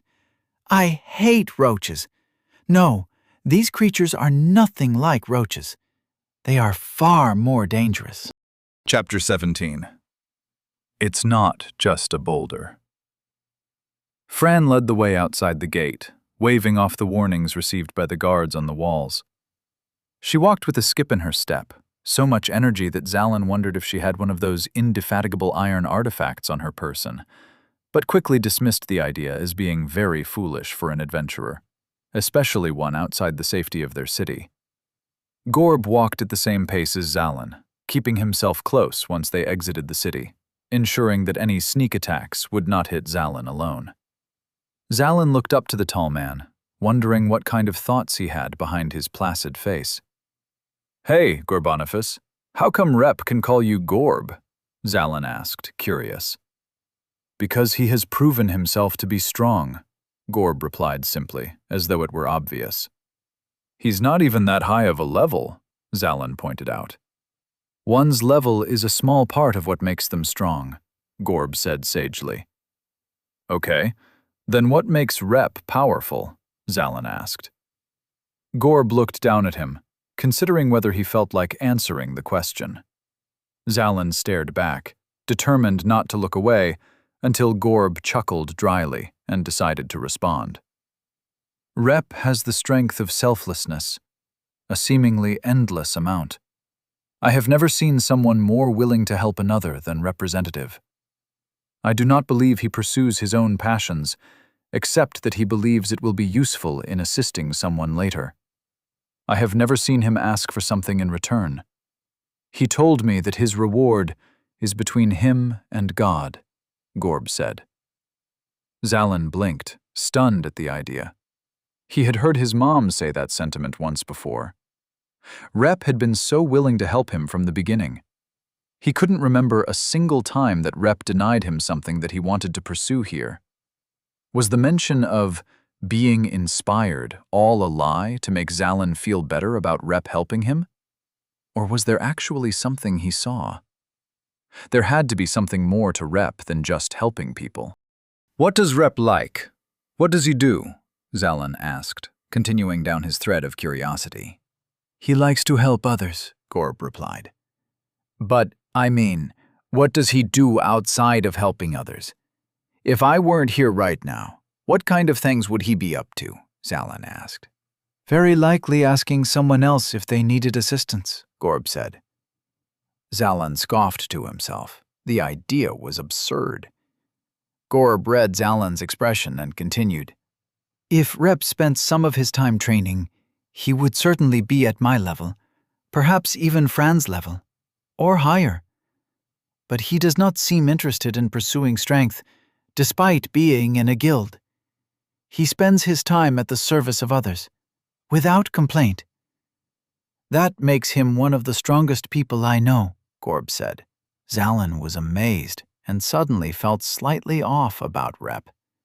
He thought they were becoming friends, led together by this idea of inspiration that came to Rep. But Rep clearly never wanted to talk about it. He was dodging the idea to not make it awkward that he just wanted to help. So perhaps they weren't really becoming friends. Rep was just working on his next project.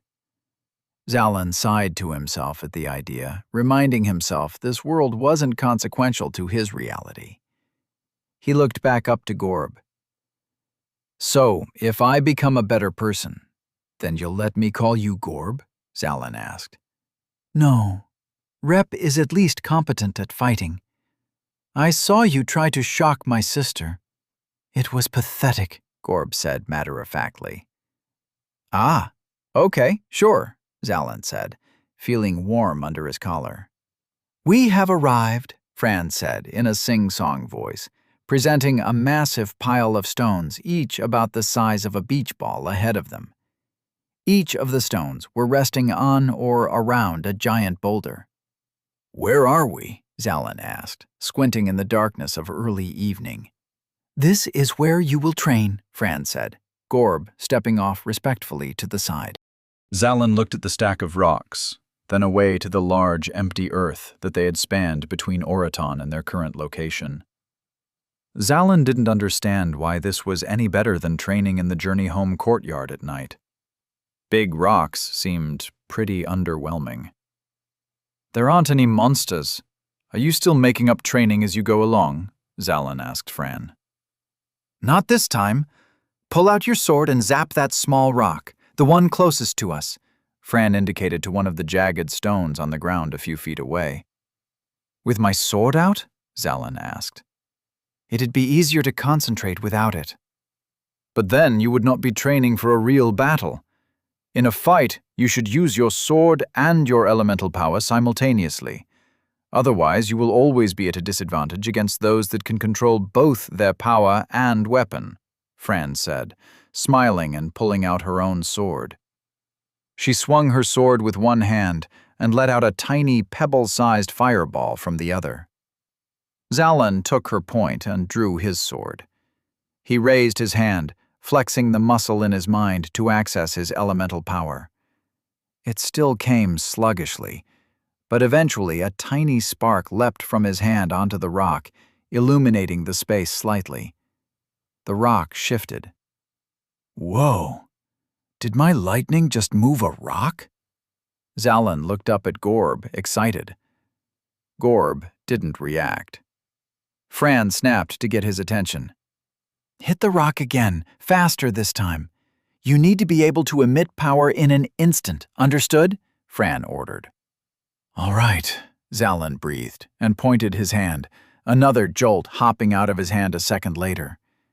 It struck the rock again, and before Zalin could be proud of his improved aim, the rock rolled in a circle.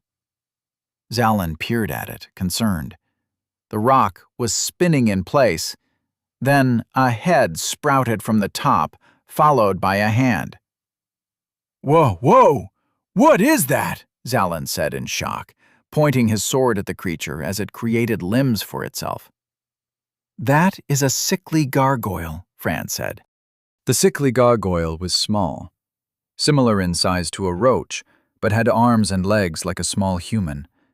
Its skin was rigid and gray, with a series of spiky zits popping out of its face. Its eyes were a ghostly green, and there was a slight bright green spittle oozing out of its sharp-toothed mouth. It did a somersault on the floor, and then looked up at Zalin angrily. Here it comes. Do not let it bite you, Fran said, smiling. Hey, no! Zalin took a step back. The sickly gargoyle got down on all fours and began scampering toward him. A small growl emitted every few steps. Zalin swung his sword wildly at it, but it shifted out of the way and bared its green-slicked teeth to bite him. He screamed in disgust and kicked it. The small creature flew a few feet away, and Zalin pointed and quickly zapped it with a spark. The sickly gargoyle twitched uncomfortably, letting out some sound of discomfort.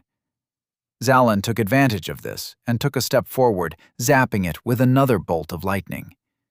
The sickly gargoyle remained in place long enough for Zalin to stab and kill it. He breathed hard, then looked up angrily at Fran. Can you please tell me about things before they try to hurt me? He said, frustrated. You do yourself a disservice. You were wonderful at thinking on your feet, Fran said, clapping her hands together. Good job using your elemental power to make it drop its guard before striking. Your swordplay needs work, Gorb offered. Is this how all of you train? Put yourselves in danger and hope you learn enough while panicking to kill the thing, Zalin asked. Is there any other way? Fran asked, smirking. Now go ahead and hit that one with some lightning. I really don't want to, Zalin said, his heart pumping powerfully. Not a problem, Fran said sprightly, picking up 2 rocks and tossing them at Zalin's feet. No, I didn't mean like that. Zalin ran a few steps from the rocks that began spinning in place. He quickly assessed the fact that they would be vulnerable while they were still spinning, and shifted strategies. He stepped forward and swung his sword hard at one of them before it could come out of its rock ball, only to have his sword be deflected harmlessly. Their outer shells are too strong to only be hit with a weapon. You must use an elemental power to create an opening. Or put your lightning into the blade, Fran said, as both sickly gargoyles sprung open and targeted Zalin as their enemy. Zalin raised his hand to zap them, but one of the creatures jumped and chomped at his hand, making him flinch back. Do not let them bite you, Fran said. I don't need to be reminded. Zalin saw the second sickly gargoyle jump toward his leg, and he swiped it away with the flat of his sword. He didn't do any damage to it, but he put some distance between them. He ran a few steps away as the two creatures chased after him, and after 30 seconds of running in circles and concentrating, he was finally able to hit one with lightning and get it to stop running. He rushed in, missed with his first sword swing, then killed it on the second. The second sickly gargoyle was much easier to dispose of alone. Zalin leaned over, breathing hard after the exertion. "Try to imbue your blade with your power," Gorb said. "What? What is that? What does that mean?" Zalin asked rapidly, afraid that Fran would throw more rocks at him to fight before he had the chance to get an answer. "It is putting your power into your weapon.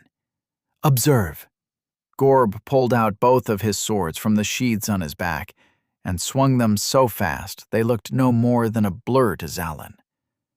"I add air power behind them to increase speed and air power ahead to cut down on any air resistance." "And I can do this," Fran said, raising her sword and setting the entire thing on fire. It shined hot, looking like it could cut through anything at that heat. "So, mixing weapons and my power will make things a lot stronger?" Zalin asked. "Of course. Watch this," Fran said. To his relief, she threw a fireball at a rock, calling the sickly gargoyle's attention to herself. The sickly gargoyle ran toward her, and her flaming sword sliced right through it like butter, brightening the boulder that rested behind them. She looked up at Zalin, her beaming smile shining in the firelight of her sword. "You try," Fran suggested. "Okay, just don't throw any monsters at me while I try," Zalin warned. "No promises," Fran smiled sweetly. Zalin was almost amused at her response, but quickly focused on pointing his hand at his sword to get lightning flowing through it. He shot lightning at it, then grunted in pain when he felt the lightning run through the blade to his hand and make him drop his weapon. "No, imbue the weapon. You cannot simply attack the sword," Gorb said, as he picked it back up. "I don't know what the difference is," Zalin replied, feeling very out of his element. "The same way that you would emit the power from your hand, you must send it into the blade from the hilt. Do not intend to shoot anything out. You are simply going to manipulate the power as an enhancement to your abilities," Gorb said. Zalin frowned to himself, feeling patronized by Gorb's use of the word simply, when he was still figuring out how to get the lightning out of him. He gripped the hilt of the sword with two hands and focused. Lightning danced at his fingers occasionally, but nothing went the whole way of the blade like Fran's fire did. "Keep concentrating," Gorb encouraged. "This is taking too long," Fran complained. Zalin began to strain himself, putting all of his energy into getting his sword to light up with electricity. More bolts sparked at his fingers, and he tried to will them onto the blade. After a few seconds of putting out as much energy as he could, he lowered the blade in defeat, breathing laboriously. "I can't do it," Zalin sighed. "The speed at which you quit is very inspiring," Gorb said sarcastically. "Let's get back to some real training," Fran said, sending out a whip of flames to burn a row of rocks. Zalin steeled himself for the encounter, knowing that complaining wouldn't change much. The dozen rocks all began spinning in place, followed by the massive boulder. "Zalin, run," Fran said, all amusement flushed out of her voice. What is that?" Zalin said, immediately taking a few steps backward. The boulder sprouted two massive claws, rumbling the earth enough to make Zalin stumble backward and fall on his hands. Sickly gargoyles came out of the rock shells and looked hungrily at the three adventurers. The boulder's claws flexed as its head slowly emerged. "A giant gargoyle," Gorb said. "Run!" The giant gargoyle's legs emerged, and it quickly stood at full height, like a living hill, pebbles spilling off of it. It stood straighter than the sickly gargoyle counterparts and had a back like a mountain range. Its maw had odd, pointed teeth, with bits of lightning jumping in between its tongue and teeth. It had 4 tiny eyes and 2 dull thorns on its head. Its hands were like small boulders on the ends of large earthen arms, each studded with sharp claw-shaped rocks. It roared, but the sound that came out sounded like an ongoing avalanche. The giant gargoyle threw its arm up in the air, shedding several tons of rocks from its body. The rocks soared in the air above the 3 companions and piled up high to block the path back to Oriton. Every direction had some amount of rocks. Just as Zalin was finally coming to his senses to run, every possible exit was already obstructed. He would have had to climb over, while there were no handholds, and there was no time with the sickly gargoyles eyeing them all. He looked back at Fran and Gorb for advice. They each had a weapon in hand imbued with their elemental power. "We will have to fight it," Gorb said, stone-faced. "Do not get bitten." Chapter 18. Getting Bitten. Zalin gripped his sword tightly, his arms shaking as the giant gargoyle sized up the 3 fighters. Fran's sword was bright with flames and attracted the most attention. Zalin had given up trying to imbue his sword with electricity and instead tried to look at both the giant gargoyle and the dozen sickly gargoyles at its feet, panicking as he lost track of the smaller things preparing for an assault. "Zalin, we will need you to take on the sickly gargoyles," Gorb announced. "Why me? I barely managed 2!" Zalin screamed. "The 2 of us will attempt to handle the giant gargoyle," Gorb added. "Attempt to?" Zalin shouted in fear. "We have not faced one before," Gorb said. "This will be an incredible fight," Fran said, excited. "Stay sharp, Zalin. We do not want you to get hurt." "What if you use—" the giant gargoyle roared, bringing down a giant fist to smash Fran. Gorb threw himself forward, a powerful blast of air emitting from his arms and nudging the giant gargoyle's arm to one side enough for Fran to dive out of the way, millimeters from being crushed. She ran up and hopped between sickly gargoyles and delivered a flaming slice to the giant gargoyle's leg. It barely registered a scratch in its earthen hide. "It is tough," Fran laughed. The sickly gargoyles split up and ran at each of the 3 travelers in groups of 4.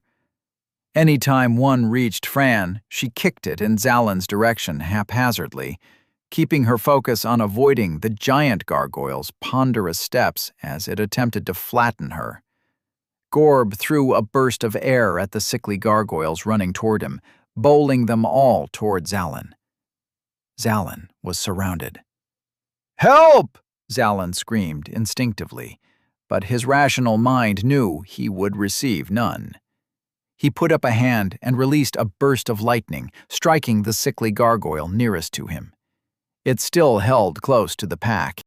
Zalin was afraid that if he tried to strike the creature while it was vulnerable, then another would have an opportunity to bite him. The other sickly gargoyles approached cautiously, none wanting to be on the receiving end of his lightning. He pointed his sword at them with his other hand, trying to send lightning out of it. He couldn't do it, and only continued to throw shocks of lightning at them from his free hand. The sickly gargoyles soon caught on that he couldn't attack all of them at once. They began to circle in on him until Zalin's back was up against the large rocks that the giant gargoyle threw at the beginning of the encounter. The earth rumbled menacingly as the giant gargoyle stomped around Fran. She continued to cut away at the giant gargoyle's feet as Gorb redirected its blows. The sickly gargoyles were too close now, their mouths frothing with green ick. "Fine," Zalin said, frustrated. Zalin screamed loudly to psych himself up and threw a bolt of lightning while running forward. The creatures looked baffled at Zalin's abrupt charge toward them. He got close enough and swung his sword with focus, cutting a sickly gargoyle's head clean off.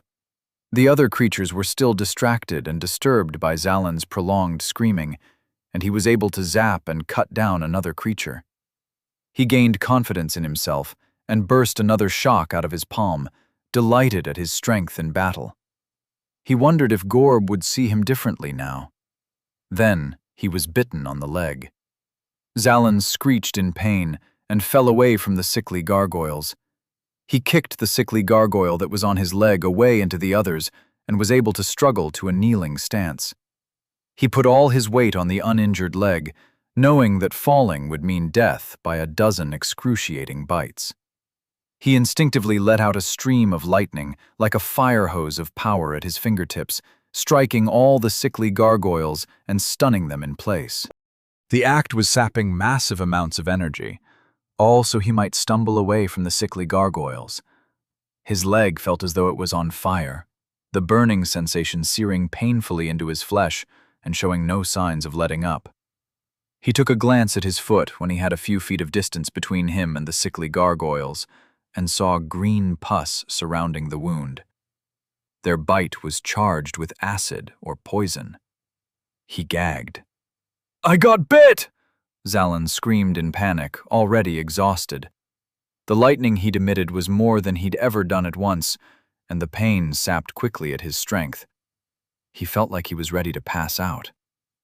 Gorb was using air to jump monumentally out of the way as the giant gargoyle tried to bite him with a thunder-cracked chomp. Fran was busy hacking away at anything not trying to stomp on her. Neither of them heard him. He howled in agony as the pain seemed to crescendo at an impossible scale. The sickly gargoyles watched him intently, the noise he made regaining their attention. Zalin hobbled his way toward Gorb, Fran, and the giant gargoyle. The sickly gargoyles were still out of sorts after the earlier blast of lightning shook them to their core, and Zalin was able to kill another 2 on his way to his companions. Lightning was coming significantly faster to his fingertips now, taking less than half a second to come out. He had a good idea of how to use it in combat, but he didn't even care enough to be proud. His leg tormented his every thought. It was unbearable. He considered cutting it off. "Gorb! Gorb, I got bit!" Zalin was sweating profusely when he was in closer distance to Gorb. "Gorboniface!" Gorb corrected, his voice strained as he sent a small tornado to the giant gargoyle's eyes. "Gorb, please! I'm dying!" Zalin screamed, the fire of his leg running up to his thigh. He was afraid the pain would spread further. "Call me by my name and maybe I can help," Gorb snapped. "Gorboniface! I got bit!" Zalin shouted angrily, sweat rolling freely off his face. Gorb gave him a short glance and winced when he saw the damage to the leg. He turned away, and Zalin couldn't tell whether it was because of the sight of the bite or because he wanted to focus on combat. "I am sorry, Zalin. There is not much we can do. Right now, keep the monsters off of me so that I may concentrate and we can escape," Gorb said remorsefully, watching Fran closely as she danced in front of the giant gargoyle to enhance the tornado with flames. I don't know if I can," Zalin gasped. He stumbled, fell, and screamed in agony. His leg was done, and he knew he could never stand up again in his current state. The small crew of sickly gargoyles were once again back in one bunch and beginning to approach Zalin to swarm him. He was kneeling, certain he would never be able to stand again. "You must, or we all die," Gorb commanded. Fran laughed with glee as she saw the giant gargoyle try and swipe at her blindly, missing by many feet.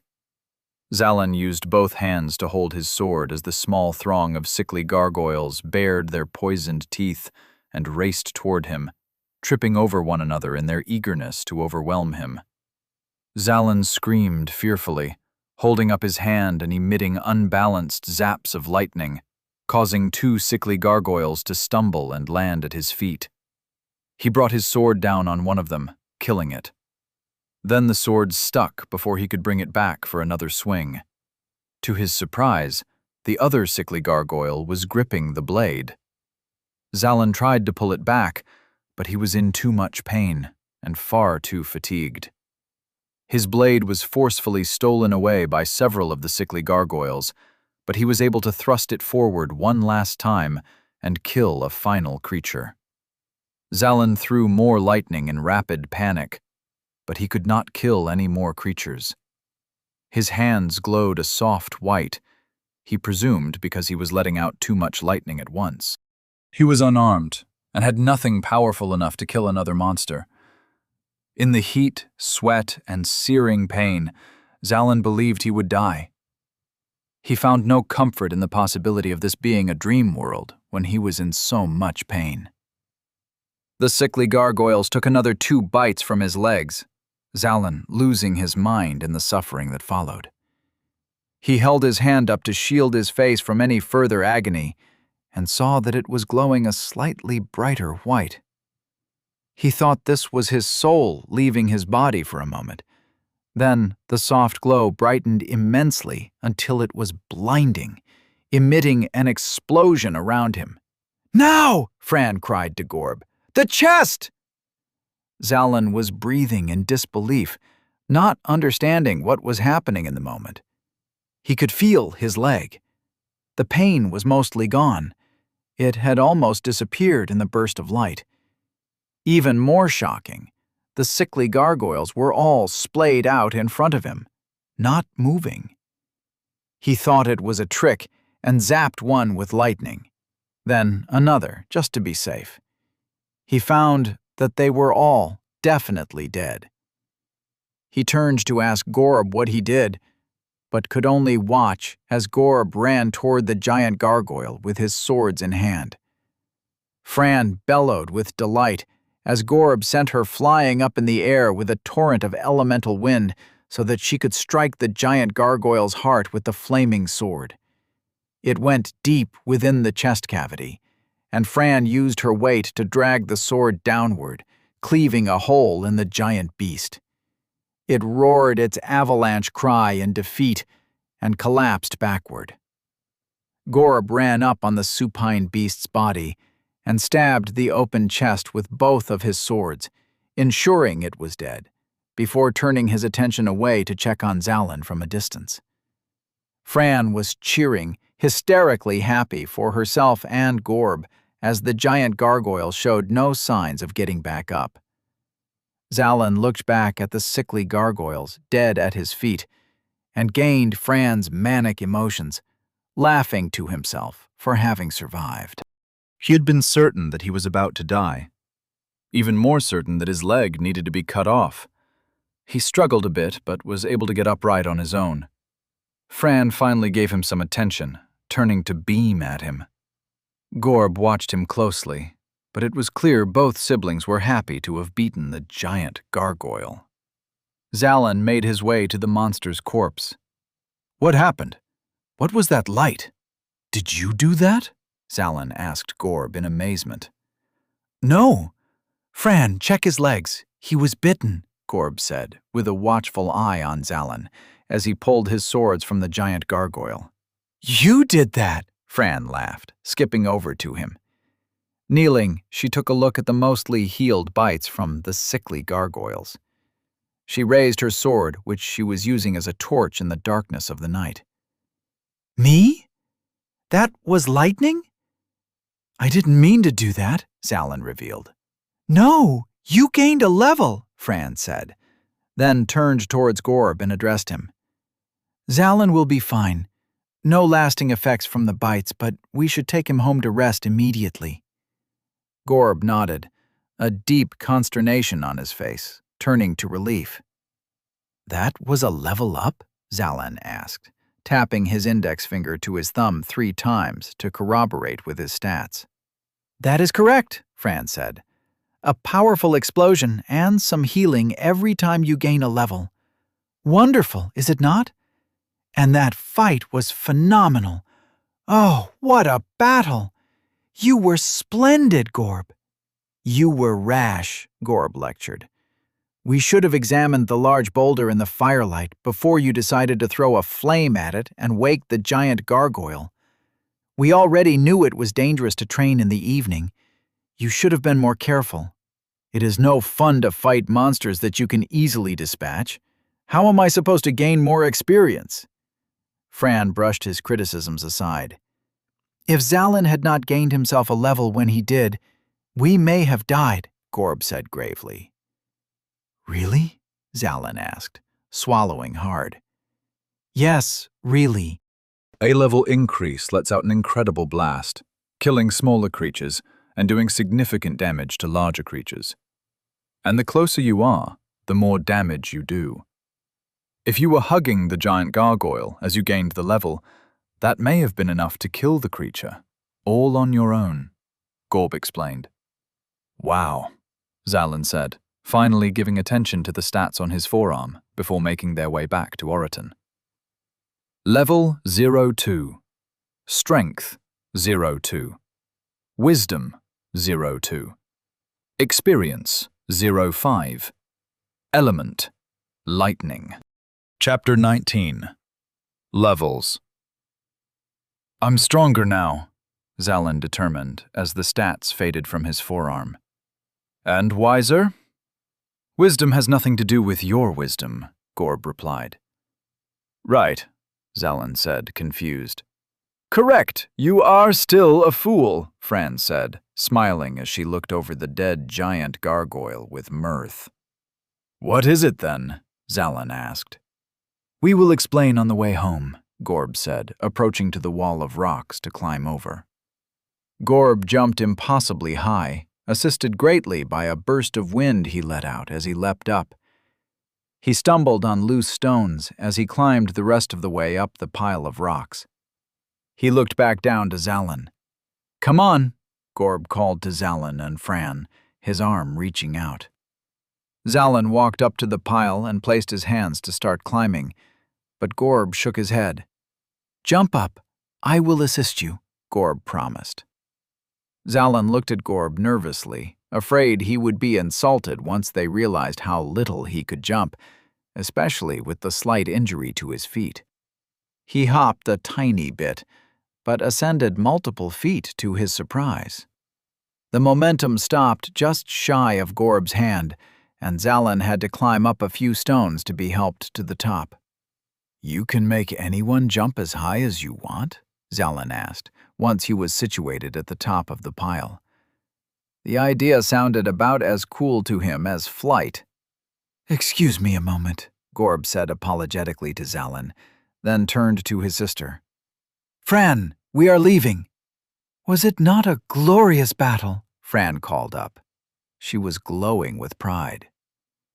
Yes, very good. Now, let us go, Gorb said, waving his hand patiently. Fran turned away from her brother and looked upon the giant gargoyle once more, breathing in the air deeply. Zalin gave Gorb a look of concern. Gorb wiped a hand over his face, looking utterly embarrassed. Fran, Gorb pleaded. Just a moment, Fran said, and hopped up on the dead giant gargoyle. Zalin looked on, disturbed, until he realized that Fran was looking for something. He suddenly remembered that Rep had mentioned that monsters occasionally have artifacts with them, and they should be searched when defeated. He assumed it was just roaches, but realized it could probably be any monster. He didn't know what kinds of things they ate. It is too dark to scavenge. Let us go, Gorb requested. Another moment, Fran said, increasing the size of the flame imbued on her sword to get a better view. I knew there was something. She knelt down and picked something up from the open wound of the giant, storing it in her pocket. Then she continued to search through the chest cavity. 2 artifacts, Fran? Gorb chided. You know there will not be more than one. What about the little ones? Fran hopped off the giant gargoyle and began to roll over sickly gargoyles with her foot. Fran, you yourself said we should move quickly to heal Zalin, Gorb said, growing impatient. Fine, fine. Fran turned away from the creature and rushed to the rock pile. With Gorb's assistance, she was at the top in seconds. She took one last look at the scene, raising her firelit sword to ensure she could take it all in, while Gorb and Zalin assisted one another on their way down the other side of the rock pile. Once they reached the ground, it became difficult to see in the night, and they looked up at Fran, who had yet to move. "Fran!" Gorb said sharply. "Yes, fine," Fran grunted, and jumped off the top. Zalin gasped, thinking she was insane, until Gorb caught her with a pocket of air to cushion the fall. She put out her sword and held a flame in front of her and led the way.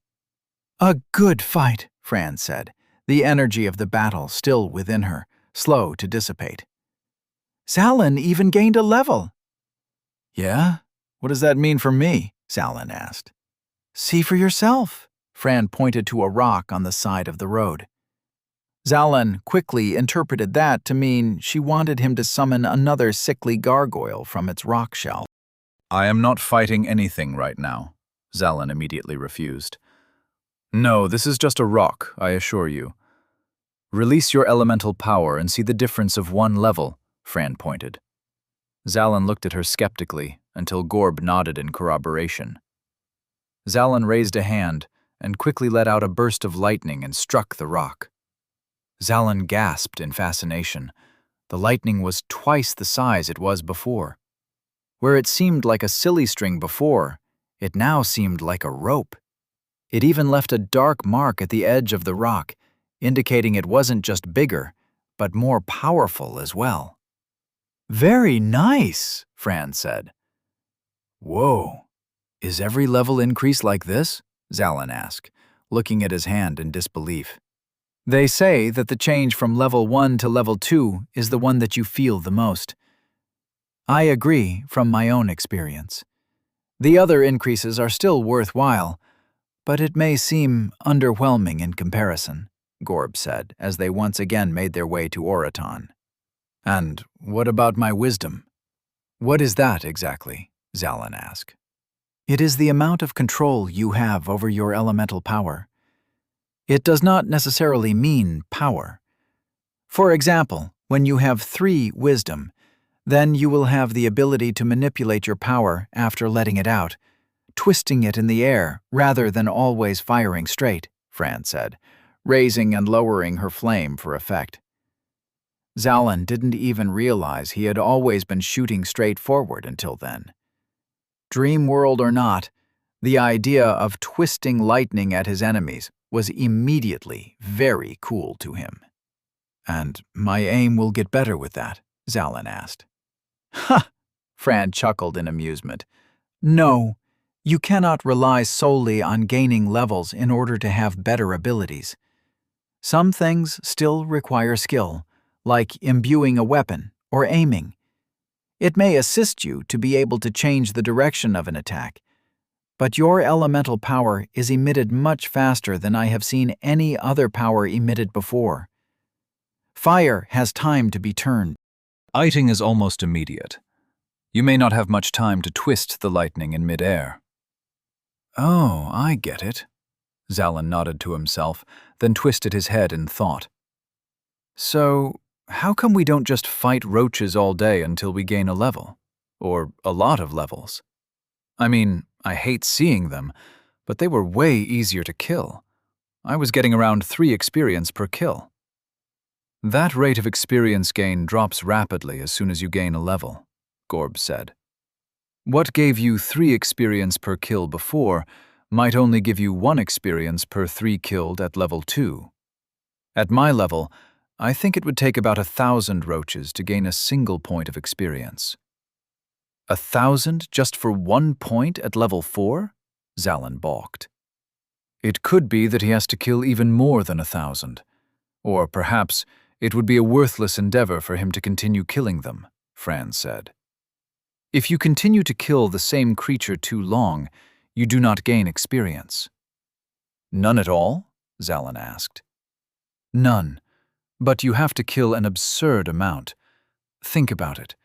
When you are a child, a first step is important in learning how to take your next step. You need to take a lot of steps and gain the experience of what it means to walk normally. But once you are an adult, There is no experience to be gained. You simply know how to walk, Fran explained. I guess that makes sense. Will they always be able to do damage to you, even if you are a higher level? Zalin asked. Always. Just like no matter how good you are at walking, you are still prone to tripping, Fran said, continuing the analogy. And how come my experience is just at 5 right now? Shouldn't it have gone higher after killing something like a giant gargoyle? Zalin asked, as the question came to mind. Normally, yes. But when you gain a level, the experience you gain from those you kill in the blast are reduced drastically. If you had killed the giant gargoyle without assistance, you could have easily gained another level. Hang on, Gorb said suddenly. Who told you I am level 4, Zalin? Zalin's eyes went wide, retracing the conversation he just had with them and realizing his mistake. I almost did not notice, Fran smirked. Who was it, Zalin? Zalin wished he could disappear, constantly finding himself in an embarrassing corner whenever talking to the siblings. It certainly was not Rep, Gorb shook his head to himself. He would never. I did not take Yelsa for the sharing type, Fran giggled to herself. What a gossip. Did she tell you my level as well, Zalin? She did, Fran pointed instantly. It is written all over your face. Sorry, Zalin said. I asked her for her level without knowing it was rude to ask. Fran and Gorb exchanged a glance. They both seemed bemused. You asked what level Yelsa was? Gorb asked, interested. Yeah, Zalin nodded shamefully. And she told you it was rude? Gorb asked. Yeah, Zalin said, slowly realizing that they weren't shaming him. It is not rude to ask someone's current level, Gorb said. It's not? Zalin felt like he would never keep up with the etiquette of this dream world. Not at all. It is important information to know about someone, especially when you are traveling together. Can you trust them in a fight? Will their elemental power be able to sustain you if you are low on supplies? Questions like that are answered very efficiently by knowing someone's level. It is not rude to ask to be prepared, Fran said. What is rude is to tell someone else's level without their consent, Gorb said. Oh, I get it, Zalin nodded to himself. Oh, he said louder. He came to the quick conclusion that Yelsa shared Gorb and Fran's level without their consent. Gorb looked mildly annoyed, but Fran was fuming with a sinister smile on her face.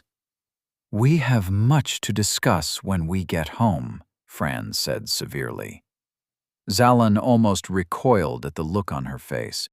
What about that thing you found on the giant gargoyle? What was it? An artifact? Zalin asked quickly, trying to prevent her from riling herself up further and extending her ire to him. She lost her train of thought and reached into her pocket. Oh, this! It certainly looks like an artifact. She tossed it in the air and caught it, causing Gorb to flinch enough to make Zalin nervous.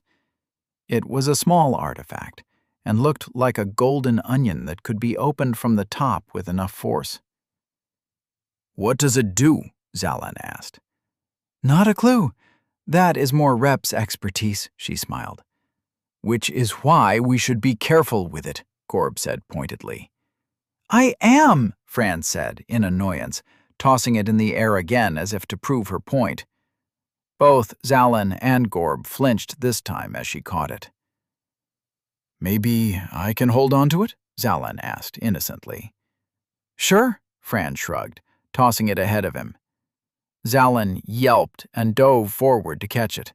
His finger grazed it, still too far, and Gorb made a sound as he summoned wind to direct it into Zalin's open hand before he fell to the floor. The young men looked at one another, a relieved smile on each of their faces. Fran laughed at the display and continued leading the way with her flame light. Chapter 20.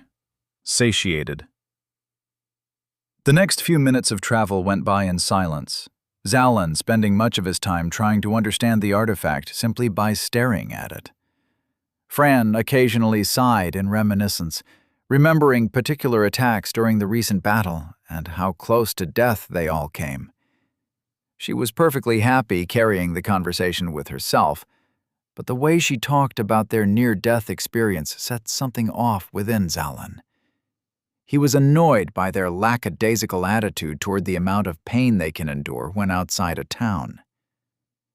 "Do you just not care about the pain because you know you can go home and sleep it off?" Zalin asked Gorb. Gorb raised an eyebrow, catching up quickly to what Zalin meant.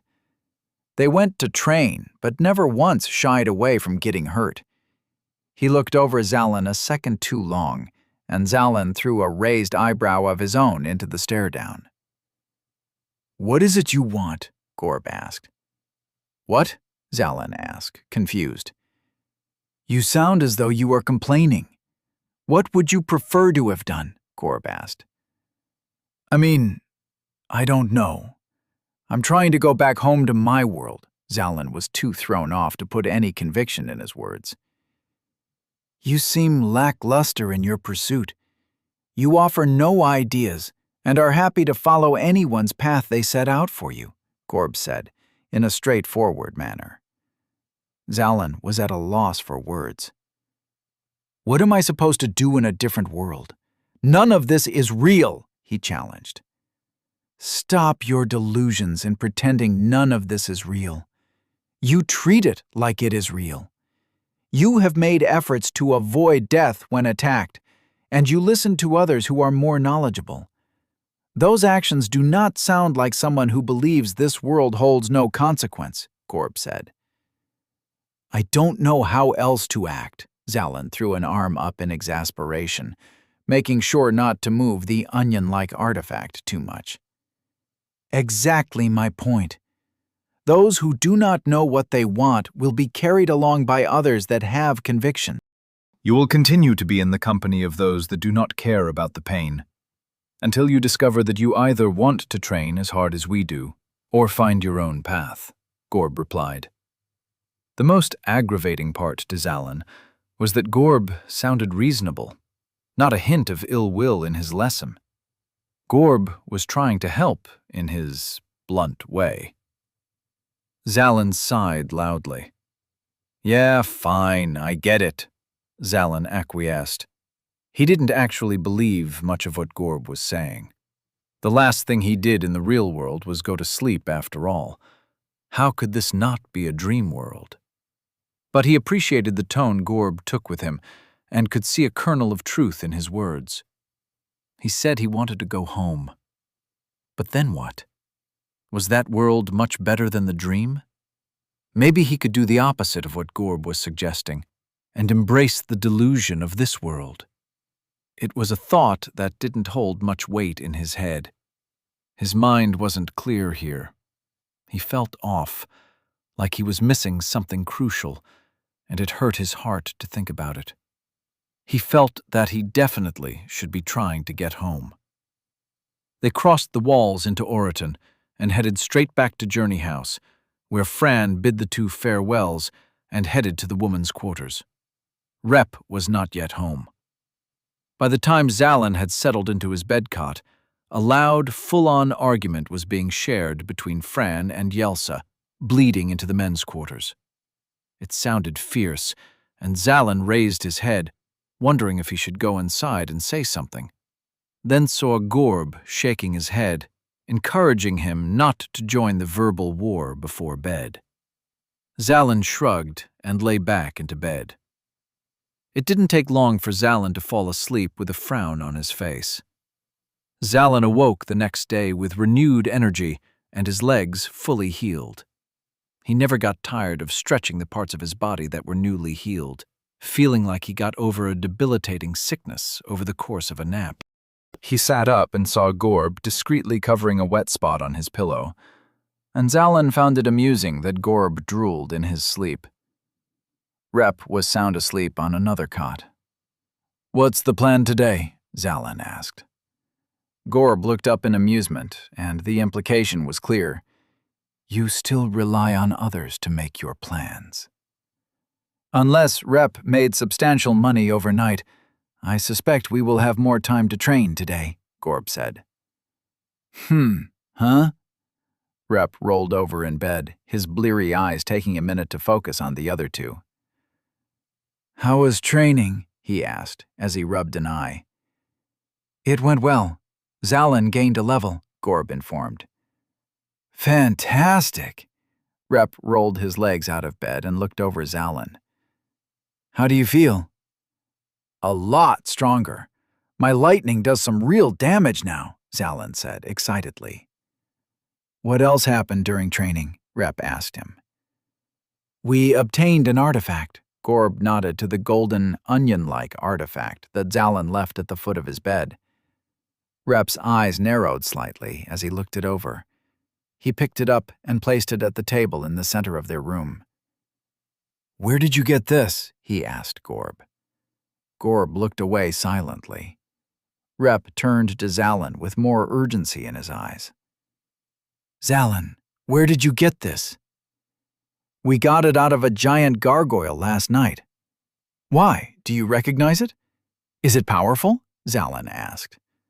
The change in Rep's widening eyes made it clear to Zalin that Rep wasn't concerned about the artifact as much as the means of getting it. You took a level 1 novice to fight a giant gargoyle? Rep snapped at Gorb. Gorb lowered his head in shame. And were you able to find this creature in isolation? Or was it surrounded by sickly gargoyles as well? Rep demanded. Surrounded by the smaller ones, Gorb affirmed in a small voice. What? Rep shouted. What is all the screaming in here? Fran asked, as she poked her head in the room. Are you insane? Rep wheeled toward her. Ah, Fran rubbed the back of her neck and lowered her gaze. Someone told him about our little training adventure. Adventure?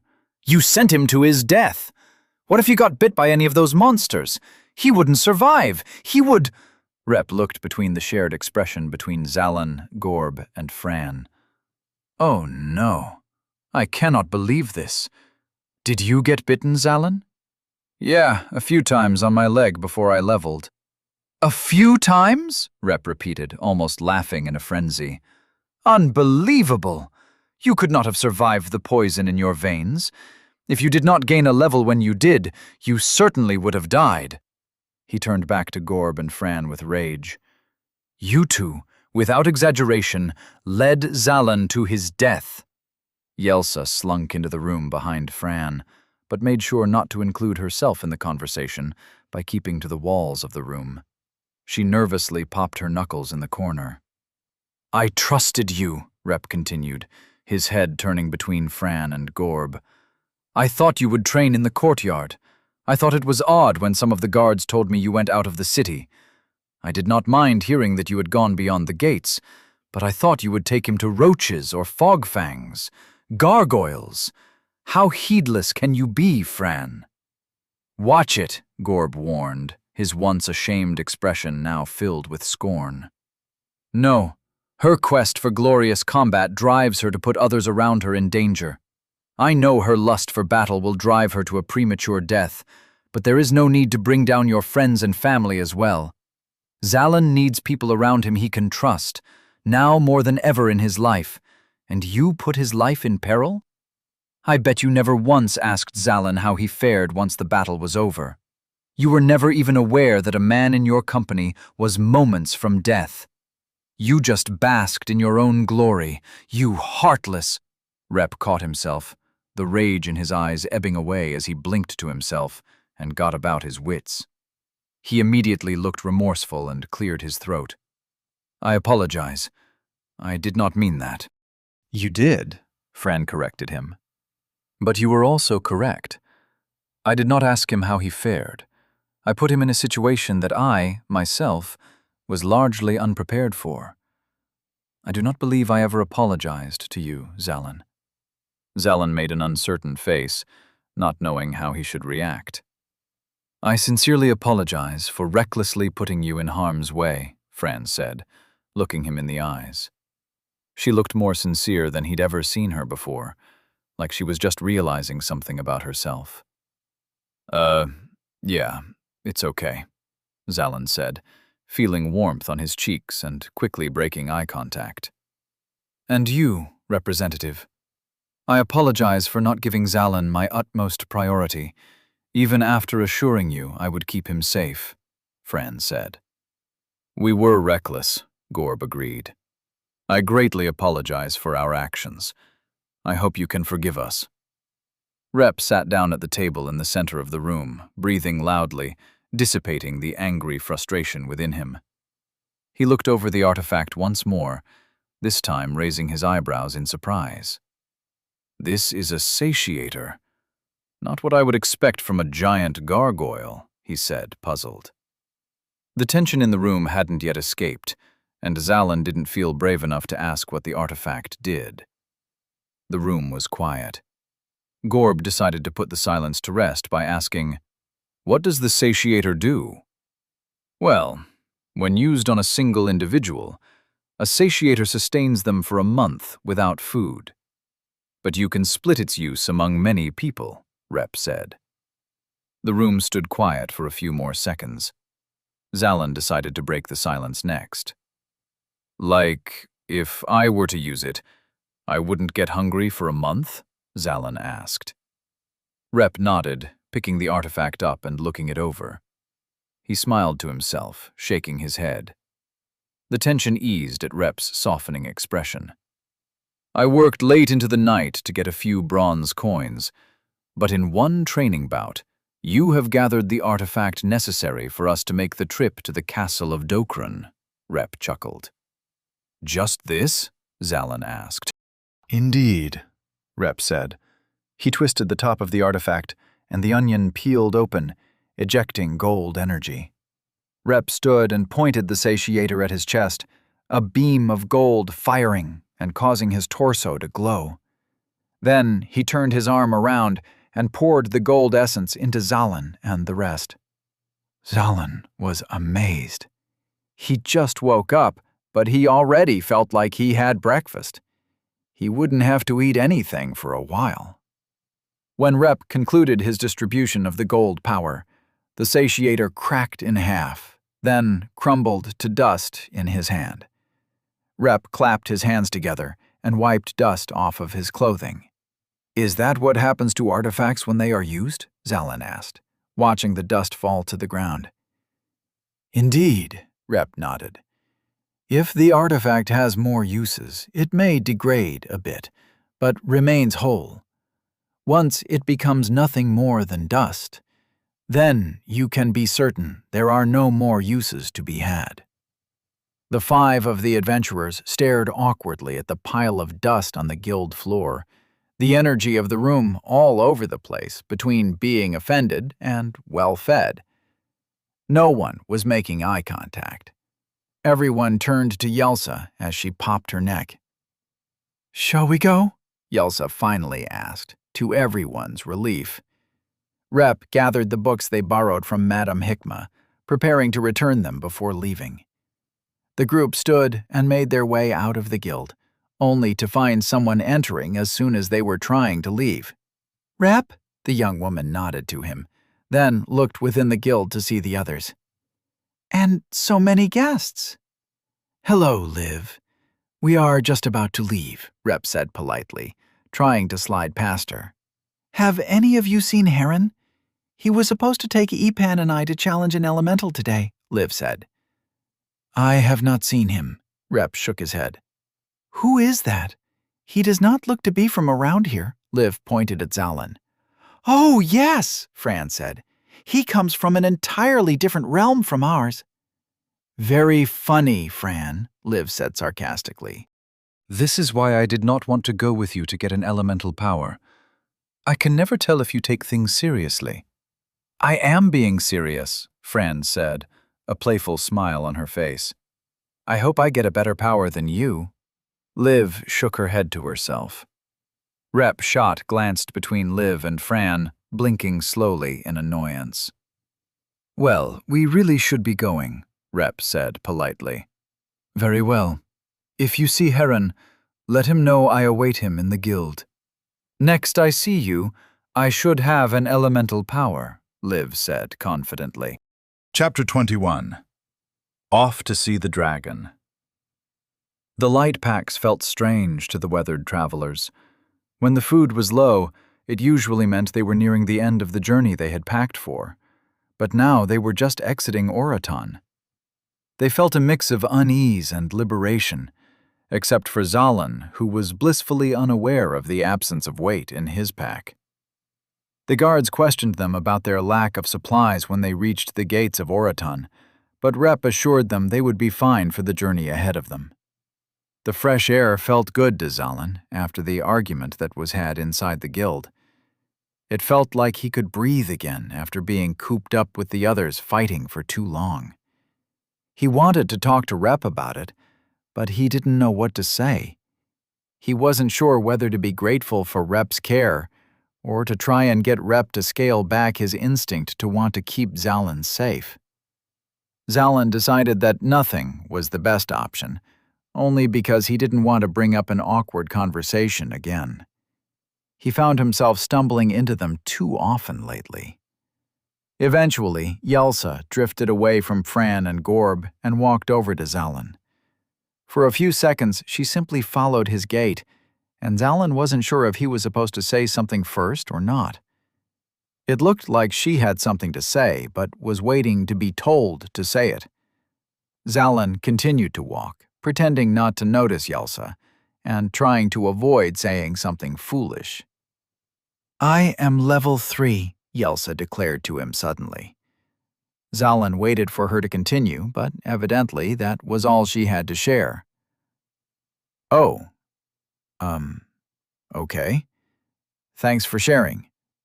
Why did you feel the need to tell me now but not before?" Zalan asked. "Fran said the best way to make up for my speaking of their levels out of turn was to share my own. So I have told you," Yelsa said. Fran threw them a knowing glance before going back to a conversation she was having with Gorb. The way Yelsa concluded her last sentence made Zalan feel like there was nothing more that she wanted to say, but she still maintained speed with him. For a few seconds, he decided to remain silent, but he couldn't tell if the conversation had concluded or if he was stretching an awkward silence. He found the people of this dream world way too hard to read. "So," Zalan desperately grasped for a topic from his mind, "how come all of you are at such a low level? Seems to me that with enough work, you could be much higher by now." "You sound like a guild master," Yelsa replied jokingly. The fact she wasn't scornful made Zalan relieved to know he didn't say something wrong this time. He continued with more confidence. "I'm just saying that if you started training when you were a kid or a teenager, couldn't you all be at least level 5 by now?" Zalan asked. "You really are committed to convince us you are not of this world," Yelsa raised an eyebrow. "Only because I am from another world," Zalan smiled. Yelsa looked amused. "Those who are not yet of age cannot gain levels. And once they do, it is rare for their guardians to want to take such young men and women out to bloodthirsty creatures until they've had a few years of experience with a sword," she explained. "That makes sense," Zalan nodded. Yelsa laughed a small chuckle. "What?" Zalan asked, though he appreciated the levity. "I find the information you ask for amusing," Yelsa said. "You ask things like, 'Why is it bright right now?' And I reply with, 'The sun is out.' And suddenly, you imply the world makes more sense to you. You are old enough to have simply observed these things for yourself. Were you taught nothing in your old land?" "We didn't have levels in my old land," Zalan replied. "How would one know to be ready to take on the monsters outside your cities then?" Yelsa asked. Zalan ran through a number of explanations in his mind. He was originally going to say that there were no monsters, but felt that lacked nuance when it could be dangerous to go out in the wilderness alone. He could explain the technology he had back home, Or maybe take the point of view of an old hunter-gatherer society, replacing monsters with animals that would need to be hunted for food. He decided the technology explanation would be easiest if he pulled out his phone, but as he felt his pocket, he realized there was nothing there but spare food in case of emergency. He finally decided that a non-answer might work best. You know, we just kind of figure it out. Fascinating. Yelsa rolled her eyes, not appreciating him dodging the question. Zalin only then noticed that they were walking on grassy terrain, hills and flowers all over the surrounding area. The flora smelled fresh, and he saw trees dotting the path ahead of them, waving to him invitingly as a light breeze passed through their leaves. Zalin was pleasantly surprised to see creatures he recognized, like a butterfly fluttering between flowers and a bee buzzing by his head. Zalin smiled a bit, then felt Rep's hand on his shoulder as he leaned in to speak with him. "How are you feeling? Did you sleep all right? Have any nightmares?" Rep asked. Zalin's eyebrows furrowed together. "No. Why? Was I a restless sleeper or something?" Zalin asked. "Not at all," Rep said, looking pleased. Zalin's inquisitive face made him feel like he needed to share more. "I just wanted to check in and see that you were doing fine after the harrowing events of last night. You looked very eager to travel, so I did not want to slow you down if you felt fine." "Yeah, it was pretty scary at the time, but—" "Ah!"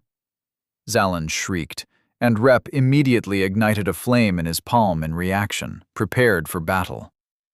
Fran, Gorb, and Yelsa turned to him, stunned. Then Fran looked around them and put pieces together quickly.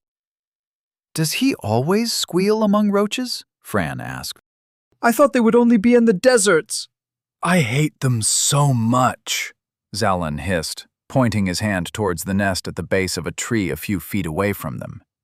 "Another way of saying yes," Fran said, leaning over to Yelsa. Yelsa smiled, but their mockery rolled right off Zalin's back when the roaches were so close by. The little hairs, the twitching antenna, and the gross orange eyes all came together to make him feel sickened upon seeing them. They crawled over one another in an attempt to chew at the bark at the base of the tree. "Can we just move on? I hate them," Zalin repeated. "Why not use your newfound power against them?" Rep suggested. "Do some training in a much safer setting," he said, directing his voice to Fran and Gorb, who looked away, embarrassed and ashamed. "Only if you promise not to let one touch me," Zalin told Rep. "Oh, absolutely," Yelsa offered, drawing her bow and nocking an arrow. "I hate the look of those things. I will personally destroy any that come too close. But you may find that you will not need assistance this time," Rep said with encouragement. "Sure," Zalin said sarcastically, already shuddering at the view of the roaches.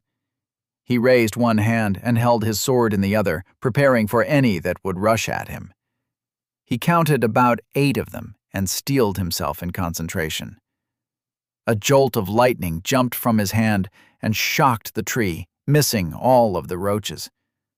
Zalin tried again and was able to strike a roach, causing it to collapse, its antenna twitching wildly. "No way," Zalin said, excited.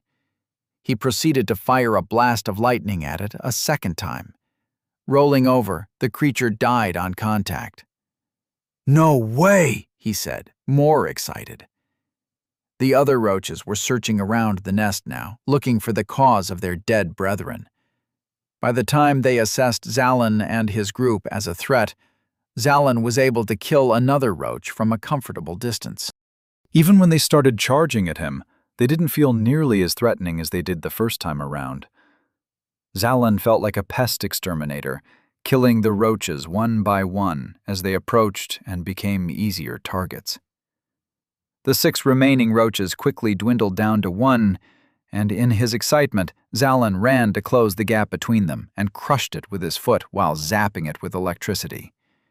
It died immediately. Yes! Zalin raised his fists to the air in celebration. I am the roach killer! Look upon me and weep, roaches! His fellow travelers smiled in amusement, except for Rep, who applauded him on his victory. Well done, Zalin, Rep cheered. Level 2 is insane! How much experience did I gain from that? Zalin asked, tapping his fingers to check his stats. He only gained a single point, leaving him at 6 experience. It dampened his mood slightly. Oh, just 1 point. Well, they are roaches. They are quite easy to defeat, despite the disgust they put through me, Fran said. Me too. They are too putrid to look at, Yelsa agreed, nodding to Fran. They seemed to enjoy having the attribute in common. Zalin bobbed his head in agreement, taking one last look at the roach massacre. Zalin was about to leave, then remembered to search for artifacts, kicking the dead roaches over to look over them for anything out of the ordinary. The victory put him in a great mood, and he looked forward on the path to see if he could spot the castle from here. He felt ready to fight anything right now. He peered at the horizon, but couldn't see any castles from where he stood. Shall we go slay a dragon, then? Zalin asked valiantly. Gladly, Fran smirked as they continued their way to the castle. Chapter 22. The Mind of Madness. The travelers continued their way on the path, the lush grass opening to some sparse trees in a lightly wooded forest. At first, Zalin found this shaded area a welcome improvement, until he noticed the way that his companions began watching the trees for ambushes, drawing their weapons even though there was no immediate threat. Zalin drew his own sword, just to be safe. When a few minutes went by and a trap wasn't sprung, they mostly relaxed, except for Gorb. Zalin kept his sword out and tried to imbue it with his elemental power again, focusing as hard as he could to keep lightning running up and down the blade, while also making sure he didn't trip anywhere. Trying to imbue your weapon? Did the siblings teach you about imbuing? Rep asked him, curious. Yeah, this should be so much easier since metal conducts electricity, Zalin complained, his face strained in concentration. Right, Rep said slowly, not understanding the string of words Zalin said. Sir Khalil taught us to try and start with a single point on your weapon and to maintain it that way. Rep demonstrated by creating a tiny candle-like flame at the tip of his sword and moving it around, trying to keep it lit. He swung it once, and it went out, to his disappointment. Is that what you've been doing? Zalin said in surprise, lowering his sword to watch Rep try to light another flame at the tip. It is already difficult to manipulate your elemental power once it leaves your hand, Rep explained, as he slowly moved his sword. It is best to get an understanding of what it feels like to maintain a small level of your power before you go larger. Like training a muscle, Zalin said to himself. It should have been obvious, especially when they referred to this elemental ability stuff as a mind muscle previously. Zalin pinched the tip of his sword with his free hand and cast out lightning. He removed his hand and focused, able to keep the spark erratically dancing on the tip for all of half a second. He beamed, not having been able to do anything close to that before. I think I get it, Zalin said. Well done, Rep nodded. The two continued to practice imbuing their swords as they continued on their way. Zalin tried different tricks, like holding his sword at different angles, or placing an even smaller piece of lightning on the end of the sword. But nothing helped more than simple, rote practice. Rep was making good headway, able to swing his sword once and still maintain the tiny flame at the end of his sword. Zalin admired the progress, until he bumped into Gorb, who had stopped walking, his eyes focused on something in the distance, beyond the edge of the forest. Do you see that? He asked, speaking quietly. The other travelers peered out, squinting their eyes as they tried to make out the shape at the distance. It was floating high above the ground, looking like a blimp to Zalin. The circular-shaped black object was growing steadily, making no rush to come to the forest, but certainly getting closer. It seemed foreboding, like it was coming with bad news, even when they could not make out any features. Zalin swallowed hard, not sure why he felt so nervous. "Is it a dragon?" Yelsa whispered. "We would have seen the wings," Fran rejected. "It does not feel like a dragon," Gorb added. From the dark circle, 2 black, opaque spotlights scanned the floor for a moment, then stopped. The other 4 travelers tensed in fear as Zalin tried to make out exactly what he was seeing. "Dear God. Here? So far from home?" Rep asked. "What is it?" Zalin asked, watching the circle emit another 2 black spotlights to the floor. The spotlights were so dark, it was like a flashlight of shadow, completely overpowering any light it touched. "Hide. Do not let it see you," Rep informed him, pulling at his shoulder to move deeper into the forest. "But what is it?" Zalin asked, reluctantly following Rep. His eyes remained on the thing approaching. Even knowing nothing about it, he wanted it to go away. "That is the mind of madness," Fran said. The lack of amusement in her voice made Zalin realize how serious their situation was. He turned his eyes ahead and looked for a good hiding spot, joining the others in pushing brush aside in search. "What is it? What do those beams of darkness do?" Zalin asked. "They drive you mad," Gorb replied stoically. "Do not get caught by the beams. Even a small portion of the beam bouncing by you might be enough to affect you severely. Treat this like you are hiding from the sun. Let nothing remain uncovered." Yelsa found herself a nook at the base of a tree and dove in, not even worrying about anything that might already be living inside. Gorb decided to cut down branches of a leafy tree to pile up and crawl under. Fran was using her sword to cut into soft earth and bury herself, except for her face, which she placed a cloth aside to cover herself in. All 3 of them moved with such efficiency. It was like watching people prepare for a nuclear strike, each with their own shelter. Zalin looked back at the mind of madness, slowly growing larger as it floated in their direction, then back at the travelers. "What do I do?" Zalin asked Rep. "Here, this." Rep rolled over an old log that had broken down into a semicircle. He could crawl under it, but it was decayed and had holes in the top. "Cover the holes. Not a shred of darkness can seep in.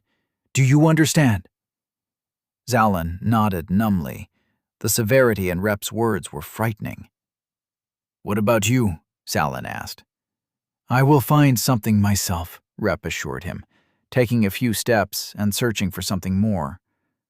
Zalin wasted no time, using his sword to cut down a branch and pull off leaves to stick on the holes and glue with mud created by a creek nearby. He kept throwing glances at the mind of madness's approach. It had come close enough to make out a few features. It was like a giant gray head with no mouth.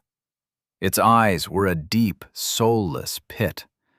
There were ridges running along the top of the head like tiny rock formations, but it made the mind of madness look as though it were perpetually enraged, searching for something to destroy. Out of the dark abyss of its eyes emitted the black spotlights, sucking away all the light on whatever it gazed upon. Zalin redoubled his efforts, actually breaking a sweat and trying to cover his log. Finally, when he decided he had done the best he could, he looked to Fran to ask her to put a tiny flame above it to make sure no light got in. But she was gone, buried underground. In fact, everyone was already hidden away except for him. He quickly scrambled under his log and pressed himself close to the ground. It was dark inside, but he could see that there were still small holes perpendicular to the ground. The light filtered in like rungs of a ladder, ready to be climbed. There was very little time. It was almost here. He grabbed mud from his constricted position and stuck it into the holes from the inside as fast as possible. There were still threads of light shining across, but Zalin decided that it shouldn't cause any issue unless the mind of madness lowered itself all the way to the ground. From what he had seen, it didn't give any indication of doing anything but float and blast darkness from its eyes. There was no danger from any light creeping in from above, and no worry about it coming to target him from the side. The mind of madness was close now, and they could do nothing but wait. Zalin couldn't hear the mind of madness approach. It was silent in its movement, but he felt it. He knew, without a doubt, that it was floating right above them, its soulless eyes scanning the area for intelligent life. An ominous silence hung over the area. The mind of madness wasn't moving on. Zalin crushed the dirt under his palms tightly as he tried to escape its mere presence. Then, in an instant, the area felt darker than night. The jet-black spotlights from its eyes immediately snuffed out any light from all directions.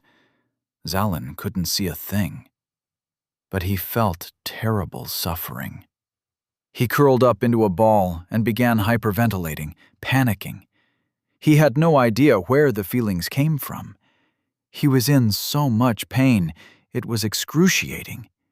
He was twitching on the earth, shivering madly from the sensation. What he did not know is that while he had sufficiently covered himself from being hit by the dark spotlights, the creek nearby reflected the darkness just as it would reflect the light. The reflected beam had struck him in the side through one of the tiny holes he hadn't covered properly. He only tasted a tiny modicum of the beam. It was a speck of the spotlight's power, but it was enough to affect him seriously.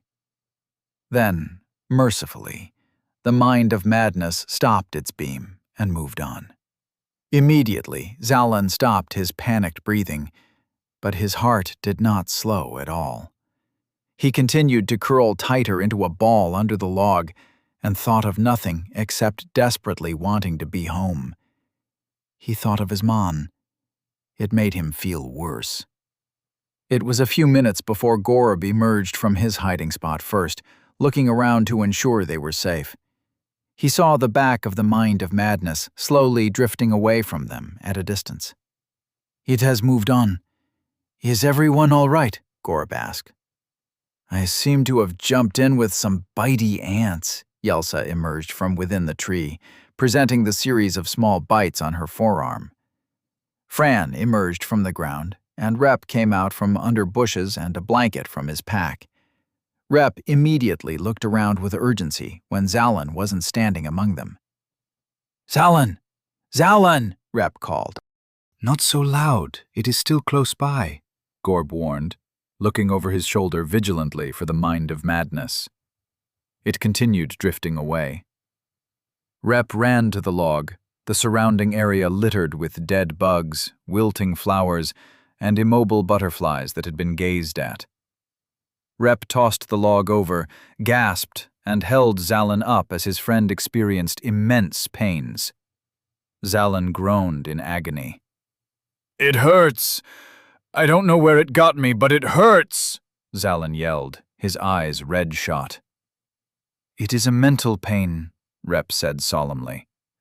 "It is not a wound on your body, but it hurts all the same." "It hurts!" Zalin repeated, clutching his chest like he was trying to remove his heart. The other travelers stared awkwardly, not knowing how to handle this. They kept shifting uncomfortably in place, uncertain if there was anything that they could do to help. They let Rep handle it just by being close to Zalin. Rep looked up at them compassionately. "Imagine he was hit with the full blast of the mind of madness. From what little we know of the creature, we should consider him to be experiencing great grief. Perhaps he is grieving the loss of someone close, and we should treat him as such," Rep suggested. That made it much easier. Zalan's companions no longer had to temper themselves by remaining a respectable distance away. They had not experienced the darkness of the mind of madness themselves, but they had heard tales of what was happening to Zalan. The attack had exacerbated whatever had been toiling away inside of him, creating a terrible ball of anguish to fester until the power passed. If it did not pass, he would certainly be driven mad. Fran lit a small flame in her palm to hold near Zalan, hoping to warm his body and his soul. Gorb kept a warm breeze going through him to soothe him. Yelsa knelt down and put a water skin to his lips to help him drink something. Rek continued to embrace him as Zalan grit his teeth, experiencing the agony that the tiny shred of the mind of madness's darkness sent through him. Chapter 23. Heart and Mind. Zalan wasn't sure how long he had remained in the brooding, catatonic parts of his mind, but he knew for certain when he was lucid once more. Fran, Rep, Gorb, and Yelsa were looking him over with concern and compassion. He was sitting upright against a tree, cold sweat drying from the top of his head to the base of his neck. His eyes were dry. He took a water skin offered to him by Yelsa and hydrated himself. He wasn't hungry, thanks to the satiator, but he felt cold all the way down to his innermost core. The water was warm after being heated by Rep, and it revitalized him to the point of being able to speak again. "Thank you," he said, offering the water back, then looking at his companions. "Thank you," he repeated, this time intending to thank them all for their help. "I don't know what happened to me. The amount of people that can withstand the mind of madness are few. Those who have survived a full-on blast are legendary. Even a tiny part of its power is unbearable. I am pleased you are beyond the worst of it," Gorb said seriously. He held out an arm to see if Zalan wanted help standing. Zalan took it and stretched his legs, only then realizing how sore they had become holding themselves in a tight ball for so long. He looked around apprehensively in the direction the mind of madness was drifting. It was out of sight at this time. "What is that thing? Are mind of madnesses all over the place?" Zalan asked, as he continued to look around in various directions. He was shivering slightly despite the temperate air of the forest. "As far as we know, there is only one in the world," Yelsa replied.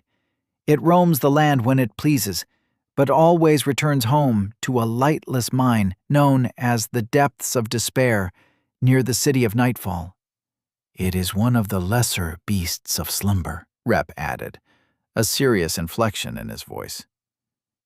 "What's a beast of slumber?" Zalan asked, already disturbed by the name alone. The worst creatures in the realm. The most powerful, destructive monsters that we know of.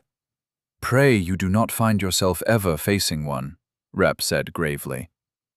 Fortunately, unlike the mind of madness, the beasts of slumber do not move unless provoked. They have not even been seen in the realm in years. And the mind of madness just drifts around any time it isn't home? So it could be anywhere? Zalan asked. The four travelers nodded gravely.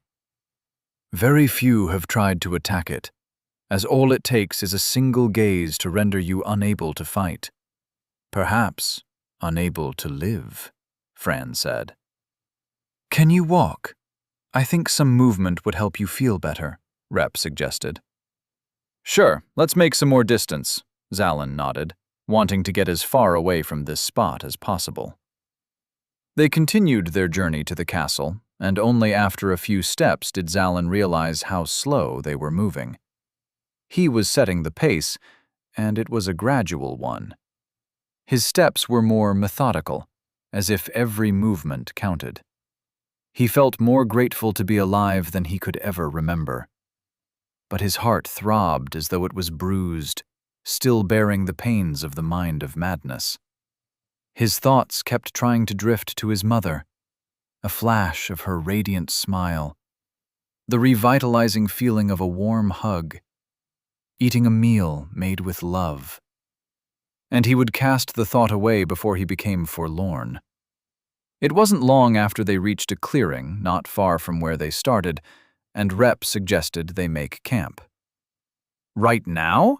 But there's... Zalin trailed when he saw the sun was no longer overhead, but much further along its trajectory in the sky, ready to sink into the horizon in an hour or so. He blinked, not understanding. How long was I out of it? He asked, confused and concerned. A decent amount of time, Fran offered. She didn't smirk or offer an additional point of mockery, and it made Zalin consider that a decent amount of time may have been hours. They began setting up camp, though it only took them mere minutes to be ready for rest. There was no food that needed to be cooked. They sat around the large fire that Fran started, each person looking furtively at Zalin, then looking away. Eyes connected with him, but didn't linger for more than an instant. He felt like he was being watched, but no one wanted to converse with him. "What is it?" Zalin asked. "You all seem to be staring for some reason." "Okay, I will just ask," Fran began, inching herself forward on the log she sat on. "Fran, allow him to recover first," Rep attempted, but Fran waved her hand at him unenthusiastically. "If he does not want to answer, that is fine.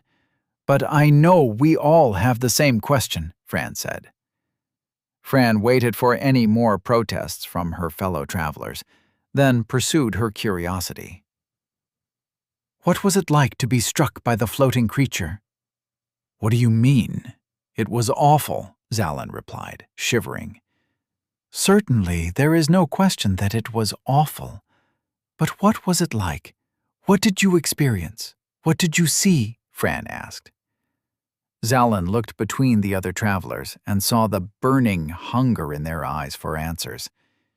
It wasn't just that surviving a direct beam from the mind of madness was legendary, but they had never even met someone that had survived being struck with a sliver of its power.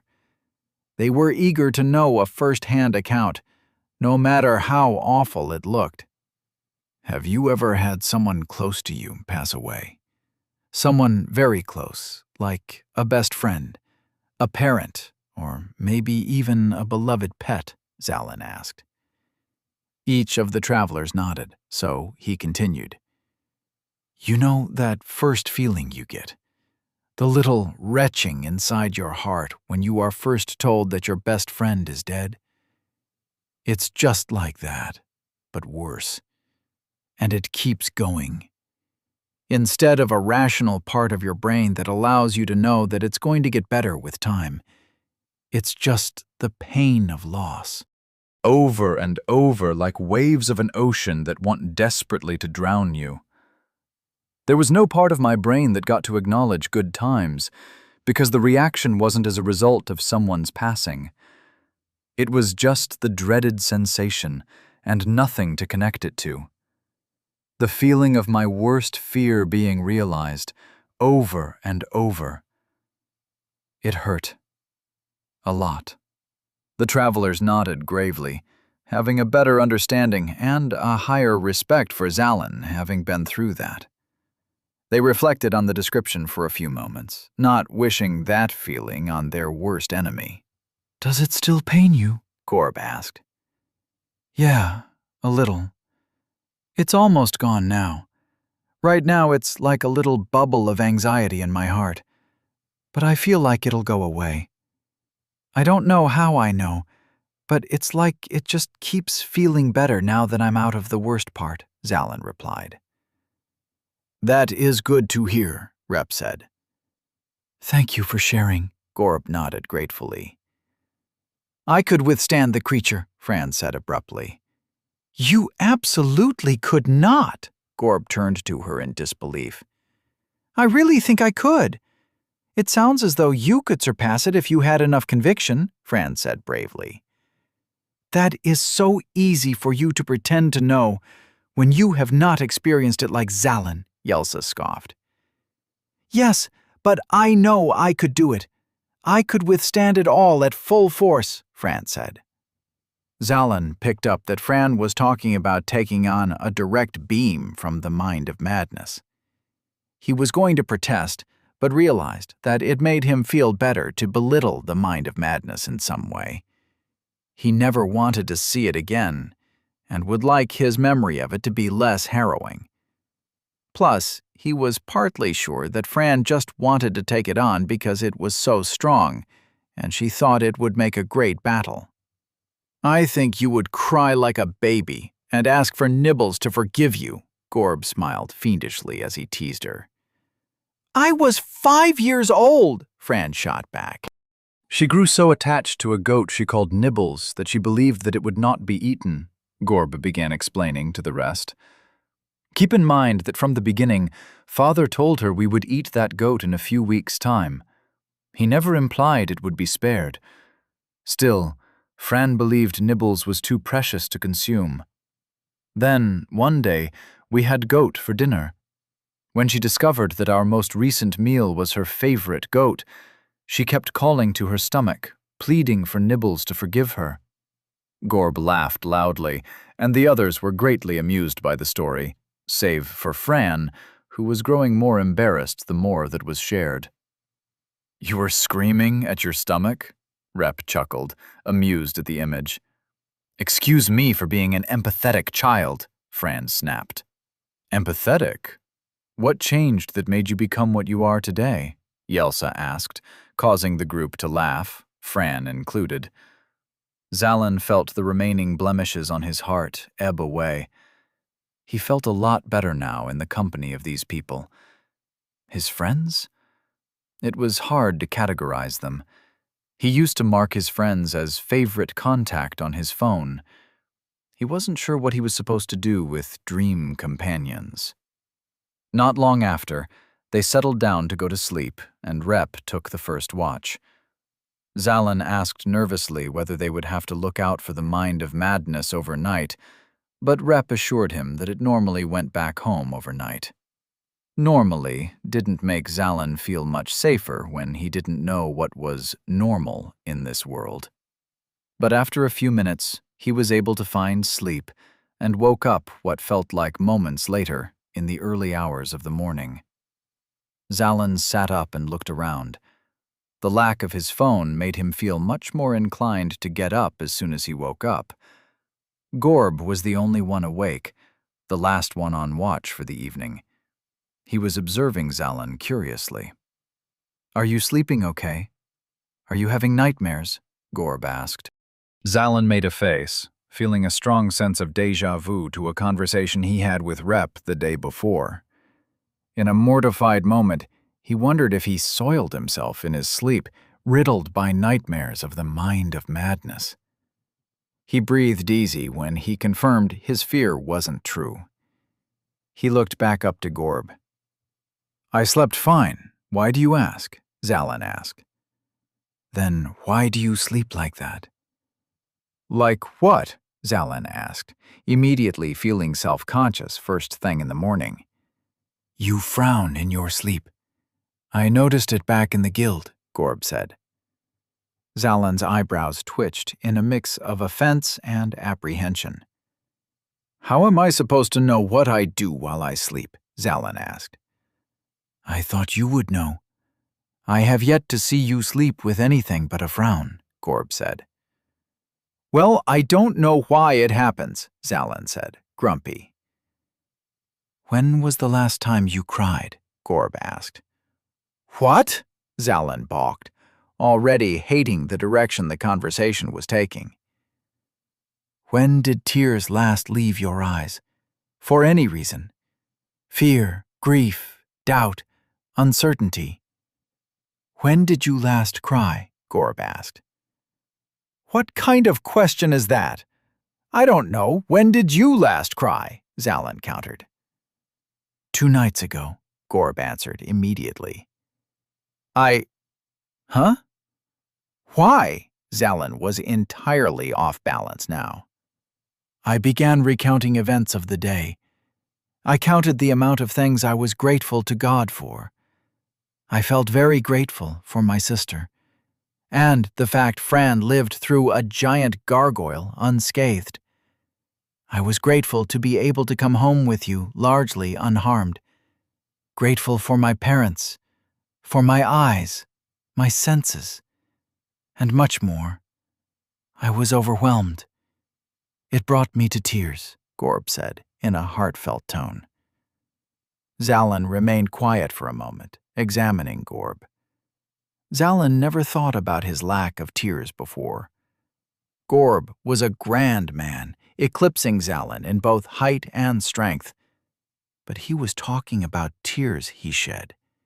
It seemed oxymoronic when Gorb insisted on being called Gorboniface, since Zalin wasn't a strong man.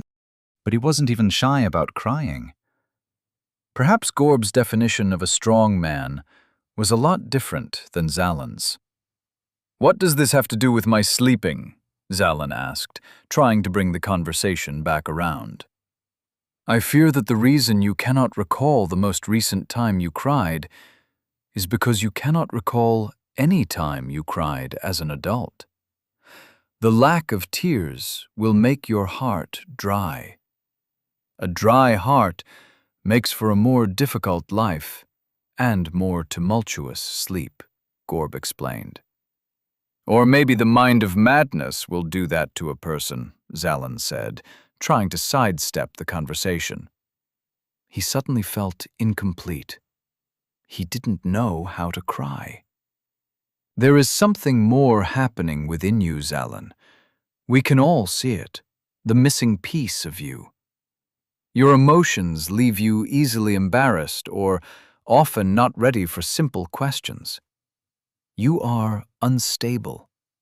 Not in a way that lends any danger to us, but perhaps danger to your future self," Gorb said sincerely. "You ever think I'm telling the truth about being from a different world?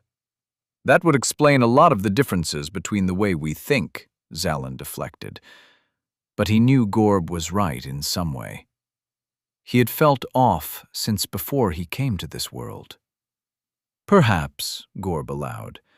"But even so, I would try to find tears of comfort in your life before you are buried in tears of pain, like from a dragon. Try to recount the things you are grateful for in the dead of night. It will benefit you, I assure you." "Yeah, sure," Zalin accepted, desperate to escape the therapy session with Gorb. "Excellent," Gorb smiled. Then he cupped his hands over his mouth and shouted with intensity powered by his elemental air power. "Wake up!" he boomed, causing all the sleeping travelers to jump from bed with swords in their groggy hands. They looked around confused until Gorb clarified. "There is no danger. We are leaving." Chapter 24. Boznocks. The travelers emerged from the forest quickly. The lack of need for breakfast had them on their way immediately after waking up. Zalin was only now coming to terms with just how incredible an artifact the satiator was. There was so much time normally put into cooking and eating that they could now skip. He took a moment to consider himself grateful for it. Very grateful. He waited, but not even a hint of tears came to his eyes. Perhaps there was a trick to this crying thing that he wasn't aware of? Gorb made certain to scan the horizon for any evidence of the mind of madness before continuing their way to the castle of Dokran. When he indicated to everyone that the skies were clear, the rest of the travelers breathed in relief.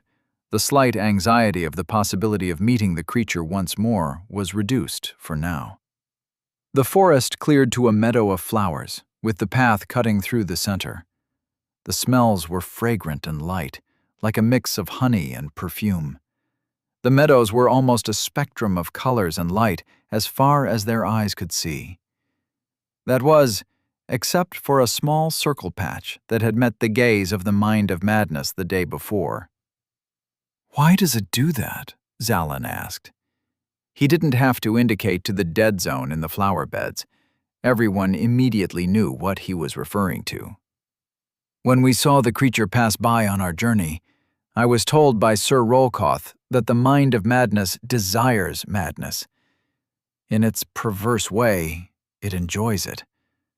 The monster wishes to see madness wherever it flies, Gorb said. You saw it when you were on your way to get the elemental power? Zalin asked. On the way back home, Gorb nodded. What was that like? Did it get Rolkoth? Zalin asked. Sir Rolkoth, Gorb corrected immediately. It was a similarly distressing experience for me. Sir Rolkoth told us to hide without a second thought. He was level 12. He could topple a tree or two with enough power of his wind. But even he did not want to be caught on the same path as the mind of madness. It changed how I saw strength. Is that it? Yelsa pointed forward, and the rest of the travelers tensed in terror, wondering how they were supposed to find a place to hide from the mind of madness in such an open space. But when they looked forward to see what Yelsa extended her arm at, they only saw the shape of a building on the horizon. They all turned to glare at her. What? She shrunk a bit, then realized what was happening. Oh, no, not the... I meant, is that the castle? Next time, clarify sooner, Fran warned, though there was a hint of amusement in her voice. The castle is past a town and across a river, Rep said, trying to make out the building. We should see the river at the same time we see Dokrin. On second thought, it looks to be a Bosnok den, Yelsa drew her bow. The others drew their weapons as well, Zalin fumbling for his sword. Bosnoks? Zalin asked. Are they dangerous? Indeed, Rep replied. They can be, Fran shrugged. Would the mind of madness have even left them alone? Yelsa asked. The group considered this carefully. The mind of madness had certainly come through this area, and if it had affected the Bosnoks, then there was no concern of a battle. Can we go around them? Zalin asked. There is no need, Fran said confidently. With 5 travelers, we will handily be able to ward off any number of Bosnoks. They are strong, but not at a distance. So long as they do not ambush us, we will have the advantage. We could be cautious and go around anyway, Rep offered, glancing at Zalin. Let us first see whether they survived the mind of madness before altering our route, Yelsa said. I do not wish to lose all of the Satiator's blessing before we arrive at the town between us and the castle. Zalin shrugged, as Rep nervously followed the other travelers, stalking forward. Yelsa pulled out an arrow and knocked it on her bow. Gorb and Fran led the way, Fran preparing to imbue her sword at the first sign of danger, but not sooner, in order to prevent being seen at a distance. Zalin felt exposed. The meadowy, grassy fields felt far too open and empty. Where the meadow was so inviting a moment ago, it felt like a disadvantage now. If the Bosnoks could spew a large wad of acid at a distance, they would all be burned before they even got a good view of them. It was maddening not knowing about the creature they were being hunted by. After a few minutes, Zalin was able to make out the shape and size of the Bosnok den. It was a large treehouse, built from the base and extending much higher up in the tree, large enough to hold at least a score of people comfortably, if not more. There were pointed sticks accenting the ends of all the rooftops, some of them stained with red, but whether it was red ink or blood, Zalin couldn't tell. The den was held in the only tree in the meadow, and Zalin soon realized that it was surrounded by other tree stumps, likely the source for the wood used to build the rest of the den. Zalin couldn't see anything inside the windows of the den, nor could he hear anything but the flowers and grass waving in the faint, fragrant breeze. Even the base of the den was covered in flowers, and it seemed to Zalin that it was intentionally maintained to keep it decorative. The closer they all got, the more Zalin wondered if there was any threat in the den. They were a stone's throw away when they stopped moving, keeping themselves at the ready. "Is it safe?" Zalin whispered. "It looks to be empty. I think the mind of madness got them," Yelsa whispered back. "No," Gorb said immediately. "the flowers at the base of the den still live. They are covered by the rest of the den. They may have been shielded from the blast," Yelsa answered. "But I would suspect something around here to be out of place, after being visited by the mind of madness," Gorb said, using his sword to present the larger area of thriving flora. "Then where are the Bosnoks?" Yelsa asked. "Perhaps they went out to hunt?" Rep said hopefully. Fran shook her head. "They are not careful creatures. They certainly would have trampled the grass or flowers if they had just left. We would see some signs if they left any time today," Fran answered. "What if they left a long time ago?" Rep asked. Fran measured the question in her mind and shrugged ambivalently.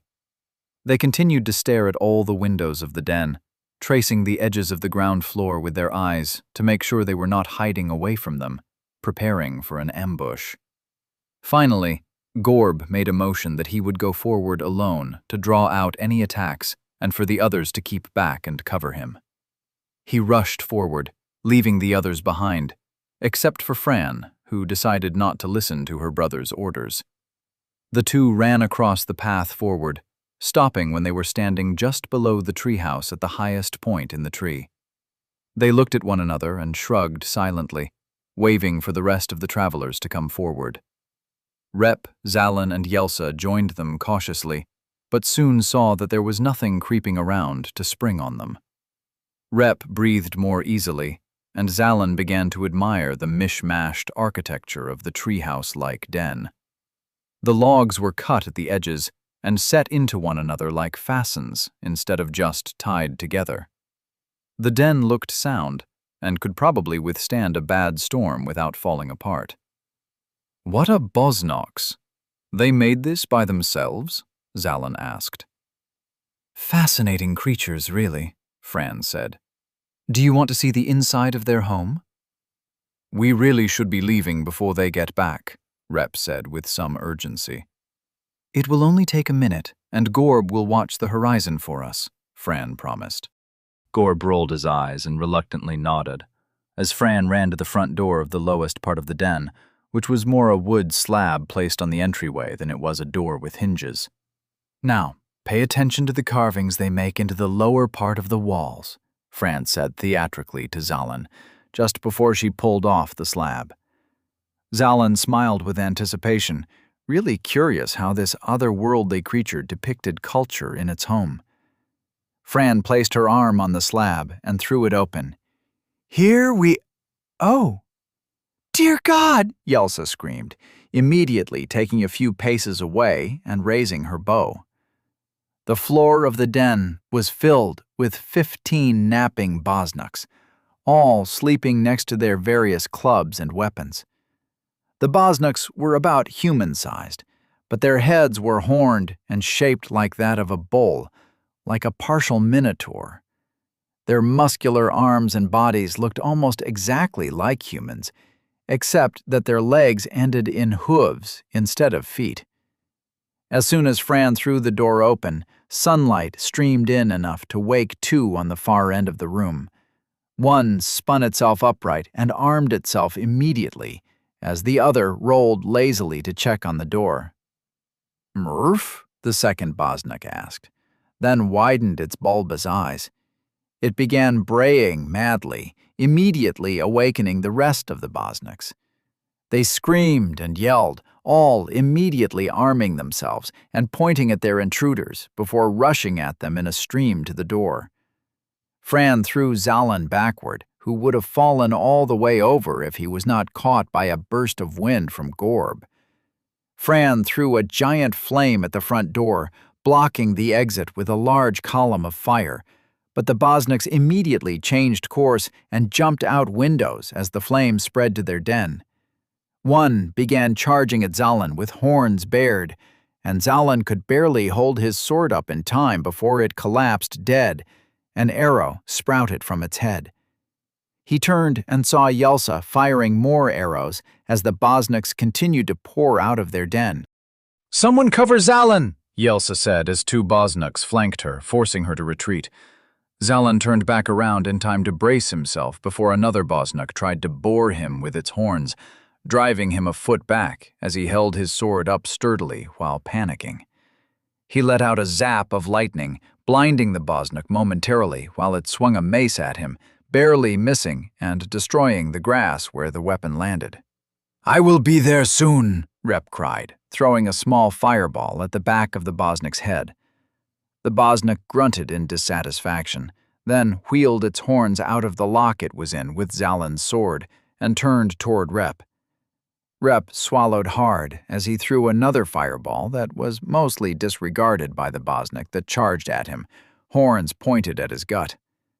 Rep hesitated a moment too long and dove out of the way just as the Bosnik sped by, but was hit by the Bosnik's shoulder, sending him tumbling to the ground. Rep groaned in pain, not immediately jumping to his feet. "Help!" Zalin called to the others, but upon chancing a glance at them, he saw that each other fighter had their hands full. Yelsa was gracefully keeping her distance from the Bosniks trying to rush her, but she had no moment to aid Zalin and Rep. Gorb and Fran were taking 10 Bosniks, holding them at bay to make sure Zalin and Rep weren't overwhelmed. Zalin gripped his sword tightly and ran at the Bosnik that was trading parries with Rep, who was despairingly trying to stand up between defending himself from the mace. Zalin stabbed forward, only for the Bosnik to spot him in his peripheral and bob backward, easily avoiding the sword. Zalin threw out his other hand and blasted the Bosnik with lightning in its face. It receded a few steps and shook its head, growling in pain, as Zalin helped Rep to his feet. "It knows how to handle that mace," Rep said, breathing heavily. "I think I know how to handle it too," Zalin said. "Distract it for me and give me some time to aim my lightning." Rep bit his lip reluctantly before nodding and rushing forward with his sword pointed straight at his adversary. The Bosnok snorted in amusement and swung its mace confidently, throwing Rep's sword way off trajectory and lodging it into the ground. Zalin didn't mean to notice it as he aimed, but it seemed to him that Rep wasn't a very good fighter. Between this fight and the one with the flame striker, he didn't seem nearly as adept as Gorb or Fran, or even Yelsa now that he'd seen her in action. In fact, Rep fought a lot like Zalin did, haphazardly swinging and hoping to connect his attacks. Zalin brushed aside the momentary thought and blasted the Bosnok's mace with full lightning power for 3 seconds. The Bosnok's grip shuddered madly for those seconds before finally letting go of